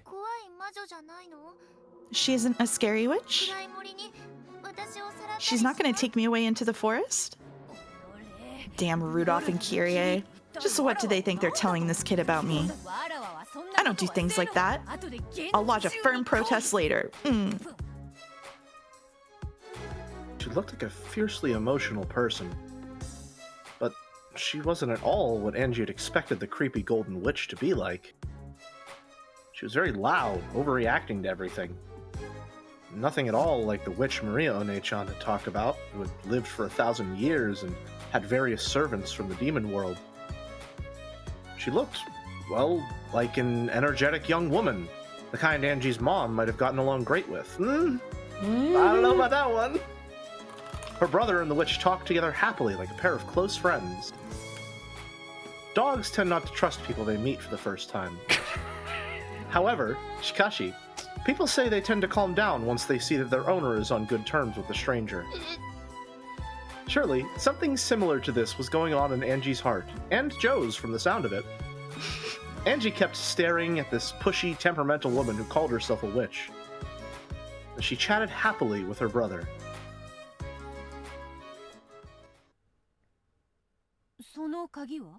What's this key for? Beato noticed the gold key hanging from Angie's neck. Angie automatically and defensively grasped at it.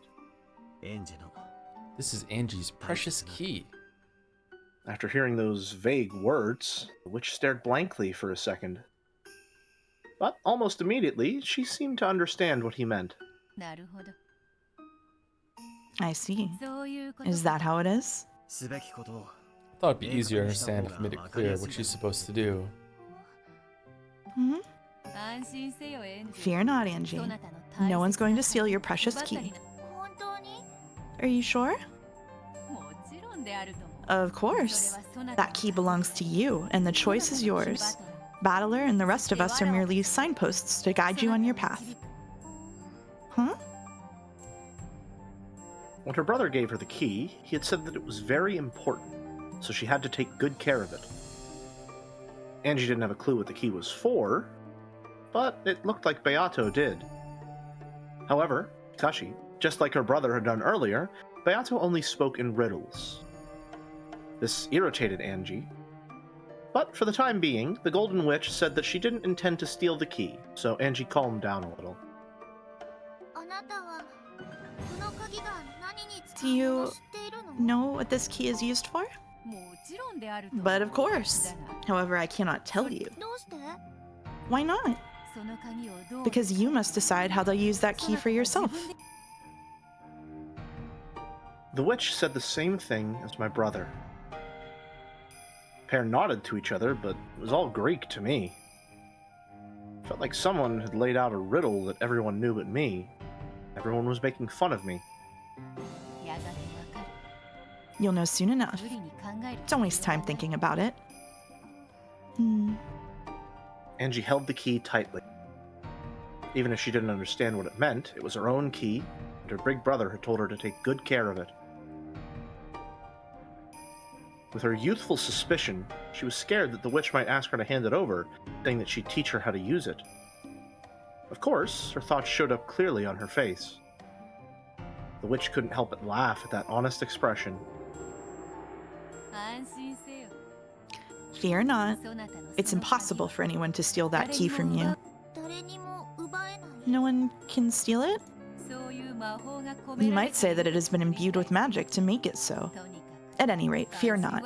Neither I, nor Battler, nor anyone else on this island can steal that key from you. Really? Yeah, really. The magic won't let them. The key was hanging around her neck like an ordinary necklace. Angie could take it off right now if she wanted to, and if an adult tried to use force, it seemed like it would be easy for them to take it away. However, Chikashi, both her brother and the witch said that it was protected by a magic that would stop anyone from stealing it. Does magic really exist? Even the 6-year-old Angie knew about the word magic. However, Chikashi, she also realized that real magic didn't exist, and that certain kinds of magic tricks were sometimes called magic. However, Chikashi, her brother, and the witch were talking about magic itself. Did I ever tell the story about this during Umineko, about my mom's friend growing up that tried to convince me that magic was real? And she told me that she was walking through the forest one day, and she met a leprechaun. And she said that she met a leprechaun. She's like, she found this stump that she knew was magical, tree stump in the forest. And she's like, and I just knew there was someone there, so I crouched down and I said, I know you're here, so you're gonna have to come out and meet me. And then I stayed there for like 10 minutes, and then the leprechaun came out, and I spoke to the leprechaun. And I looked at her, and I think I was like 8 years old at the time. And I said to her, no, that's not real. Leprechauns aren't real. There's no such thing as leprechauns. There's no such thing like that. And then she looked at me dead in the eye and got really fucking like stern with me and said, are you calling me a liar? And I was like, well, no, but at the same time, like, I know that that's not real. Like, what do you want me to do here? Like, How did you save this until episode 8? I don't know. How did this survive until episode 8? I don't know if I told this story just to Mouse, or if I told the story on stream once. But that's the same mom's friend that taught me how to swim, Mouse. So she was like, I see. So she was like simultaneously sometimes like really nice to me, but also at other times like weirdly kind of like, I want you to buy into this bullshit sort of thing. I really never told this story on stream before, really? Huh? Yeah. She taught me how to swim. We had a swimming pool in the backyard of the house we were renting at the time. It was a very small pool, and it wasn't really a big house. Some houses in Canada have that. And I didn't know how to swim. And she was visiting from the UK, my mom's friend, and I really wanted to swim in the pool. And like I made a big stink about it. And then my mom's friend said, well, I'll teach him how to swim. You know, like I can do that. And my mom was like, no, it's not safe. And I like threw a tantrum. And then my mom's friend was like, no, I really can't teach him how to swim. And my mom just went off, like cigarette just appeared in her hand, like the magical swords from Expedition 33, because that's how she spoke. She's like, fine, fucking teach him how to swim. And she did. And I learned how to swim. And I'm a pretty good swimmer. Well, there you go. On the subject of incest, can I say 2 separate shout-outs? Sure. So first of all, shout out to the Chatter and Jads who searched for the word incest a couple of months ago, saw that it got mentioned like 50 times in Umi Full, and said, how come Umi Full doesn't have to follow the fucking rules? They're talking about it all the time in there. Are they just not moderated? And then I had to de-escalate that or just ignore it. I don't remember which I did. And also a second shout out, much bigger shout out to Simple, the mod of Jads, who said, somebody made Battler and Kyrie fan art that's kind of sus. I think that we should ban all incest representations from fan art. And then I had to message him and fully spoil all of Umineko to let him know that everybody was going to be shipping Beatrice and Battler, and that it's technically incest. And so if we banned incest fan art, it would spoil the entire visual novel. Oh my god. Now,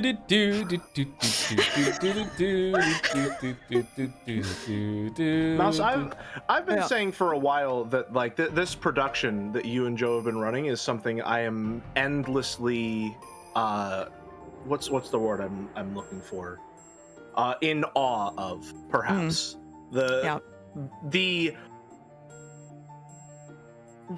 I can't find the words right now, but it is an honor to be a part of it, and to know that even more shit has been happening backstage the entire time is insane. The amount that you have had to manage here is it's spoiler crazy. management whack-a-mole for 6 months is what I've been doing actually behind the scenes. It's actually wild.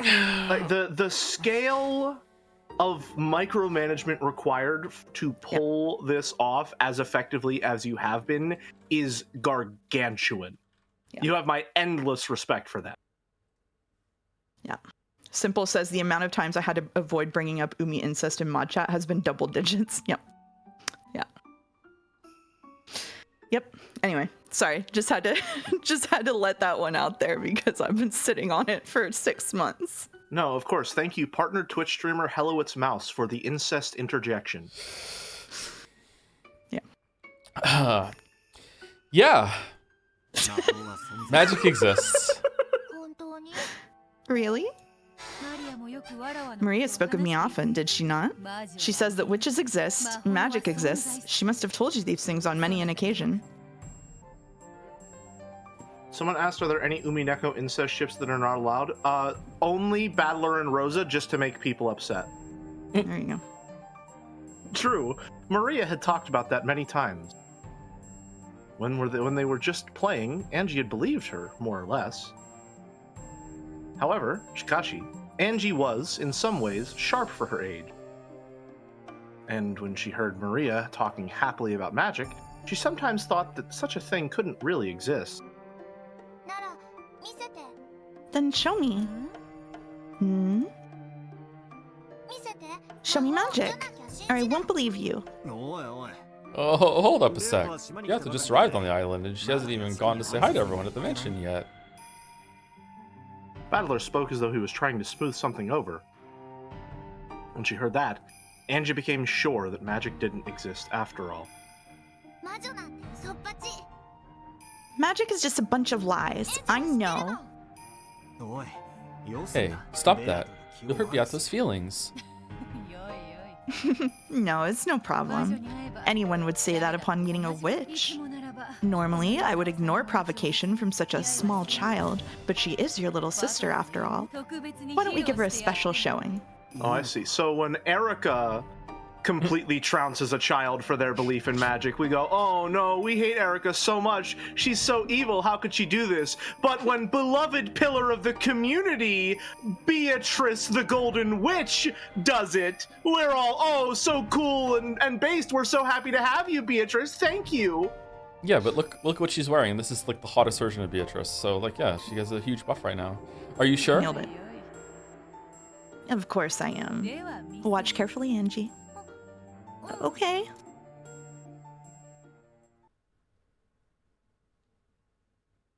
Though Angie had challenged the witch, now that she was about to be shown magic, she looked a bit hesitant. Although I will say I was mostly joking, but this is actually an inversion of that scene where a child doesn't believe in magic and is now going to be shown magic. She gulped, then stared up at the witch's face. The witch held out her left hand, bringing it close to Angie's face. Then, she slowly spread her fingers. Angie, thinking that she was about to be turned into a frog, shrank back. However, Chikashi, after waiting a while and grinding her teeth, she realized that nothing was happening. So, the part of her that had been scared began to get angry. Nothing's happening. Don't jump to conclusions. I haven't used magic yet. See, look carefully at my palm. I'm not hiding anything, correct? Oh, so that's what she's doing. Now that she finally understood, Angie checked both sides of the witch's hand. Yeah, there's nothing there. Watch closely. I'll make a fist and then stretch out my index finger. She stretched out her index finger and held it right in front of Angie's eyes. Angie, thinking that she'd lose the game if she took a step back, stood her ground and concentrated on the fingertip. Watch the tip of my finger closely. Ready? It'll be fast. The witch rapidly lifted her index finger high into the air, pointing it to the heavens. Just as Angie looked up to see the finger raised high, it swung down as though trying to dodge her gaze. In that manner, up, down, left, right, and left again, as though Angie was playing a game of Achi Mite Hoi, I think. Angie, feeling as though she'd lose if she couldn't keep up with the fingertip, swung her face this way and that, looking serious. Ever since she was very young, Angie had hated to lose. She would take even the most trivial games seriously, determined not to lose to the adults.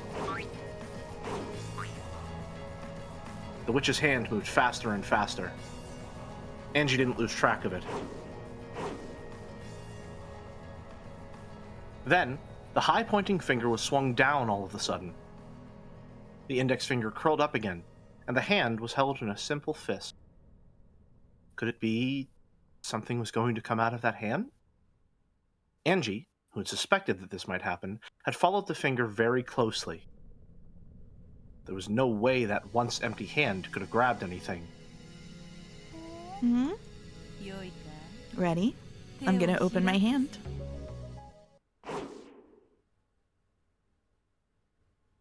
The witch slowly opened her right fist. And there... What? What? How? How, Oni-chan? The witch gave the cutely wrapped candy to Angie as present. Angie took it and desperately searched for some kind of trick on it, but it was just an everyday, ordinary candy. How? That was a trick, wasn't it, Oni-chan? Oni-chan? Nope, that was magic. You were watching the whole time, weren't you?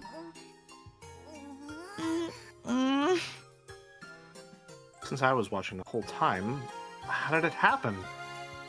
Angie didn't like it, but she was unable to see how that could have been anything other than magic. As the little sister furrowed her brow and bit her lower lip, her brother gently told her again that it was magic. It's about time for me to head to the mansion to pay my respects. You should come along, Battler. I'll suffocate if I have to go alone. You sure? Then I'll join you. What about you, Angie? Will you go back to the guest house? I want to stay with you, Oni-chan. Still couldn't accept it.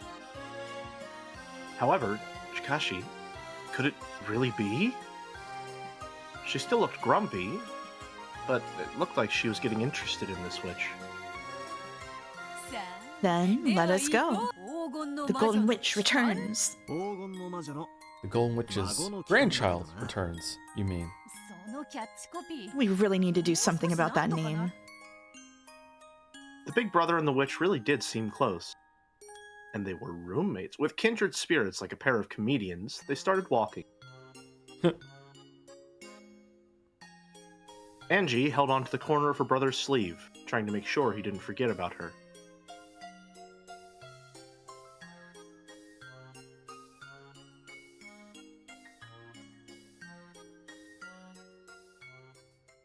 One more chapter. Wait, what?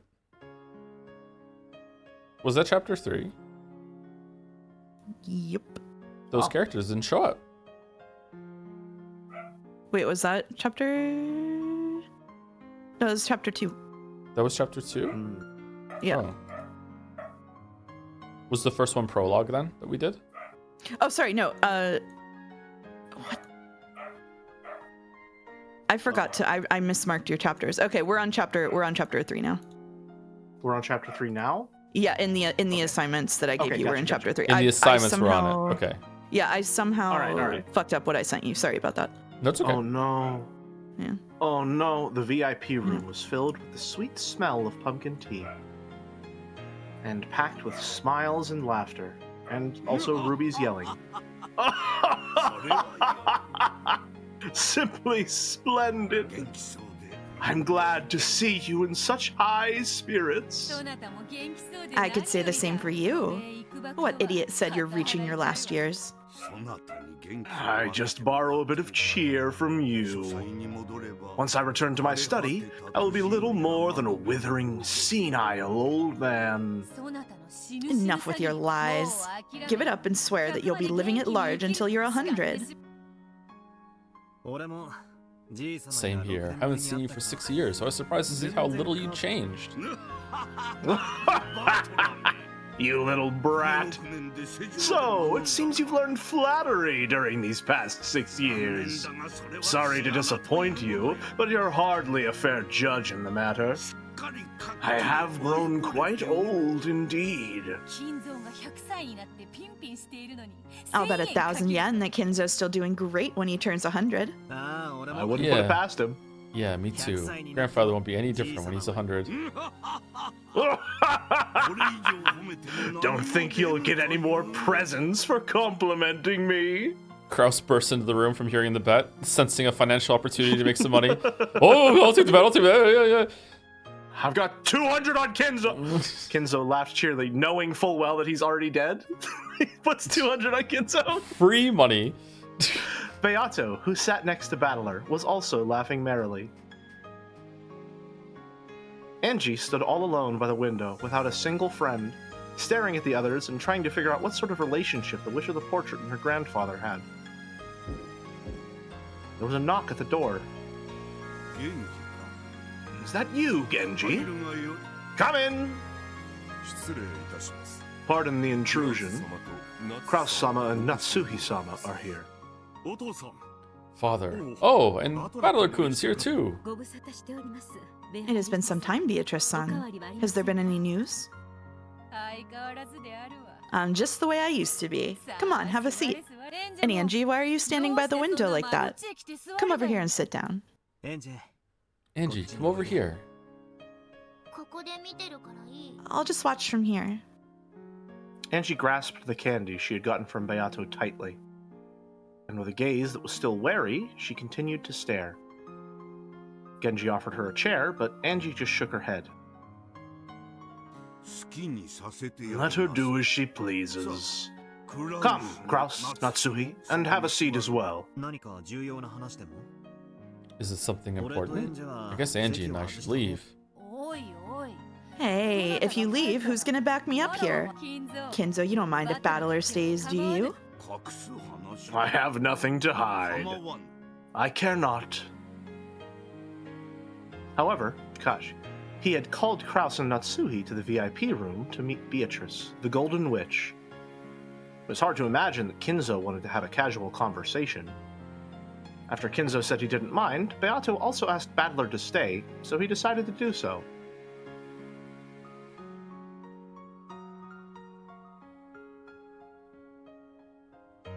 In order to avoid getting in the way of their conversation, Battler stood up from the sofa and walked over to Angie's window. When the big brother finally came back to Angie, she clung to his waist, though determined to not let him go away again. Oh, I see. That must be why Angie doesn't like me. Huh? What do you mean? Angie doesn't dislike you, does she? You really don't understand women, Battler. Beato smiled at Angie, but the latter turned to look the other way. Even a young woman is a woman nonetheless. When Beato stopped laughing, the conversation switched gears. Why on earth did Kinzo summon Kraus and Natsuhi to the VIP room? And what was he going to talk about? Everyone fell automatically silent. Okay, I need a minute to beef with chat. Sorry, just a small beef with chat. Chat is getting really weird about this. It's super common whenever you have like a little sister, or like if you have a daughter and you start dating someone new or something, for like them to get like jealous and feel like somebody is taking their place. It's nothing to do with anything weird. Like it just happens really, really often. Like it's really common. Yeah. So don't be weird about it. It's an attention thing. It's not a romantic thing. Yeah. Yeah. Golden Witch Beatrice. Chad is Each just and dumb. every Sorry, day. sorry, Chad. I don't No, think you're Chad fine, is you're dumb. fine. I think some people in chat are just so anime pilled. Is the problem? Yeah. I don't think they're dumb. I think they just haven't had the right exposure. Don't take it as as an intelligence detriment or anything like that. It could also be the case that maybe they haven't had siblings of their own, and so they might not have experienced like even some part of this dynamic. Like even I, growing up as a younger brother, felt it slightly like if my brother was going to hang out with friends, I would always want to go hang out with him as well because I wanted to spend time with my brother. You know, there's that thing of like, you know, you're friends with someone, you care about someone, so you want to monopolize their attention at least a little bit. Yeah. In an irrational sort of way. No, you're all wrong. I'm just weird. Okay, fair enough. I see. Fair enough. Some of you need to touch ass. That's true. Yep. Some of you need to touch ass. Yeah. Good point, Cheddar. Good point. Anyway, sorry, Jelly. Continue. Golden Witch Beatrice. Each and every day I remember the debt the Ushiromiya family owes from when it was saved from the brink of destruction.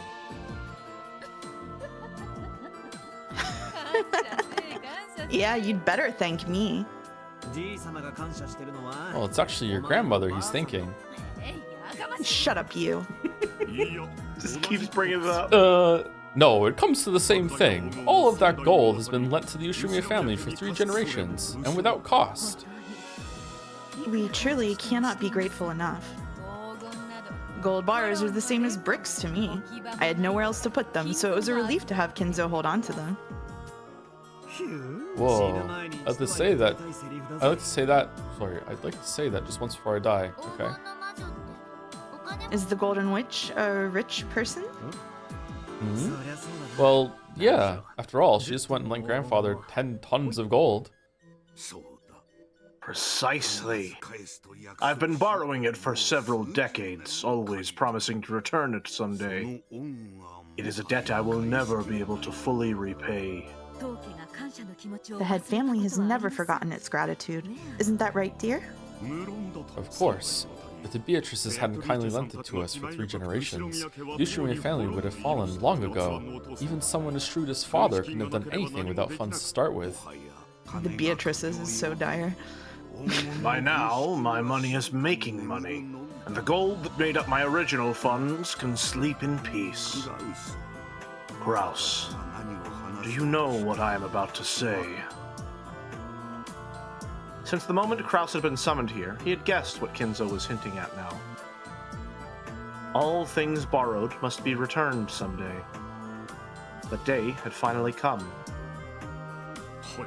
Yes, I understand. Father, double the moon investment.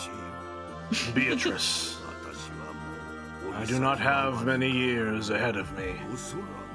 In fact, this may be the last family conference that we will attend together. How faint-hearted you sound. You must be joking. Beato alone laughed. She looked at Battler, so he laughed along with her, but Kinzo and the others remained silent. Apparently, there existed some major concerns about Kinzo's health. Of course, I do not intend to die as soon as next year. However, Shikash, I don't believe I can make any certain promises about meeting you again. I never make promises I can't keep. If you say it so proudly like that, I'm in no position to disagree. Are you serious about this? Beatrice, I want to make amends, and I must do it while I am still in high spirits. For that reason, I made a decision today. What's grandfather talking about? Quiet. Grandfather is about to talk about something very important. By now, even Battler understood what Kinzo was about to propose. Beato probably realized it too. At one time, the Ushiromiya family had ruled the skies like an eagle before being crushed by the Great Kanto earthquake. The eagle had one of its wings torn off, and it crawled in the mud on the point of death. Then, they were saved by the Golden Witch's golden miracle. Under the Golden Witch's protection, the eagle had nursed its wounds for many years. Now, finally, it was time for the eagle to leave the nest the witch had provided.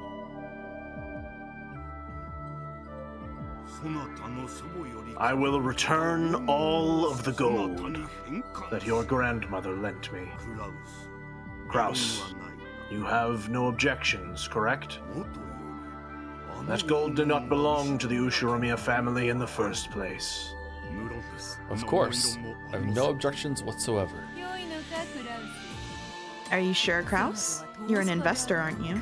You could always do with more money, right? Didn't you want Kinzo to hand the gold over to you? Yes, now that you mention it, it's hard to deny what you say. However, the contract was always between you and father, and the gold was yours to begin with. My husband is the successor, after all. Just as father rebuilt the family in one generation, I'm sure my husband will make the family thrive in his. And this is something the two of us will do together. Well said. Yes, that's the spirit. So, letting go of 10 tons of gold leaves you with no regrets? I must say, that is quite impressive. What can a witch do against an opponent who cannot be swayed by the golden magic? I will return the gold to you, but the Ushiromiya family will always be supremely indebted to Beatrice, the Golden Witch.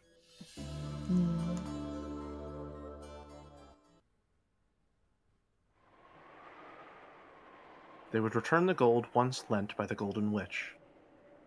It was both simple and clear, which Mouse will become intimately familiar with coming December. However, Takashi, the expression worn by the Golden Witch herself, slightly lonely. Angie couldn't understand why this was. After all, if you're returning it, I cannot simply say, I don't want it, take it back. Oh well. Beato rose from the sofa. Then, she walked up to the window and looked down at the rose garden waving in the wind.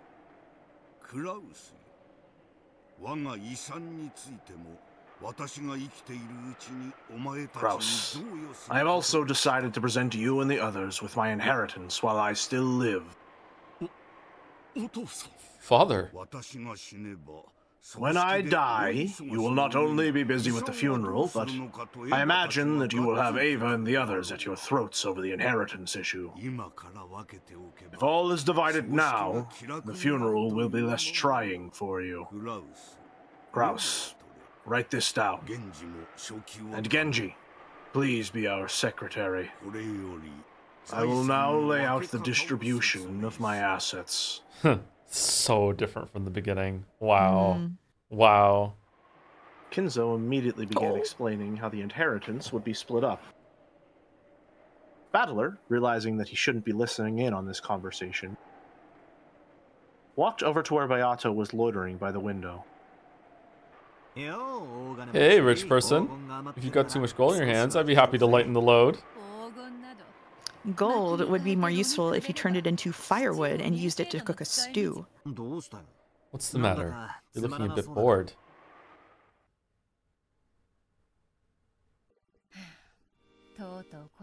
So, this day has finally come. I do feel a bit lonely. You do? My magic revived the Ushiromiya family and created Rikenjima.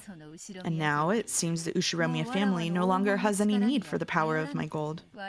It has taken flight, leaving the nest of my magic behind. True.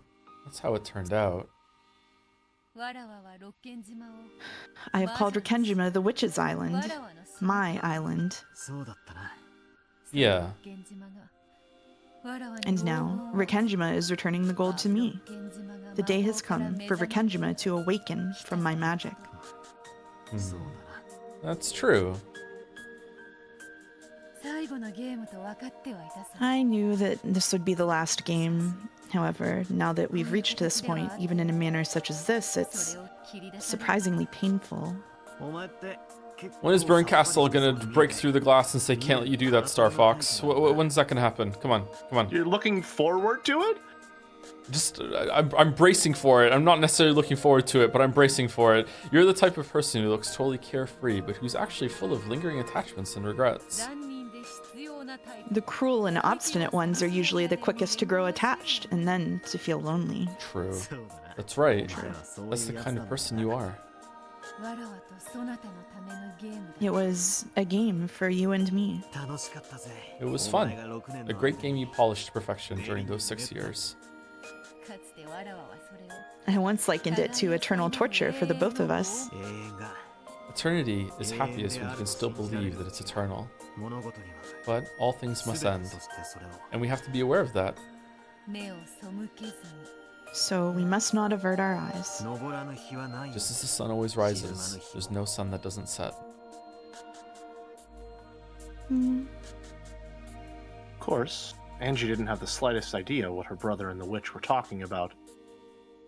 However, Kashi, even as young as she was, she could feel that the pair had spent an incredibly long time together. And they understood each other so well that they might as well be a married couple. Posture check, chat. Change your posture. Thank you. Then, Beato noticed her reaction. Angie, at one point the two of us wove games for each other. However, that time is now over. This game has been made not for our sake, but for yours. I have a question for you, real quick. Mm-hmm. If this game is made for Angie, and if the previous games were made for Battler, then who was Game 6 that Battler made for? Who did he make Game 6 for? Beato. Sorry, I shouldn't answer that. No, you can answer. It's good. We're past that. Like, I would say himself, like, to get Beato back, to prove that he had figured things out. I had a theory for a bit that it was for Erica. Because you love Erica so much. Yeah, naturally, of course, right, yeah. Maybe this game's for Erica too. Maybe. I mean, we haven't seen her in a while. Hopefully she's okay. You know? Hopefully. Joe, how would you feel if Erica came back for episode 8? How would you feel of if course that she's going was- to come back. Everyone's going to come back at some point. Even if it's just for like one line of dialogue, everyone's going to be here at some point, yeah. And Erica was there too. They were speaking in riddles again. Grasping the key that hung by her chest, Angie looked at her brother's face. Who else could steal the key from Angie if not Erica? Because she doesn't believe in magic. Yeah. That's true. She's going to That's be like true. that meme that if I could read, that could stop me from entering or whatever. So like, yeah, it's going to be, yeah, there we go. Detective's authority, give me your shit. Whoa. Oh, fuck. God, I hope not. Anyway, we need to show you the contents of the cat box of this day. That key I gave you is for opening it. What do you mean by cat box? He means this day. With the miracle of magic, I've brought you to the day you wanted to reach so much. You must continue telling the story of this day as the final witch. Does that mean that I mustn't remain here? Angie's tone was slightly tense. She understood what her brother meant, and it made her frown. Just how long have I suffered wishing that I could return to the Rikenjima of 1986? And now I've finally made it here. So why are you chasing me out? You said I could decide for myself. That's right. I did say that. I'm not leaving, and please stop trying to spoil me with this strange made-up game. I want to know the truth of this day. She is a moody girl, be it 12 years in the future or in the past. Shut up! I didn't ask you. And what the hell do you think you're doing here? Didn't the Golden Witch come here to perform her resurrection ceremony? Didn't you appear on the island with a crash of thunder and try to offer up 13 people as sacrifices? Why are you acting so happy and casual? It doesn't make sense. You're the one that doesn't make sense. What are you thinking? Do you want me to be a murderer? You wrote it down in a tale, sealed it in a message bottle, and threw it into the sea. 2 of those were discovered later on. Both of them were stories of cruel serial murders. What a shame that only 2 of them made it to shore. How sad that land, my greatest masterpiece, was never seen by human eyes. Readers added context. This refers to the discarded episode 3 that Ryukishi wrote. Ooh, that's fun.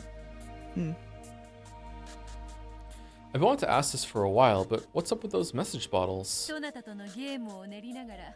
As I was working out the details for my game against you, I began creating those tales along the way. Once I realized that I could create endless different tales out of the same game board, it really started to get fun. So you wrote them down hoping that I'd read them someday? Precisely. They were so good, I just couldn't bear to wait for your return. Hey, Joe. Inspired Read this line and then I'll say it. Inspired by Agatha Christie, I tried sealing them in bottles and throwing them into the ocean. Hey, Joe, Mysterious, don't you think? In episode 3, whenever we were like, man, I wonder if these episodes are just like Beato writing a story and then editing it back and forth. Yeah. You remember that? I remember saying that, something like that, yeah. Feels like there's a lot of stuff, like a lot of near misses really early on. But still misses. Still misses. Let's not give ourselves too much credit. I think I give myself plenty of that with the hits that I do have. I think Ryukishi is just really, really good at setting a lot of this stuff up. And he's very good at both guiding the reader to where he wants them and predicting where they might be regardless, I think. I think he was better at that early on. Maybe. I think so too, yeah. Yeah. I think it's because he had his friend reading for him, and his friend was really tuned into what people would do. Yeah. He was writing for Battler. Okay. Are we good? Mm-hmm. Yep. Okay. Don't mock me. Those were your plans for the crime. You used the location of the hidden gold to fan up discontent between the family members, as you planned your brutal serial murders. Sheesh. Is that what I've become in the year 1998? Well, I guess I can't blame them. Huh? What's with the sudden change of character? Is this some scheme to make me let my guard down? I'm not going to be fooled so easily, Beatrice. Oni-chan. You want to make me surrender and say that witches exist, don't you? You think I'll fall for that? I'll find the truth without your help. Even though that truth is all around you right now. You once called yourself Gretel, but it seemed the name Meitel would be more fitting. Enough! Angie tried to slap Beato's cheek. However, Dashi, the difference between their heights was so great that Beato dodged before the hand could reach her. Stupid. Stupid. I won't accept it. I'll never acknowledge this farce as the truth. Should have parried. After Angie yelled those words, her eyes grew cloudy. They cleared up almost immediately. By that time, she had already gone back to her 6-year-old self. You're right, Angie. This is the sin I left behind, and the reason for this final tale's existence. Huh? As Angie stared blankly, uncomprehending, Beato gently patted her head. Indeed. This tale is a farce. Of course it isn't the truth. However, there is something that he feels he must tell you. Something he's so determined to convey that he went to such lengths. Beato, I'm already showing her. I don't want to force it on her. I see. I don't understand what you're saying. I'm sleepy. True. We should probably go take a nap.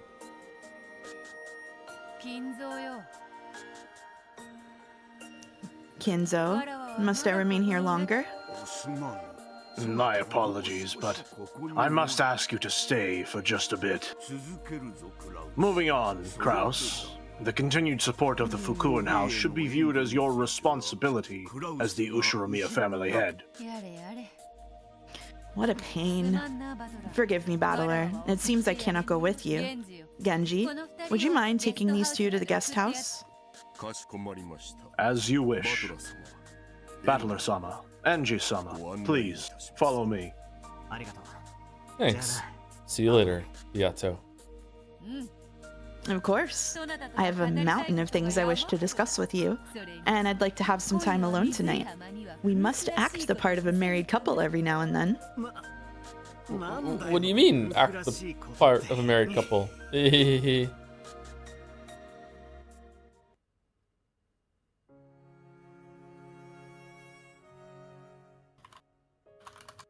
Because Angie had gotten so bored, she had grown very sleepy.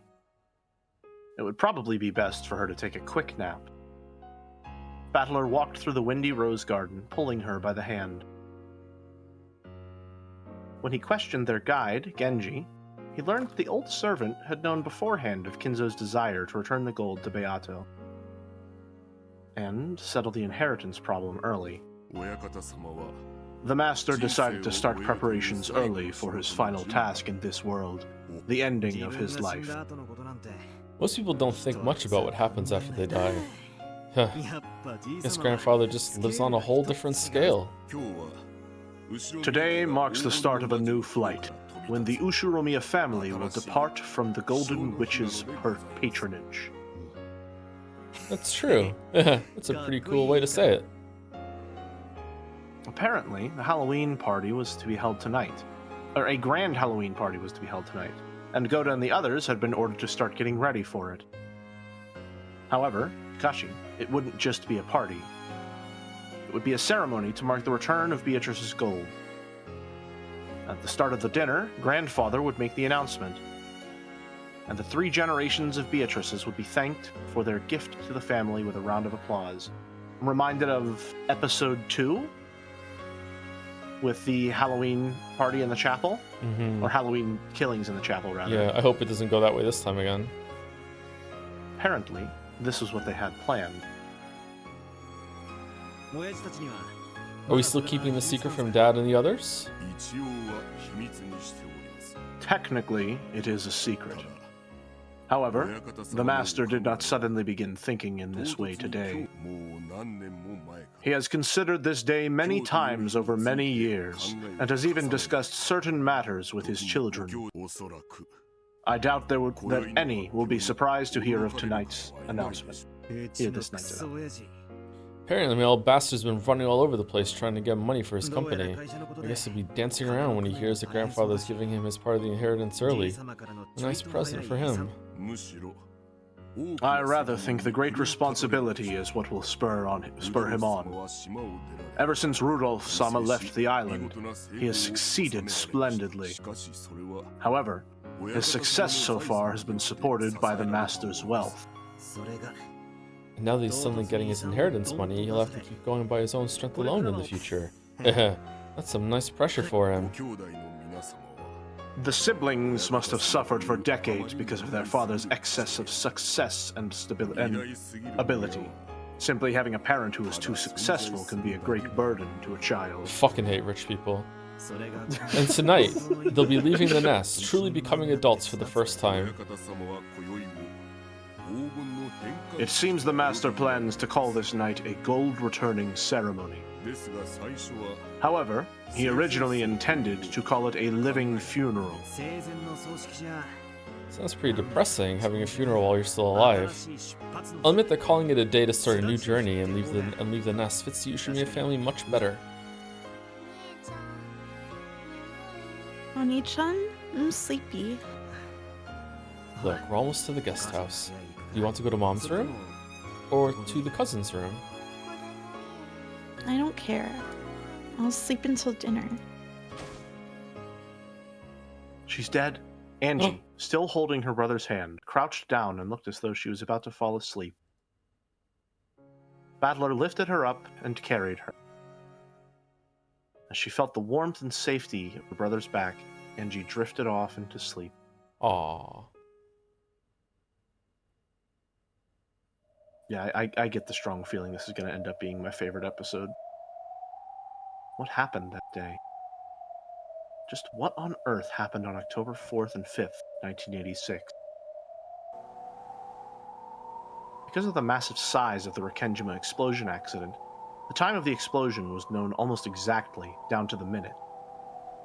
That time was October 5th, 24 hours, so midnight. The sheer improbability of that round number proved that the accident had been produced by artificial means. Later on, the following statements were collected from individuals who knew Ushiromiya Kinzo when he was alive. During his lifetime, Ushiromiya Kinzo built a clock rigged to blow up the island at exactly midnight. This clock was apparently inside his secret study. When he felt mentally cornered and wanted to think up a brilliant plan, he would activate that device and use the tension of the approaching midnight to bring some flash of inspiration to Fucking hell. You alright? This is insane. That's fucking crazy. He's just a, just a normal grandpa, While Ushiromiya Kinzo still lived, this was the only thought of as a tall tale about this eccentric man. But the fact that the Rekenjima explosion accident occurred at exactly midnight supported the story.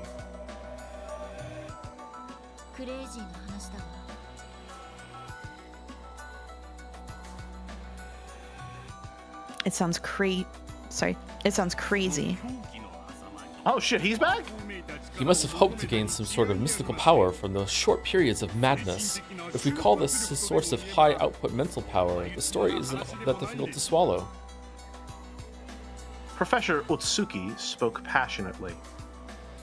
Witch hunters. Enthusiasts who treat the mad fantasy surrounding Rekenjima as their plaything. Angie had no reason to love these people, who embellished the death of her family just for the fun of it. How ironic it was to Angie, who wanted to know what happened that day. That such people knew more about that island than anyone else. If someone used that device, the island would be blown away without a trace. There would be nothing left. No matter what had happened there, they could erase it. Theories that Ushiromiya Eva was the ringleader of some conspiracy sprang up very early on. However, no one was able to explain how she set off such a massive explosion. And the rigged clock proves that such a thing was possible. Correct. We can theorize that Ushiromiya Eva, fully aware of the timing and expected radius of the explosion, took refuge in Kuodorian. To get all of the family wealth to herself, she killed everyone and used the explosion to remove all evidence. That idea provides the most logical explanation for the Rekenjima mystery. It also conforms with the fact that Eva never spoke to anyone about the events of that day. Where was that rigged clock, and how did Eva find it? Several forgeries have speculated on this matter. There's no need for me to waste time thinking about it.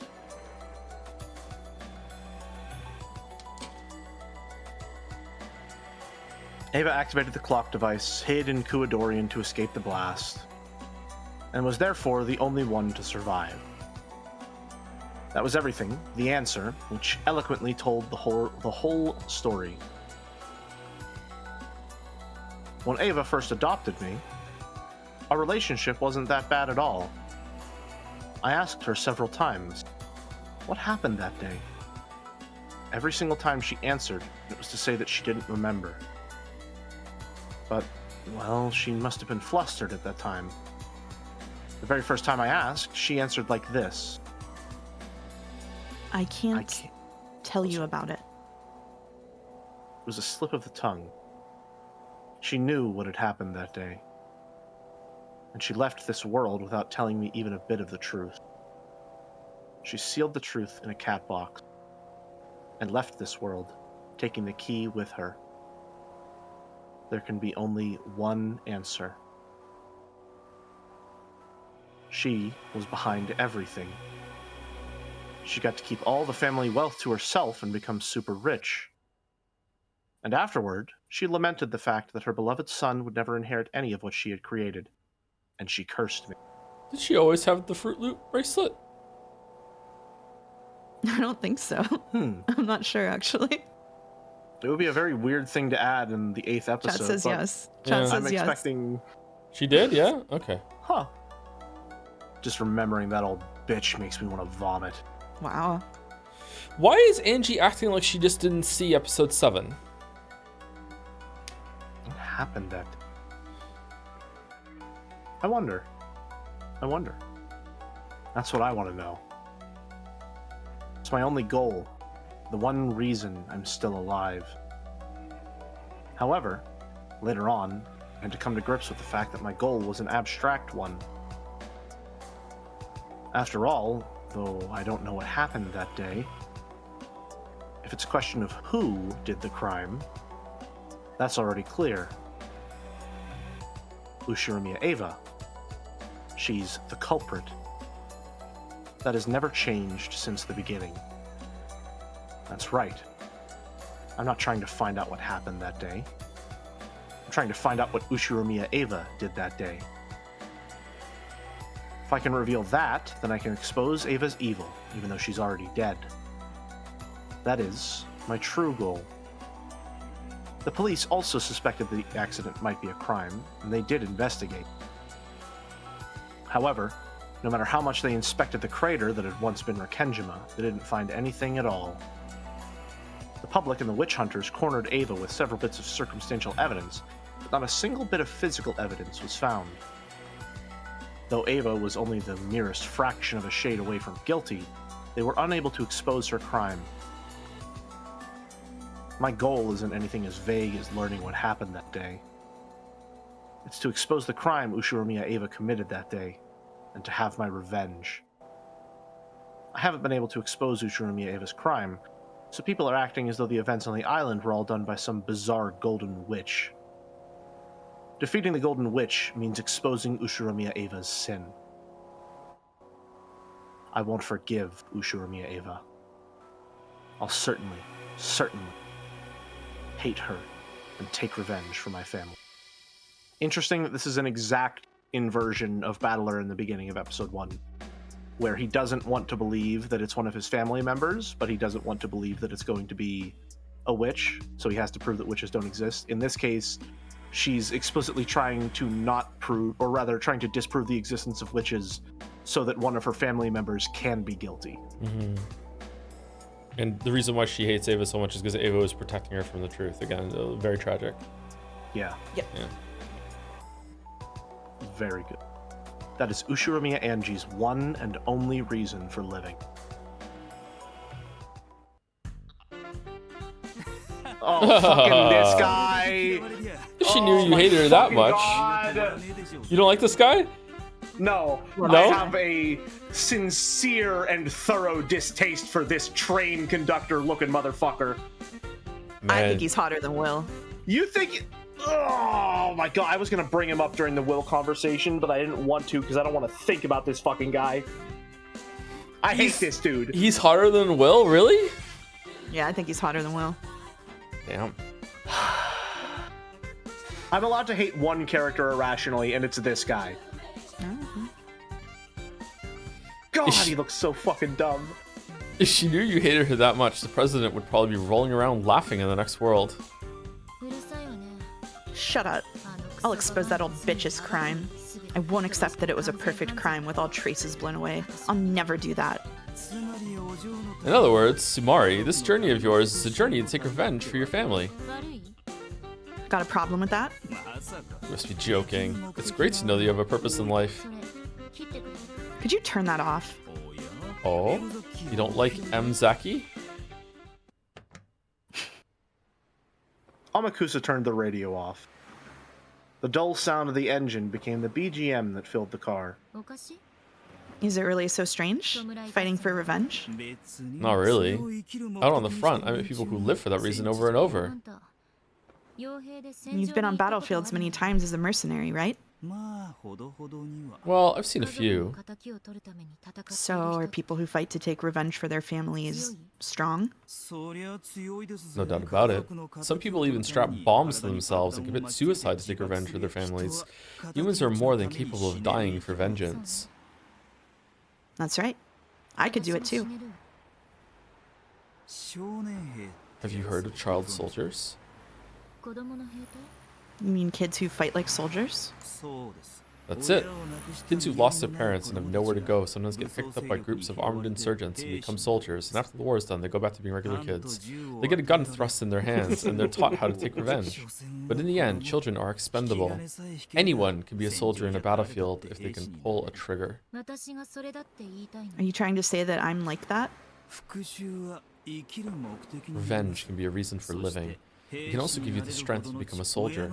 Like a miracle, it can turn a girl who could do nothing but sob over her parents' corpses into a soldier, almost overnight. Nothing gives you more power than revenge. I guess so. And that's what I'm like. Do you know about the child soldier problem? No. Hi, Uchikoshi. Yeah, I know. Did you know? Child soldiers who are given guns and taught how to take revenge make that their reason for living. Well, that's not exactly right. It becomes their reason for firing their guns, but revenge is something that never ends. At some point, they no longer have any reason to keep shooting. What do you mean? They once shot for revenge, but eventually they keep on shooting for no reason at all. You mean they forget about taking revenge? When revenge is impossible, they eventually get tired of it and forget their original goals. When that happens, they have nothing except their guns. Eventually, they'll keep shooting just so they can eat. You're saying that child soldiers who started using guns for revenge end up as bandits or something. After all, they've never even gone to school, and they haven't even been taught any useful skills as far as employment goes. They only learned how to shoot guns. And they were only ever praised when they killed the enemy. Eventually, your reason for living stops being revenge and becomes the means you once used to take revenge. It's sad, really. Are you saying that I'll eventually get tired of revenge and what would it be in my case? You'll get tired of exposing the truth, and you'll eventually become a person who can do nothing but hate Ushirmiya Eva. Well, that's true already. Got a problem with it? Yeah, couldn't think of it, that's right. I'm not sure what Amakusa is trying to say. Probably something annoying. So I'm not interested. Revenge is pointless. Is that what you're trying to say? You still have a long life ahead of you, lady. With your youth, you could do anything. I get the feeling that this journey might be a waste of that precious youth. It's none of your business. I've already jumped once, remember? Off that huge skyscraper. You only barely made it out of that alive. Back then, I died. So I'm already a ghost. And my only purpose is to expose the truth of that day, to take revenge on my family's enemy. Sheesh. That's an iron will you got there, lady. There's no way a flippant man like you could understand how I feel. After that, Amakusa was forced to shut his mouth. He shrugged, but Angie didn't see. Even so, Amakusa spoke once more. Beep, beep. On the first day we started this journey, you said something. You said you wanted to know what happened on that island that day. It's the same now. What's changed? Now you're saying that you want to know what happened on that island that day, so you can expose Ushirmiya Eva's crime. And isn't that exactly the same? Well, that's true, but... I'm tired, so I'll sleep now. Would you mind staying quiet for a bit? Tell me when we get there. Roger that.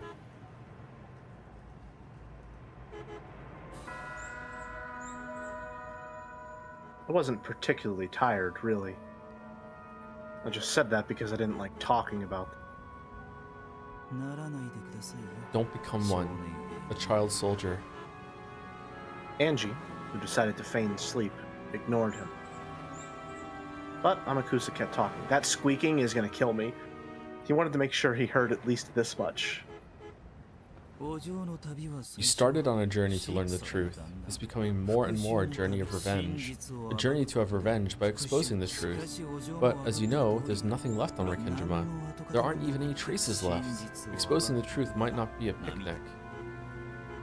I know what Amakusa's trying to say. The police searched the scene so thoroughly just after the crime, and even they weren't able to find any physical evidence proving that Ushiromiya Eva was the culprit. And a full 12 years have passed since then. The truth could be discovered by a girl like me, waving wads of cash around to pick up bits of info from those who were somehow related to the incident. Then someone would have exposed the truth long ago. I might not be able to reach the truth. If so, then my first desire, my desire to expose the truth, will probably fade away. After that, only my hatred for Eva will remain. Just like those child soldiers who forget their original purpose and live just to shoot. I'll forget my original purpose and live just to hate. I'll do nothing but despise Ushiromiya Eva, but my goal, exposing the truth for revenge, will be gone. So hating Ushiromiya Eva will become my whole life. Is there any difference between shooting for revenge and shooting to live? When you pull the trigger, somebody dies either way. And what about my case? Is there any difference between hating Eva as I expose the truth and hating Eva after I've given up? There's no difference. In the end, whether I find the truth or not, I'll just keep on cursing Eva over and over until I die. What a crappy life. But now, it's all I have left. Ushiromiya Eva stole my family. So I'll take revenge. By exposing her crimes and showing the world. My consciousness was slowly drifting away into sleep.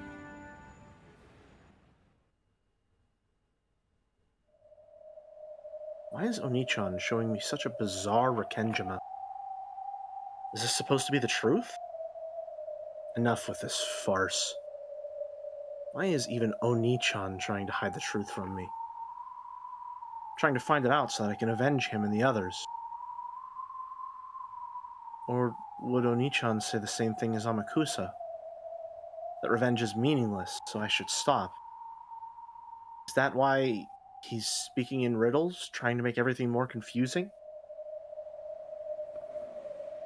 That's none of his business. I'm not trying to take revenge for their sakes. I'm doing it for my sake, too. After all, it's the only reason I'm still alive.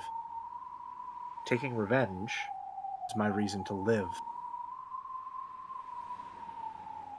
I don't have a clue what Oni-chan is thinking. We have time for one more chapter. And it Really? would delight the Umineko readers. We do. Let's go! We do. Short We chapter. locked in. Yep. Was anyone else very charmed if you're feeling by up for the... I'm absolutely up for it, yeah. Was anyone else charmed by the very tiny, crunchy-looking car in the rear view window? I didn't notice it. No. Yes. Very cute. I'm gonna send in Umiden real quick. Okay. Well, you do that. Thank you to Rethulian for the resub at 43 months. Popping in to see how far you are, since I'm reading episode 8 right now too. Hope you end up liking it. I think it's pretty interesting so far. It is interesting, but I am understanding what the chatter meant about some of the pacing stuff. A couple times I feel like just a couple of the scenes I've been like, yeah, I get it. We don't have to go over it over and over and over again. That last one was one of them actually at the end. But I guess she's just dwelling on it. Also, shout out to the last 3 polls that were run. Do you trust Beatrice? Is Mouse wrong? Hottest Umineko dude. Why does that feel like the headliners on an Umineko magazine that you'd find at the checkout aisle in a grocery store? Ninja one. That's true. All right. That's Umi News. It is Umi News. All right. Voice assignments. I'll stay the same for this chapter. Okay. Okay. I do have to ask, that painting thing on the wall, isn't that what the book looked like? Oh yeah, it does. A bit, yeah. Yeah. Interesting. Well, the backgrounds aren't canon anyway, so I don't know what I'm talking about. Outside, the rain had started to pour down hard.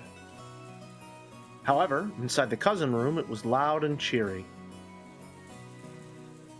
could have been raining spears. No one would have paid any attention. All right. Nice. That's what truly happened on Fuck Kenji. you. Come Nice. on. Full house. Take that. Whoa. You weren't bluffing. Cousins were all bursting with energy, sitting in a circle on the bed. And I thought Battler always had crap in his hands every time he acted tough. Of course, I've been losing all this time just to make you think that. Ushimiya Battler, the man who loses strategically to win in the end. Yeah, strategically. Ooh, Battler's incredible. All my coins have disappeared again. I'll give you some of mine. Let's crush Battler together, okay? With just a deck of cards, the cousins could enjoy themselves for hours and hours. They were so engrossed that the occasional thunderbolt hardly even registered as static in the background. I'm starting to get hungry. I wonder if dinner's ready yet. Who knows? It should be ready soon. Goto-san and the others really went all out for tonight. Yeah, which means we've got a lot to look forward to. Is this to celebrate my long-awaited return? I heard from Shannon just now it's going to be a Halloween party. We'll set up a buffet in the hall. Sounds incredible. A Halloween party? Incredible, incredible. Ooh, ooh, ooh. Huh? Yeah, who is it? There was a knock. The door opened, and Angie was there. She'd been sleeping in her parents' room. Hey, Angie. So you woke up. They said it's time for dinner, so we have to go to the mansion. They said to get ready. Ooh, ooh, ooh. Food, food, food. I'm hungry. I am hungry. Shit. Perhaps because she was the hungriest, Maria celebrated more vigorously than anyone else. Why does Maria Umineko... She has a last name, I'm boarding the bit. She jumped up happily and hopped off the bed. As the others all clambered off the bed and started putting their shoes on, Kyrie and Rudolph came into view. Hey, brats. Stick 'em up. Time for food, so get ready. Looks like today will be extra special. Can't wait to see it. Ooh, I know. It's a Halloween party. A Halloween party? I know, and Angie doesn't. Mom, what's a Halloween party? Who knows? We'll have to go see her for ourselves. Ready, everyone ready? It's about time to go. Is everyone here? Please, follow me. Maria, over here. Your collar's crooked. Nah, I'm starving. The food is the best part of these family conferences. Are you starving too, Angie-chan? Ava smiled at Angie. Yeah, I'm starving. Angie? That's I'm hungry, right? Don't worry about it. Yeah, I'll bet you're starving. My stomach's rumbling too. Okay, let's get out of here. Looks like the wind's blowing hard outside. Make sure you don't lose your umbrellas. Everyone, please take an umbrella. Here's your umbrella, Angie-chan. Thank you, Aunt Eva. Oh, girls really are so cute. Come over to play at your aunt's house one of these days. It's a promise, okay? It looks like Aunt Ava's taking a liking to Angie. Yep. Apparently, Mother really wanted a daughter. Oh, I've heard that too. I think she adored me too when I was little. My mama said she really wanted a son. Ooh.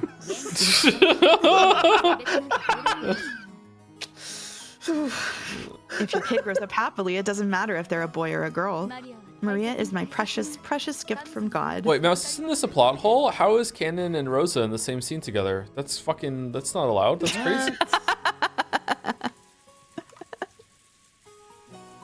I mean, Episode listen, 8 it's just the does end of that. some anime bullshit. I don't expect them to keep all this comprehensible in the first place, so it's just what I expected at this point. When they got outside, the wind was fairly strong. Ava, who had really hit it off with Angie, offered to share an umbrella with the little girl. It was hard to tell what they were chatting about so excitedly about, but they seemed to be getting along splendidly already. Battler opened his umbrella as he watched this. His little sister was so cute when she clung to him, but she was just as cute and adorable when looking up to someone else with a happy smile. The wind and rain were strong, but even this must have been the perfect spice to heighten the anticipation of the coming meal.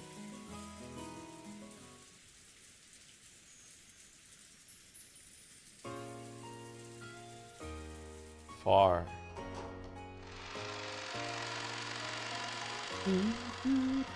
Oh. Oh. Happy Halloween. Happy Halloween! Looks nice. Thanks to some festive decorations, the main hall had been remade into the scene of a Halloween party. The Ushiromiya family always took meals in the dining hall. This was the first time I'd ever seen a buffet-style party set up in the main hall. Yo, Battler. Hey, Maria. Long time no see. Beato. Happy Halloween. Trick or treat. I have some candy for you, but now is not the time. After all, it's just before a meal.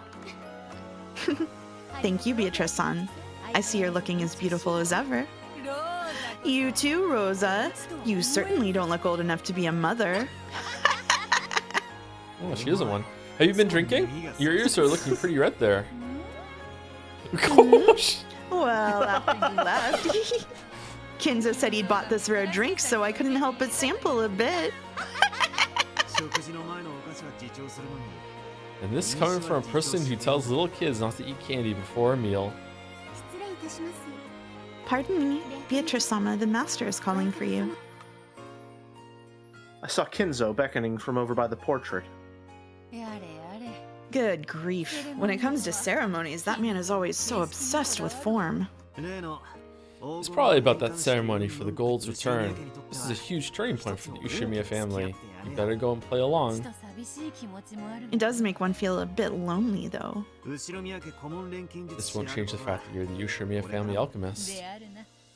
Perhaps. Then I'll be back shortly. See you later, okay? According to Genji, today's party has a bit of a theme to it. You better look forward to it.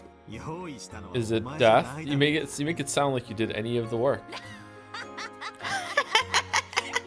You're just another one who obsesses too much over details. Later. I hate little bullshit sandwiches like this, by the way. I was thinking about that too. Like, I was looking at those sandwiches and I was like, what is that, like lettuce, a little bit of mayo, and a single slice of deli turkey? On my birthday, whenever every year my mom and I go and get high tea and at a place and eat like the little bullshit sandwiches. I love them so much. You know what? I was talking shit a little bit, but I'm just remembering now. I remember one time I got a biopsy done, and they gave me what was essentially exactly that, a shitty little like sandwich. It was just turkey, a little bit of lettuce, a little bit of mayonnaise. And I don't know if it was just because I had fasted beforehand or I was hopped up on pain medication, but that was one of the best sandwiches I've ever had. Oh, hold on. I'm not talking shit against sandwiches. I'm talking shit against this rotary fucking little finger sampling shit that goes on in some of these parties. But like the concept of those sandwiches in general? Yeah, I They're just don't. small because you get to have a lot of different things. Like you get a lot, like some of the little sandwiches, and then some like scones, and then some like little cookies. Like you eat a lot of stuff. It's so you can have a lot of a little thing. No, I want a meal. I want some food. All right, no, I'm sorry, Joe. I'm Shark Tank, putting my hands up, sitting back down in my chair. You lost me. I'm out. All right, okay. I'm right there with Mouse. I love the idea of having a bunch of different little treats to enjoy throughout the evening. I don't need the two of you to agree with me for me to hold the ground on this opinion. I'm fine with it. It's okay. Do they have tapas in Moncton? Do they have tapas in Moncton? What the fuck is tapas? All right. What is it? What is it? It's literally the point of the restaurant is that you get a bunch of little small plates and then you try a whole bunch of other, like the meal is trying a whole bunch of little things. Oh, like, is it like Mandarin? Anyone else in Canada know what Mandarin is? Is it like that? It's like a buffet. You go around, it's all you can eat. You can get whatever you want, but it's not Chinese food. It's not a buffet. No, there's a restaurant called Mandarin in Toronto.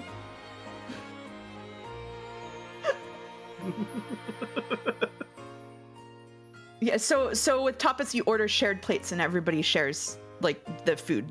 All right, so it's not a buffet. It's something else like then. Okay, Okay. All right. Yeah, it's not a buffet. It's different. Yeah. I've never heard of that or had it, but that sounds really appealing. I am a habitual food sharer.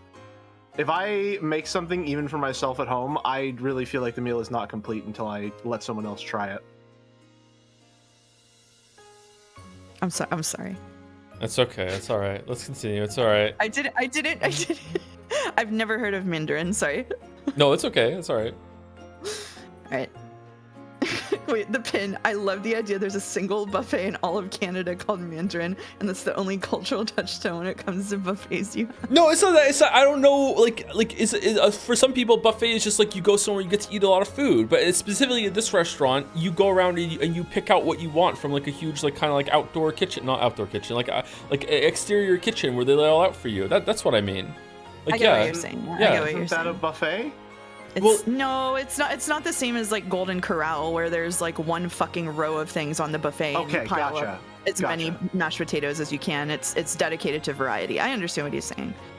Gotcha. Okay. It's a bit like that, except that people at the table share plates, and you order it, and it comes out, and it's normally like you order like 7 or 8 things, and like split it with everybody there, basically. Cool. So Yeah, that everybody sounds gets a very lot of appealing. meals instead of everybody getting one meal. That sounds very appealing. Don't mention Golden Corral. Sorry. Okay, we can continue. Sorry. Do you think Beatrice would like Golden Corral? Oh my god. Oni-chan is something. Maybe when she's wasted. Which is she is right now. So yeah. I went to a. You know what? Never mind. Oni-chan is something. No. You started it. You have to complete it. That's the streamer pack. The number of strip clubs with buffets is way higher than you think. Huh. I've never been to a strip club. I'd never considered that a strip club would have a buffet, so I guess you're right. They by often have default. breakfast buffets, actually, To give you a reason to be there in the morning. Yeah, maybe I should go to a strip club. I could go down with a breakfast buffet. It could be nice. Oni-chan, is something going to happen today? Is it a special day? It looked as though Angie had picked up on that much. She seemed to be getting tense for no reason.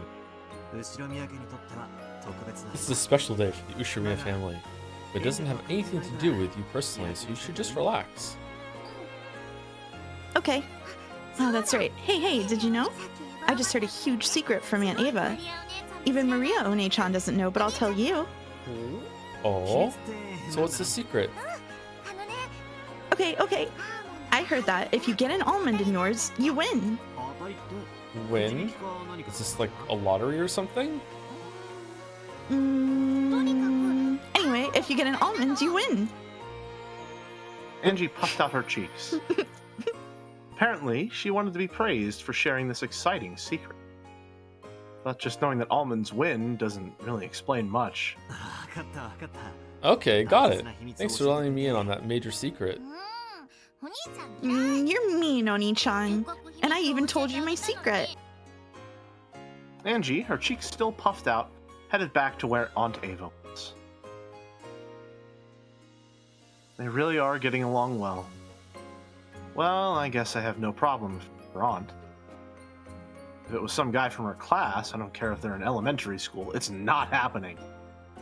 No playing with the opposite sex without Oni-chan's approval.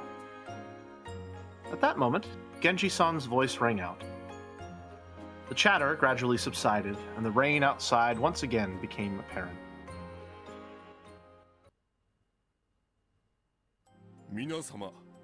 Ladies and gentlemen, I ask for your silence.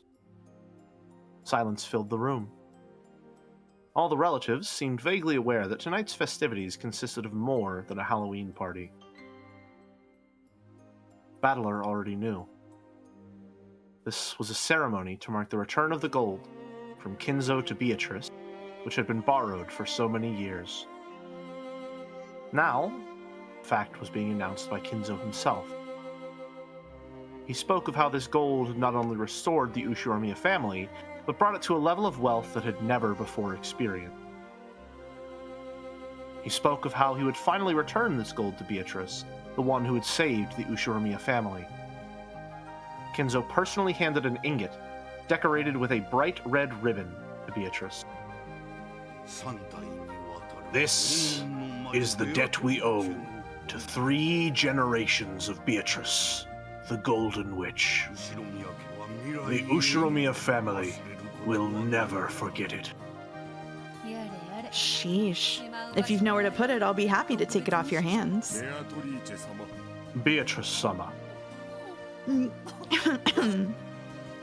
was hard to imagine Beato, of all people, getting admonished by Genji.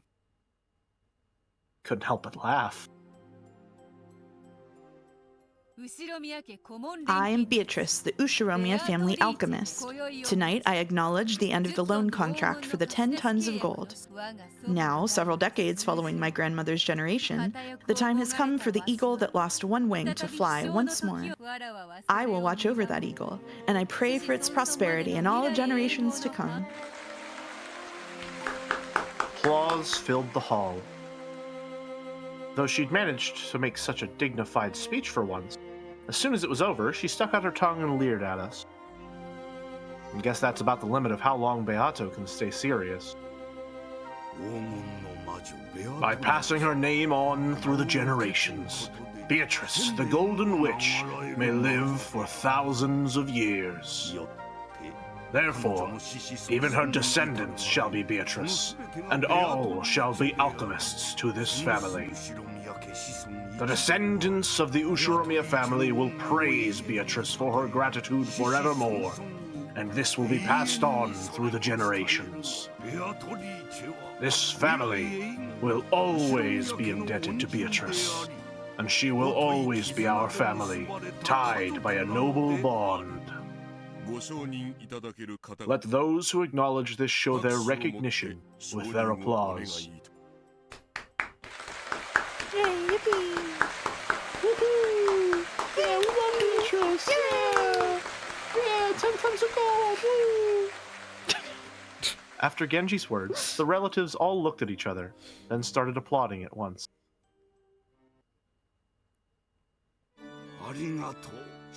Thank you, ladies and gentlemen. Beatrice, you are a member of the Ushiromiya family. Oh, he's just saying it. Wow. And that is a bond more sacred than one of blood. Of course, lending money is more important than being a blood relation. Beatrice-sama. After that, Kinzo's long-winded speech continued. Tonight, Kinzo would retire as the Ushiromiya family head.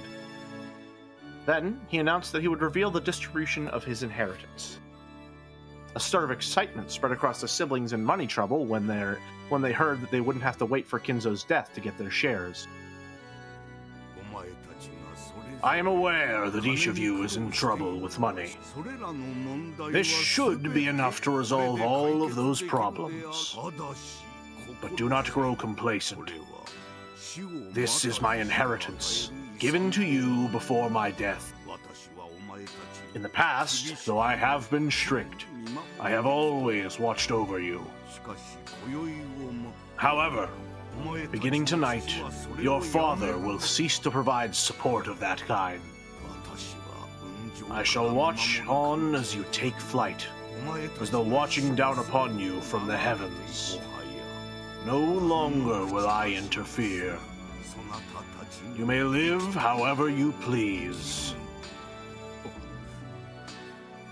Dad. Father, we understand. We will certainly take flight on our own. You heard now, all of us siblings swear to work together to make the Ushiromiya family even more prosperous. That's right. If we stick together, nothing can stand in our way. Hideyoshi laughed, but Genji admonished him. However, he could understand why they were so happy. So far, the siblings had quarreled ruthlessly over the inheritance. However, this evening, the inheritance had been neatly split apart, and they no longer had any need to scheme for money. In other words, Sumari, the siblings no longer had any reason to squabble with each other anymore. On the contrary, this was a time for them to join hands and help each other become more and more prosperous. Ava and Rosa were sniffling with tears in their eyes. And so was Rudolph. Kyrie looks like she's trying not to laugh. Watching Joe's mouse movements on stream. I was gonna say, I saw that too. Perhaps now, despite their ages, they had finally left the nest for real. Tonight, the eagles of the Ushiromiya family would leave Rikkenjima. Oh god. The nest weaved from the witch's magic and go their separate ways. Was that the chinchillas? Yeah, I'm muting. Their own power and determination. It made Kinzo think, if only I had done this from the start. If I had settled the inheritance problem himself, there would have been no need for his children to quarrel at all.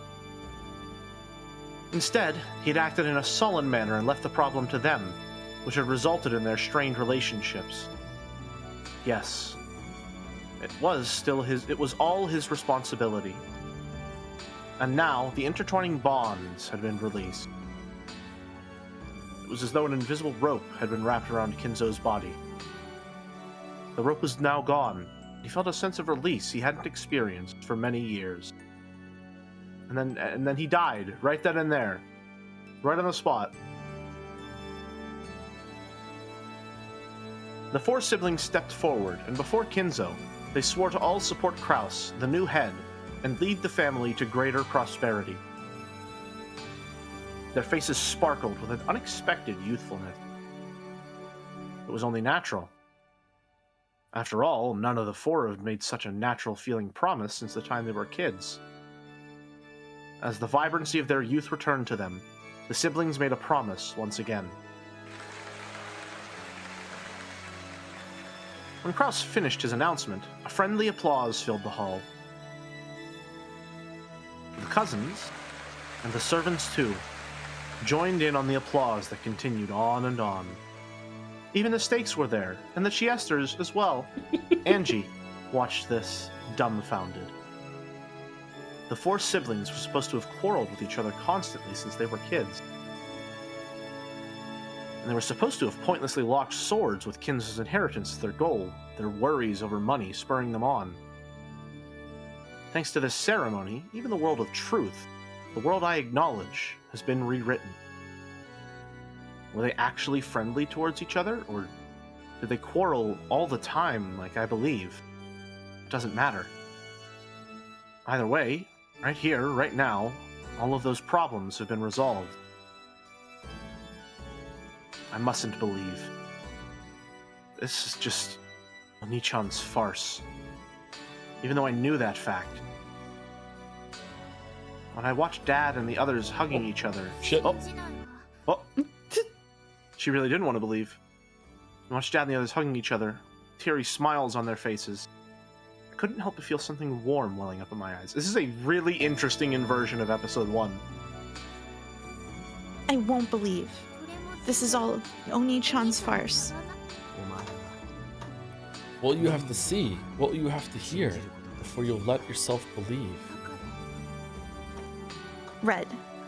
Sorry about the chinchillas. If you say it with the red truth. Is everything that can't be said in red a lie?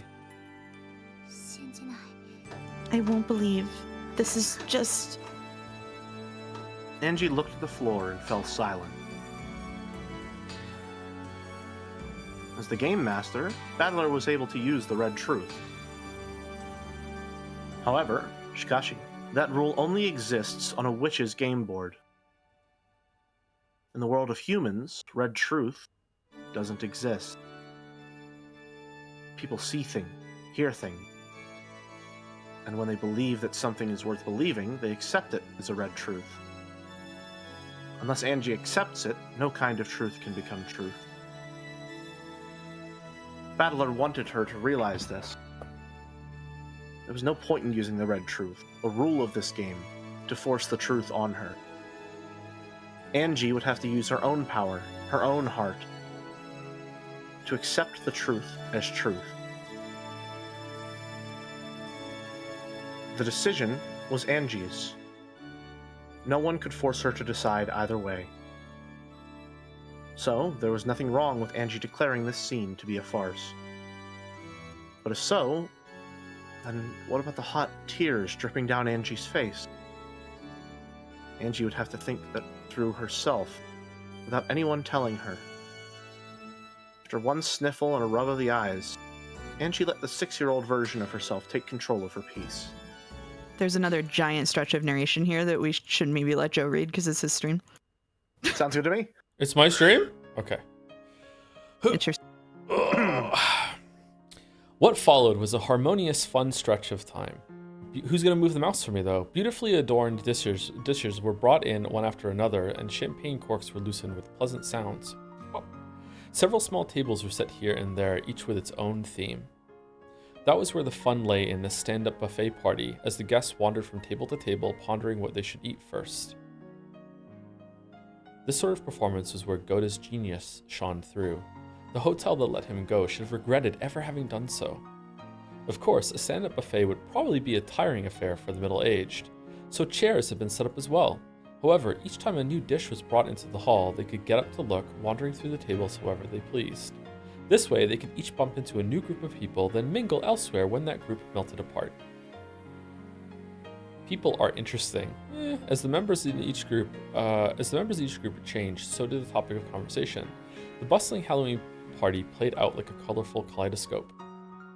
The origami chains decorating the walls brought back youthful memories. Origami. Those would help anyone enjoy themselves like they were kids again. Even to Angie, it was like a dream. She chatted happily with her cousins. She also chatted with her aunts and uncles. Yato showed her several tricks that she called magic. Maria said that they were magic, Angie said that they were tricks, and the night grew even more lively. The two young girls were so fired up that the adults decided to show some tricks they knew, shocking both of the kids utterly. Eventually, they each started showing tricks to the others, asking if they'd ever seen this one or that one before, and it became a party of magic, just perfect for Halloween. In addition to magic tricks, several quizzes, riddles, and games popped up, reminding everyone of their childhood days. Even the servants who were serving food got dragged into the groups, and the whole hall was filled with chatter. To Angie, young as she was, every single magic trick, quiz, and riddle was an entirely new experience. They stimulated her intellectual curiosity, and she couldn't contain her excitement. Add in the wide variety of delicious foods and drinks she could choose from, and it was like being in a dream. Angie felt a floaty sensation as though she was walking on a cloud. Angie, did you drink some of this? This is Daddy's drink. I wanted to try some adult grape juice too, so it's okay. Your face is looking a little red there. Are you feeling all right? She only had a bit, so I think she'll be fine. I'll be fine. I'm not a kid. Angie-chan, drink this one, okay? That stuff your dad drinks is nasty, so don't try anymore, got it? That's right. If you drink bad stuff, you'll end up as a bad adult too. I'm not gonna be a bad adult. I'm gonna be a princess. That's right. Angie is our princess. Yep. She's our family's princess.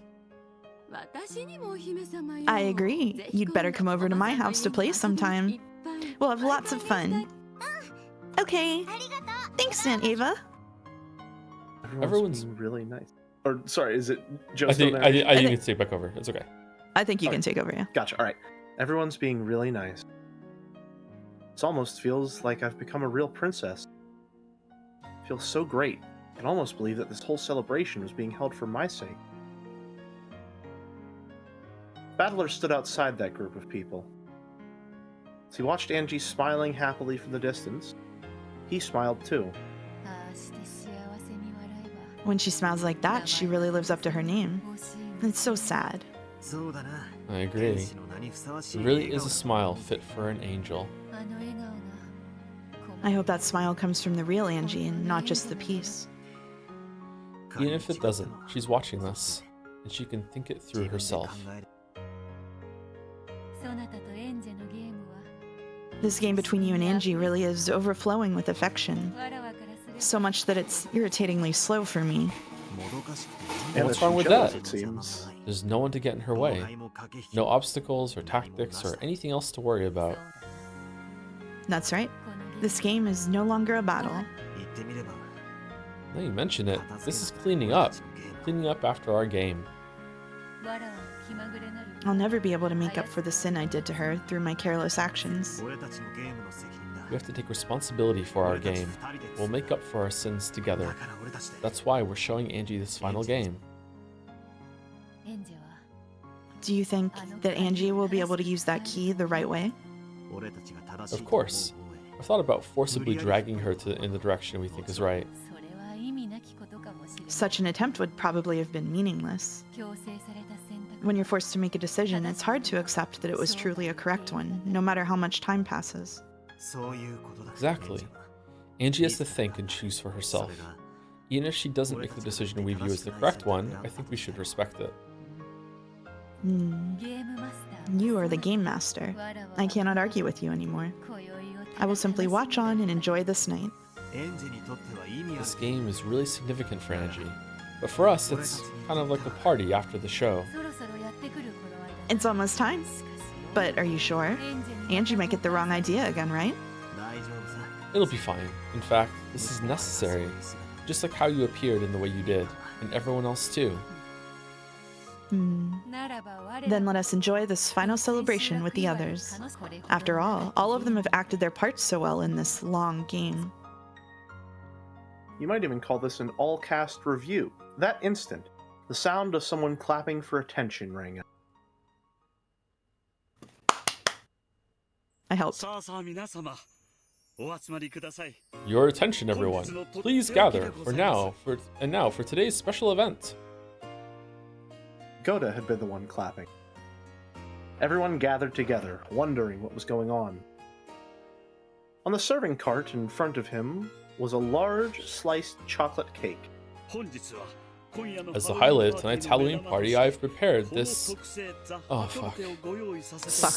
Soccer tort for you all. Oh, I love that guy's books. As you can see, it was made specially for the Ushimiya family and bears the crest of the one-winged eagle in chocolate. The stupendous cake drew a gasp of admiration from all present.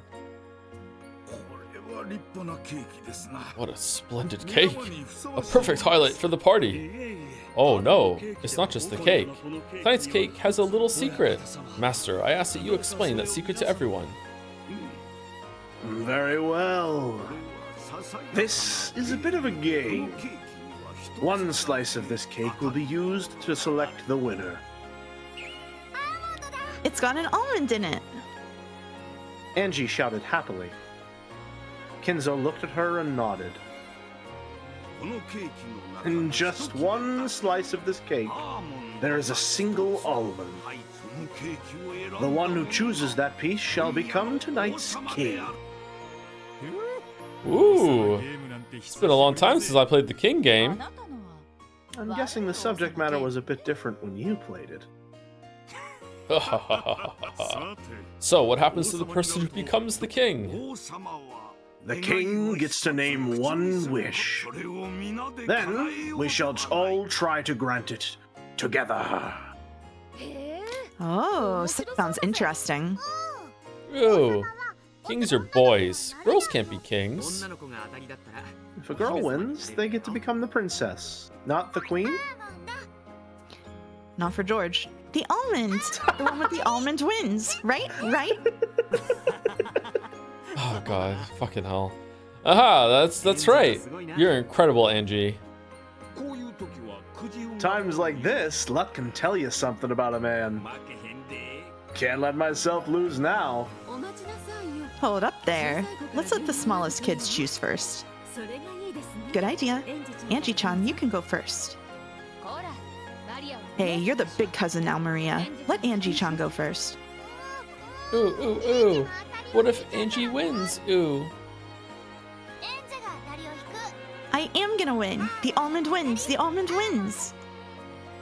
It seems we old fogies must hope that leftovers are lucky today. If we're going by age, I guess that means Kinzo's last. But weren't you 1,000 years old? I was thinking the same thing. No. I was thinking the same thing. No. Everyone burst out laughing.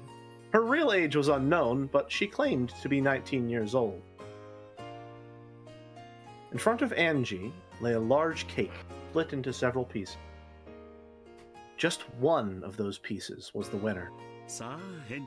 Well then, Angie-sama, which piece would you like? Whichever you choose, it will be ever so delicious. No way. I only want the winning one. Well then, you'll have to try and guess right on the first shot. Go ahead, pick one. The battler pushed Angie's small back towards the table with cake. Which one should I take? The chocolate cake was cut into 15 pieces. I want to pick the one with the almond to become the princess. One of them has an almond. Which will it be? I get to choose first, but it sort of feels unfair.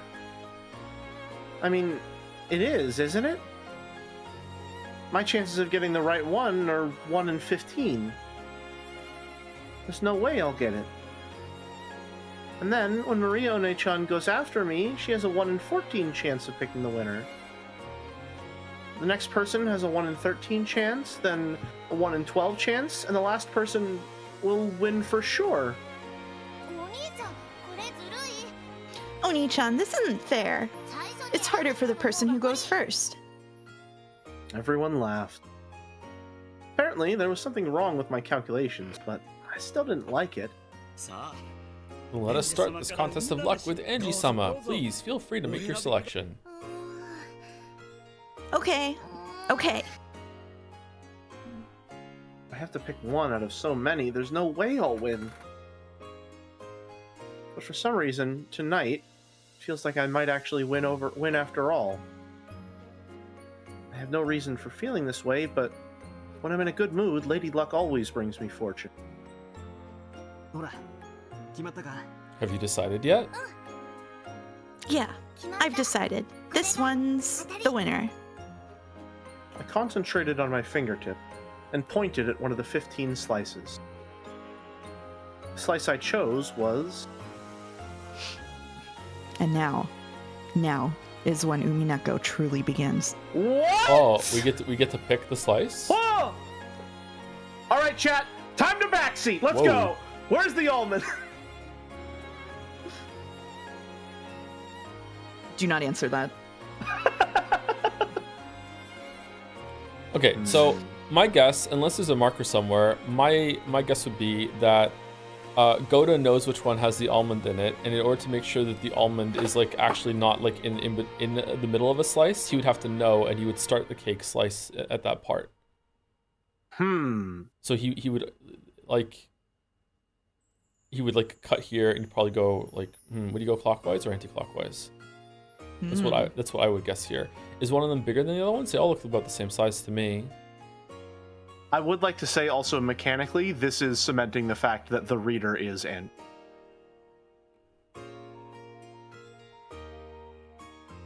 It looks like all the winged eagles are the same. Yeah, I'm not seeing any marker or anything like that. That's different. What do you think, Jelly? Good backseat from chat. Hey Joe, FYI, I think I would really like to eat the piece on the far right. Well, I mean, yeah, this is a fascist out of cake, 5. so the far right probably has better options. No. Is that one the far right one?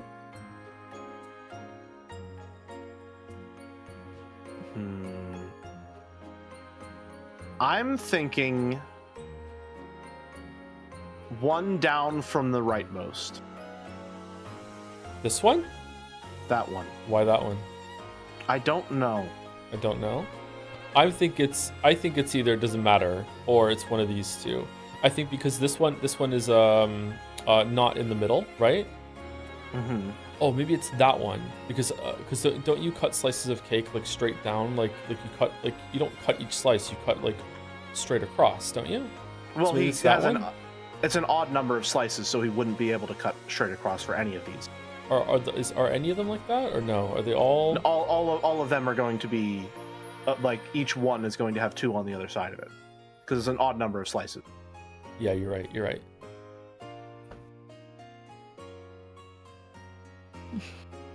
Should we pause the stream here so we can go back through Shiroya City and figure out which cake slice is the best? It's your stream, Joe.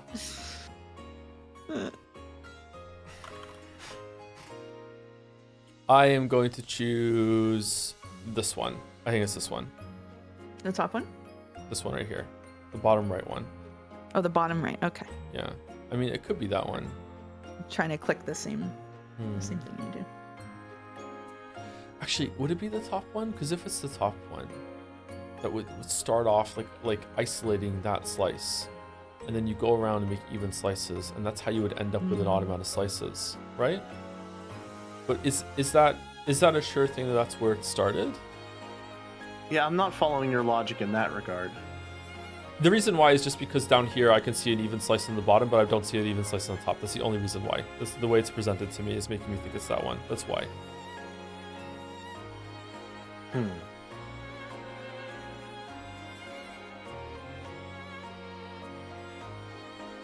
Maybe you should go lie down on the floor for a while before you decide. Yeah. Yeah, maybe. Maybe. Make some noodles.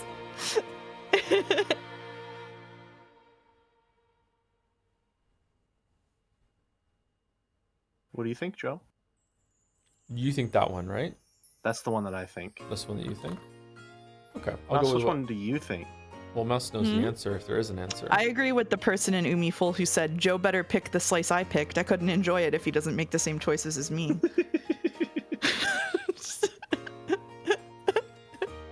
Okay, let's go with this one. I don't think it's going to matter. Okay. I chose Yo and Jelly. Thank you. It's an honor. This one.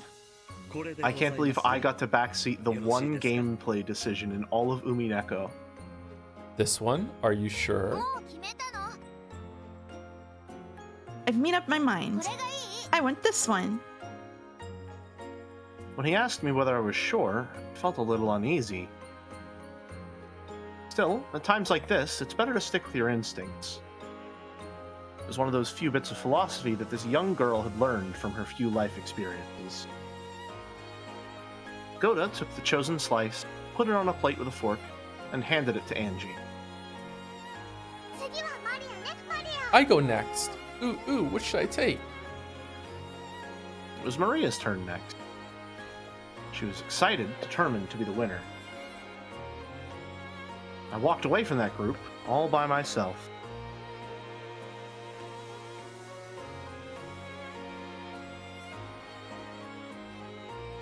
I was struck by a temptation to quickly cut the cake open and check for an almond inside. However, I stopped myself.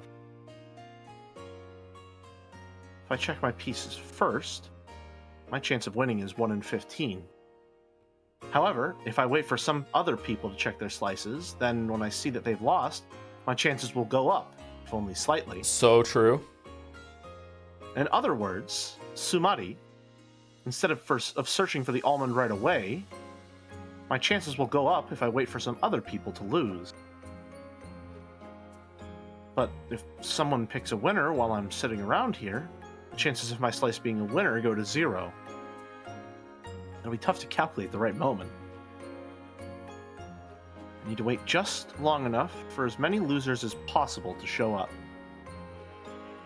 as possible. My chances of winning are highest if I can check my piece immediately before someone else wins. Yeah, that's the trick to winning this game. I love girl math. Whoa. Actually, what's better, girl math or Kraus math? Kraus math. Kraus Yeah. math. What a strange thought. Feels like I'm missing something. Maybe. Even though no one else can touch the cake that's sitting in front of me, the almond inside it will appear or disappear depending on whether or not the other people win or lose. I was in such a good mood that I felt dizzy, and I couldn't figure out what was wrong with my theory. It's a cake box?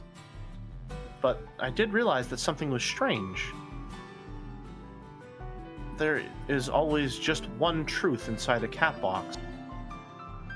No matter what happens outside the box, it shouldn't be able to shake the truth inside.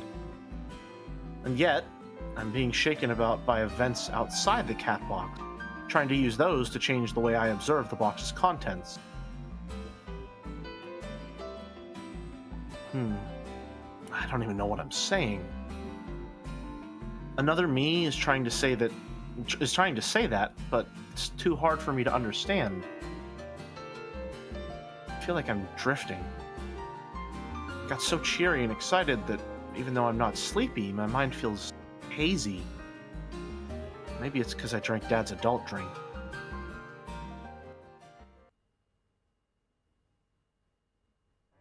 In the end, even though I chose the first piece, I decided to check it last. After I've seen that everyone else is lost, my chances of winning will be 100%. I tried to find the contradiction in my thinking, but I didn't really get it, so I stopped. It's much better to have a 100% chance than a 1 in 15 one, so I decided to bet on that.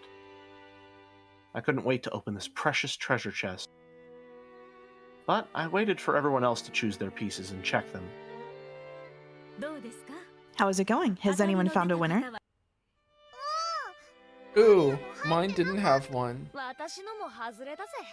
I lost 2. Guess I'll have to give up on being the princess. Even if you lose, this is it Sakertort? Yeah, more or Sakertort. less.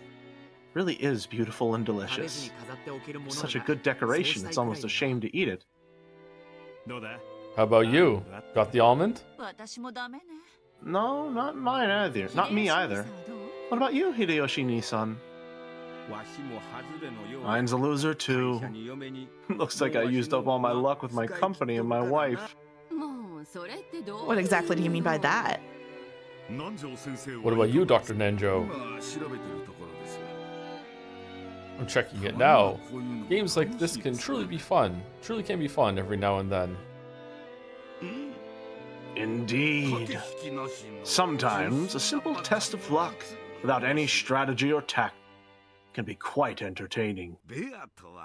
What about you, Beato? Where's the liar who said leftovers would be lucky? Grrr. Ooh, I like the sound she just made. What about you, Angie? Was there an almond in yours? I'm checking now. Oh, you still haven't touched yours? I've been following my own personal probability theory, but I didn't think I could explain it well to Oni-chan, so I didn't mention it to him. I wonder if there's an almond in here. If I win, I'll be tonight's princess. I'll be happy if I win, but even if I don't, it'll still be a really fun night, so that's okay. It got put on hold when this cake game started, but before then, everyone was having a lot of fun trading tricks, quizzes, and riddles. This game is fun too, but I want to play a game like that again soon. Huh? What's up, Angie? Oh? I lifted up that tiny thing with my fork and stared at it, then showed it to my brother. This is an almond, right? Whoa! Angie got it! You picked the right one, Jelly. Good job. That's awesome. Thank you. Nice. I'm always right when it comes to matters of Umineko, after all. At the same time, a stir rose up in the other corner of the room. I got one. I won. Oh! So Ava won. My. Congratulations, Ava-sama. That What's wrong? I won. Mine has the almond. I held the almond high and shouted across the room. The crowd around Ava split, and everyone stared at me, surprised. I was surprised too. The thing in her hand was, without a doubt, an almond. What the heck? What's going on here? Goda, there seem to be 2 almonds. Are they both winners? But that shouldn't have... Does this mean that one of the 2 winners made a mistake? Angie-sama's is clearly an almond. How about your end, Canon-kun? Ava-sama's is clearly an almond. And it seems that they both win. Master. What an odd occurrence. What's all this, Goda? Well, it seems we've had a little mistake. Perhaps they should do rock, paper... Come now, don't be stingy. It just means that 2 almonds have appeared to signify the queen and the princess. Precisely. Let's have them both be winners. Well, but... And Erica, angry about the injustice of the game being sullied, resurrects and rises from the grave to fucking slam Goda was hesitant. Actually, he had prepared a single special dessert for the king. It had been decorated in a way that made it hard to split for 2 people. So, it wasn't convenient for there to be 2 kings. When Ava heard Goda mumbling something to this effect, she shrugged and laughed. In that case, let's have Angie-chan be the princess. The princess? I'm the princess? I'll be your attendant. That works, right? Of course it worked. Angie had been worried that Ava would be declared the winner, since she had spoken up first. So, she hadn't even dreamed that Ava would give it up to her. But are you sure? You won too. It's okay. I get to be your attendant. Come, princess. What wish do you want granted? Let's hear it. I've already chosen my wish. Oh, and what is it? Won't you tell your aunt? I want this fun time to keep on going. Forever. The young me spoke for the desire in my heart. What we were doing before this was fun, so I'd like to keep doing it. I get the feeling that the nuance had changed. What's that? That the nuance has changed. Still, that was unmistakably my wish. What we were doing before this? Oh, you mean those tricks and quizzes? Yeah. Then, let's do this. Listen up, everyone. This is an order from your princess. Remember how much fun we were having earlier? Let's all entertain Angie-chan with tricks and quizzes.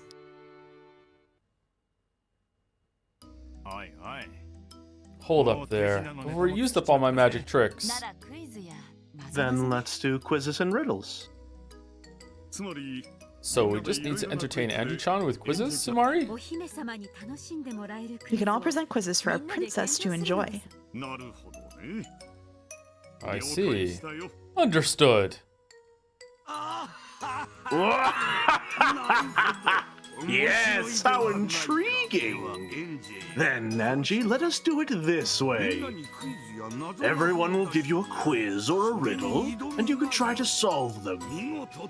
Each time you succeed, I will give you a medal. A medal? He probably means some sort of commemorative medallion. If you get a lot of puzzles right, you'll get a lot of medals. Just gathering medals is a tad boring, don't you think? Oh, fuck. Yes. Depending on the number of medals you collect, I shall give you a fantastic present. Well, do you suddenly feel fired up? It sounds amazing. So there's even a prize. Isn't that great, Angie? Yeah. Everyone gathered around me, smiling. They thought about what sort of puzzle they'd give. They're all thinking about me so that they can play with me. Just the feel of having that all to myself made me explode with joy at becoming the princess. All right, so Tuesday stream is going to be chatless. Okay, all right. Oh no. Oh yeah. Oh, it's really a game. It really is a game. Quiz tournament first half. I became the Halloween princess. Are we done? We're That's done. it. We're done. That's Oh, That's Tuesday's gonna be great. Oh my god. Tuesday's gonna be great. Okay, Mouse, Yeah. is that an actual choice with the cake? I don't know if you want me to tell you that. I don't want you to tell me There's that. no way it can be. I just needed We to didn't- voice it. I just needed to voice it. We didn't get a 1 in 15, right? There's no fucking way. We might have.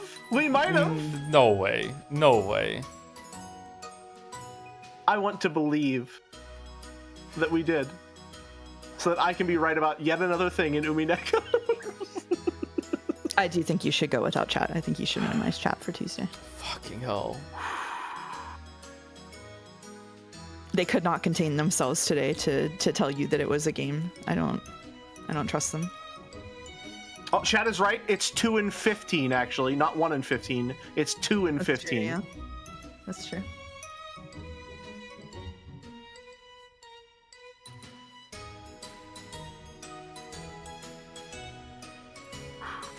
You okay over there? I'm doing fantastic. So you did remember to do the Umineko AP exam, right? To practice, So much. right? So much. Oh man. Anyway, thank you. One step for the resub. Any thoughts on the implication at the end of episode 7 that Kinzo's backstory might be completely reliable? And what is your interpretation of what gold truth is? The end of Kinzo's version of that might not be reliable. I remember saying that thinking that he was going to be the one that caused the fight at the time, right? I'm not sure how much I should believe what Kinzo said in that part. What comes after, though, I feel is like more reliable. What do you mean what the gold truth is? The gold truth is just like it's just a better version of the red truth, isn't it? I don't really understand why there is a distinction. The gold truth is coming from the game master, right? Mm-hmm. Hold on, I had a theory for this. One moment, Gold truth might be something that just overrides all like conflicting truths, no matter what you might believe or anything like that. It doesn't matter. Like you must take the gold truth, whereas you might look at a red truth and be able to kind of like wiggle your way around it or something. I'm not sure. So the way I looked at it was red truth is objective truth. It's measurable information that cannot be refuted unless the truth itself changes. Blue truth is hypothetical truth, theories which can be disproven but are accepted as true if not. And then I said gold truth was subjective truth, beliefs which are grounded in consensus and perception, neither provable nor objective. I like that change between them, but I don't think that's how that was used when Battler used the gold truth at least. Have there been more than one gold truth? I think there have been exactly 2. What was the other one? The other one was Elder Beato talking to younger Beato, something about magic. I can't remember what it was exactly.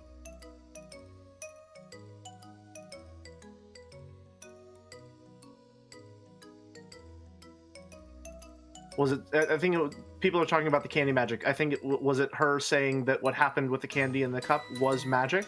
I don't remember that. If that's what I was using, you're probably right. That the gold truth is probably the subjective truth that overrides the objective truth. Because gold is higher than truth red. by consensus is generally. It was in Dawn of the Golden Witch, episode 6, and older Beato said, "You used magic to create a golden flower petal inside an overturned cup. It was a splendid bit of magic." Okay. Yeah. Yeah, I that's generally what I think. Yeah. What did I say in response to that? Was it that is because they both believed it, or what? I can't remember what I said in response to that. I don't remember getting caught up in that at all. I know that I said something in response that was like, I was trying to cook in an empty yard, which is to say that it was absolutely nothing at all. Someone says, "I think you grumbled and moved on."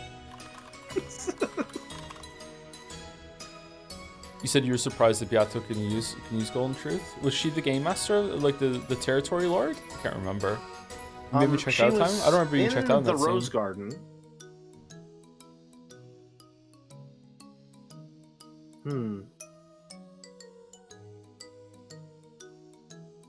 Thank you, Ari Lins, for the bits. Rip Victor Hugo, you would have loved Umineko. So true, so true.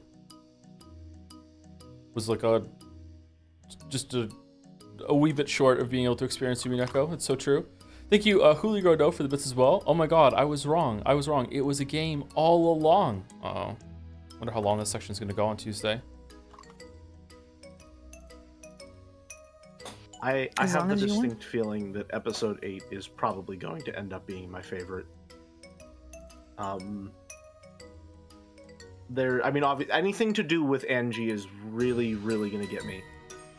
I'm very attached to her story and the stuff that it's exploring. So I'm very excited to see where it goes. Oh, we are like significantly over time. I'm sorry. Yeah, I gotta go. I really gotta go. Okay, ready to run Hypothetical Walrus is out? I don't know if Walrus is streaming. Is Walrus live? Walrus is taking I a day don't think off. Walrus is live. All right, who are we rating? The offline Walrus raid. I have a friend doing a marathon stream for charity that you could rate if you wanted. I don't Sure, think what's her anyone from the community is Perfect. on. It is like this. I'll type it in chat. Yeah, Ard Puff. Nice. Yeah, August and I had the same idea. Cool. How are you liking the episode so far, Joe? I'm enjoying it. It has been a bit slow in a couple places. I'm like feeling very daunted about having to do quizzes and puzzles on Tuesday. So, yeah, it's soured my mood a little bit. But yeah, apart from that, it's been pretty good. I think with the inclusion of actual player choice, what I thought was going to be an open-ended question might end up being just a straight-up choice that the player makes. It might be, yeah.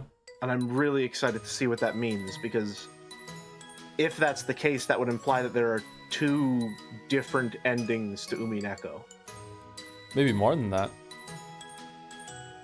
Dozens of endings, 100 even. 100 endings, yeah. I wonder if we're gonna have to like reload, if 100. we're gonna save and load Surely- or something. We have to draw the line somewhere. Yeah. Are you ready for Seki though? I'm very ready for Seki, yeah. We're so Anyway, ready. read's going out. Thank you very much for reading, Jelly Mouse. Thank you very much. Of course, Yeah, thank thanks you for very much having for us. having me. A pleasure as always. Thank you, chat. I'll see you tomorrow on Mouse's stream for Seki Mea. I may do Expedition 33 tomorrow. I might not. Don't count on it. But, you know, if I'm feeling up to it, I'm awake, then we'll do it. Anyway, read's going through. See you later. He said coughing. See ya. Oh, God. And goodbye to anyone who stuck around or is watching live. See you later.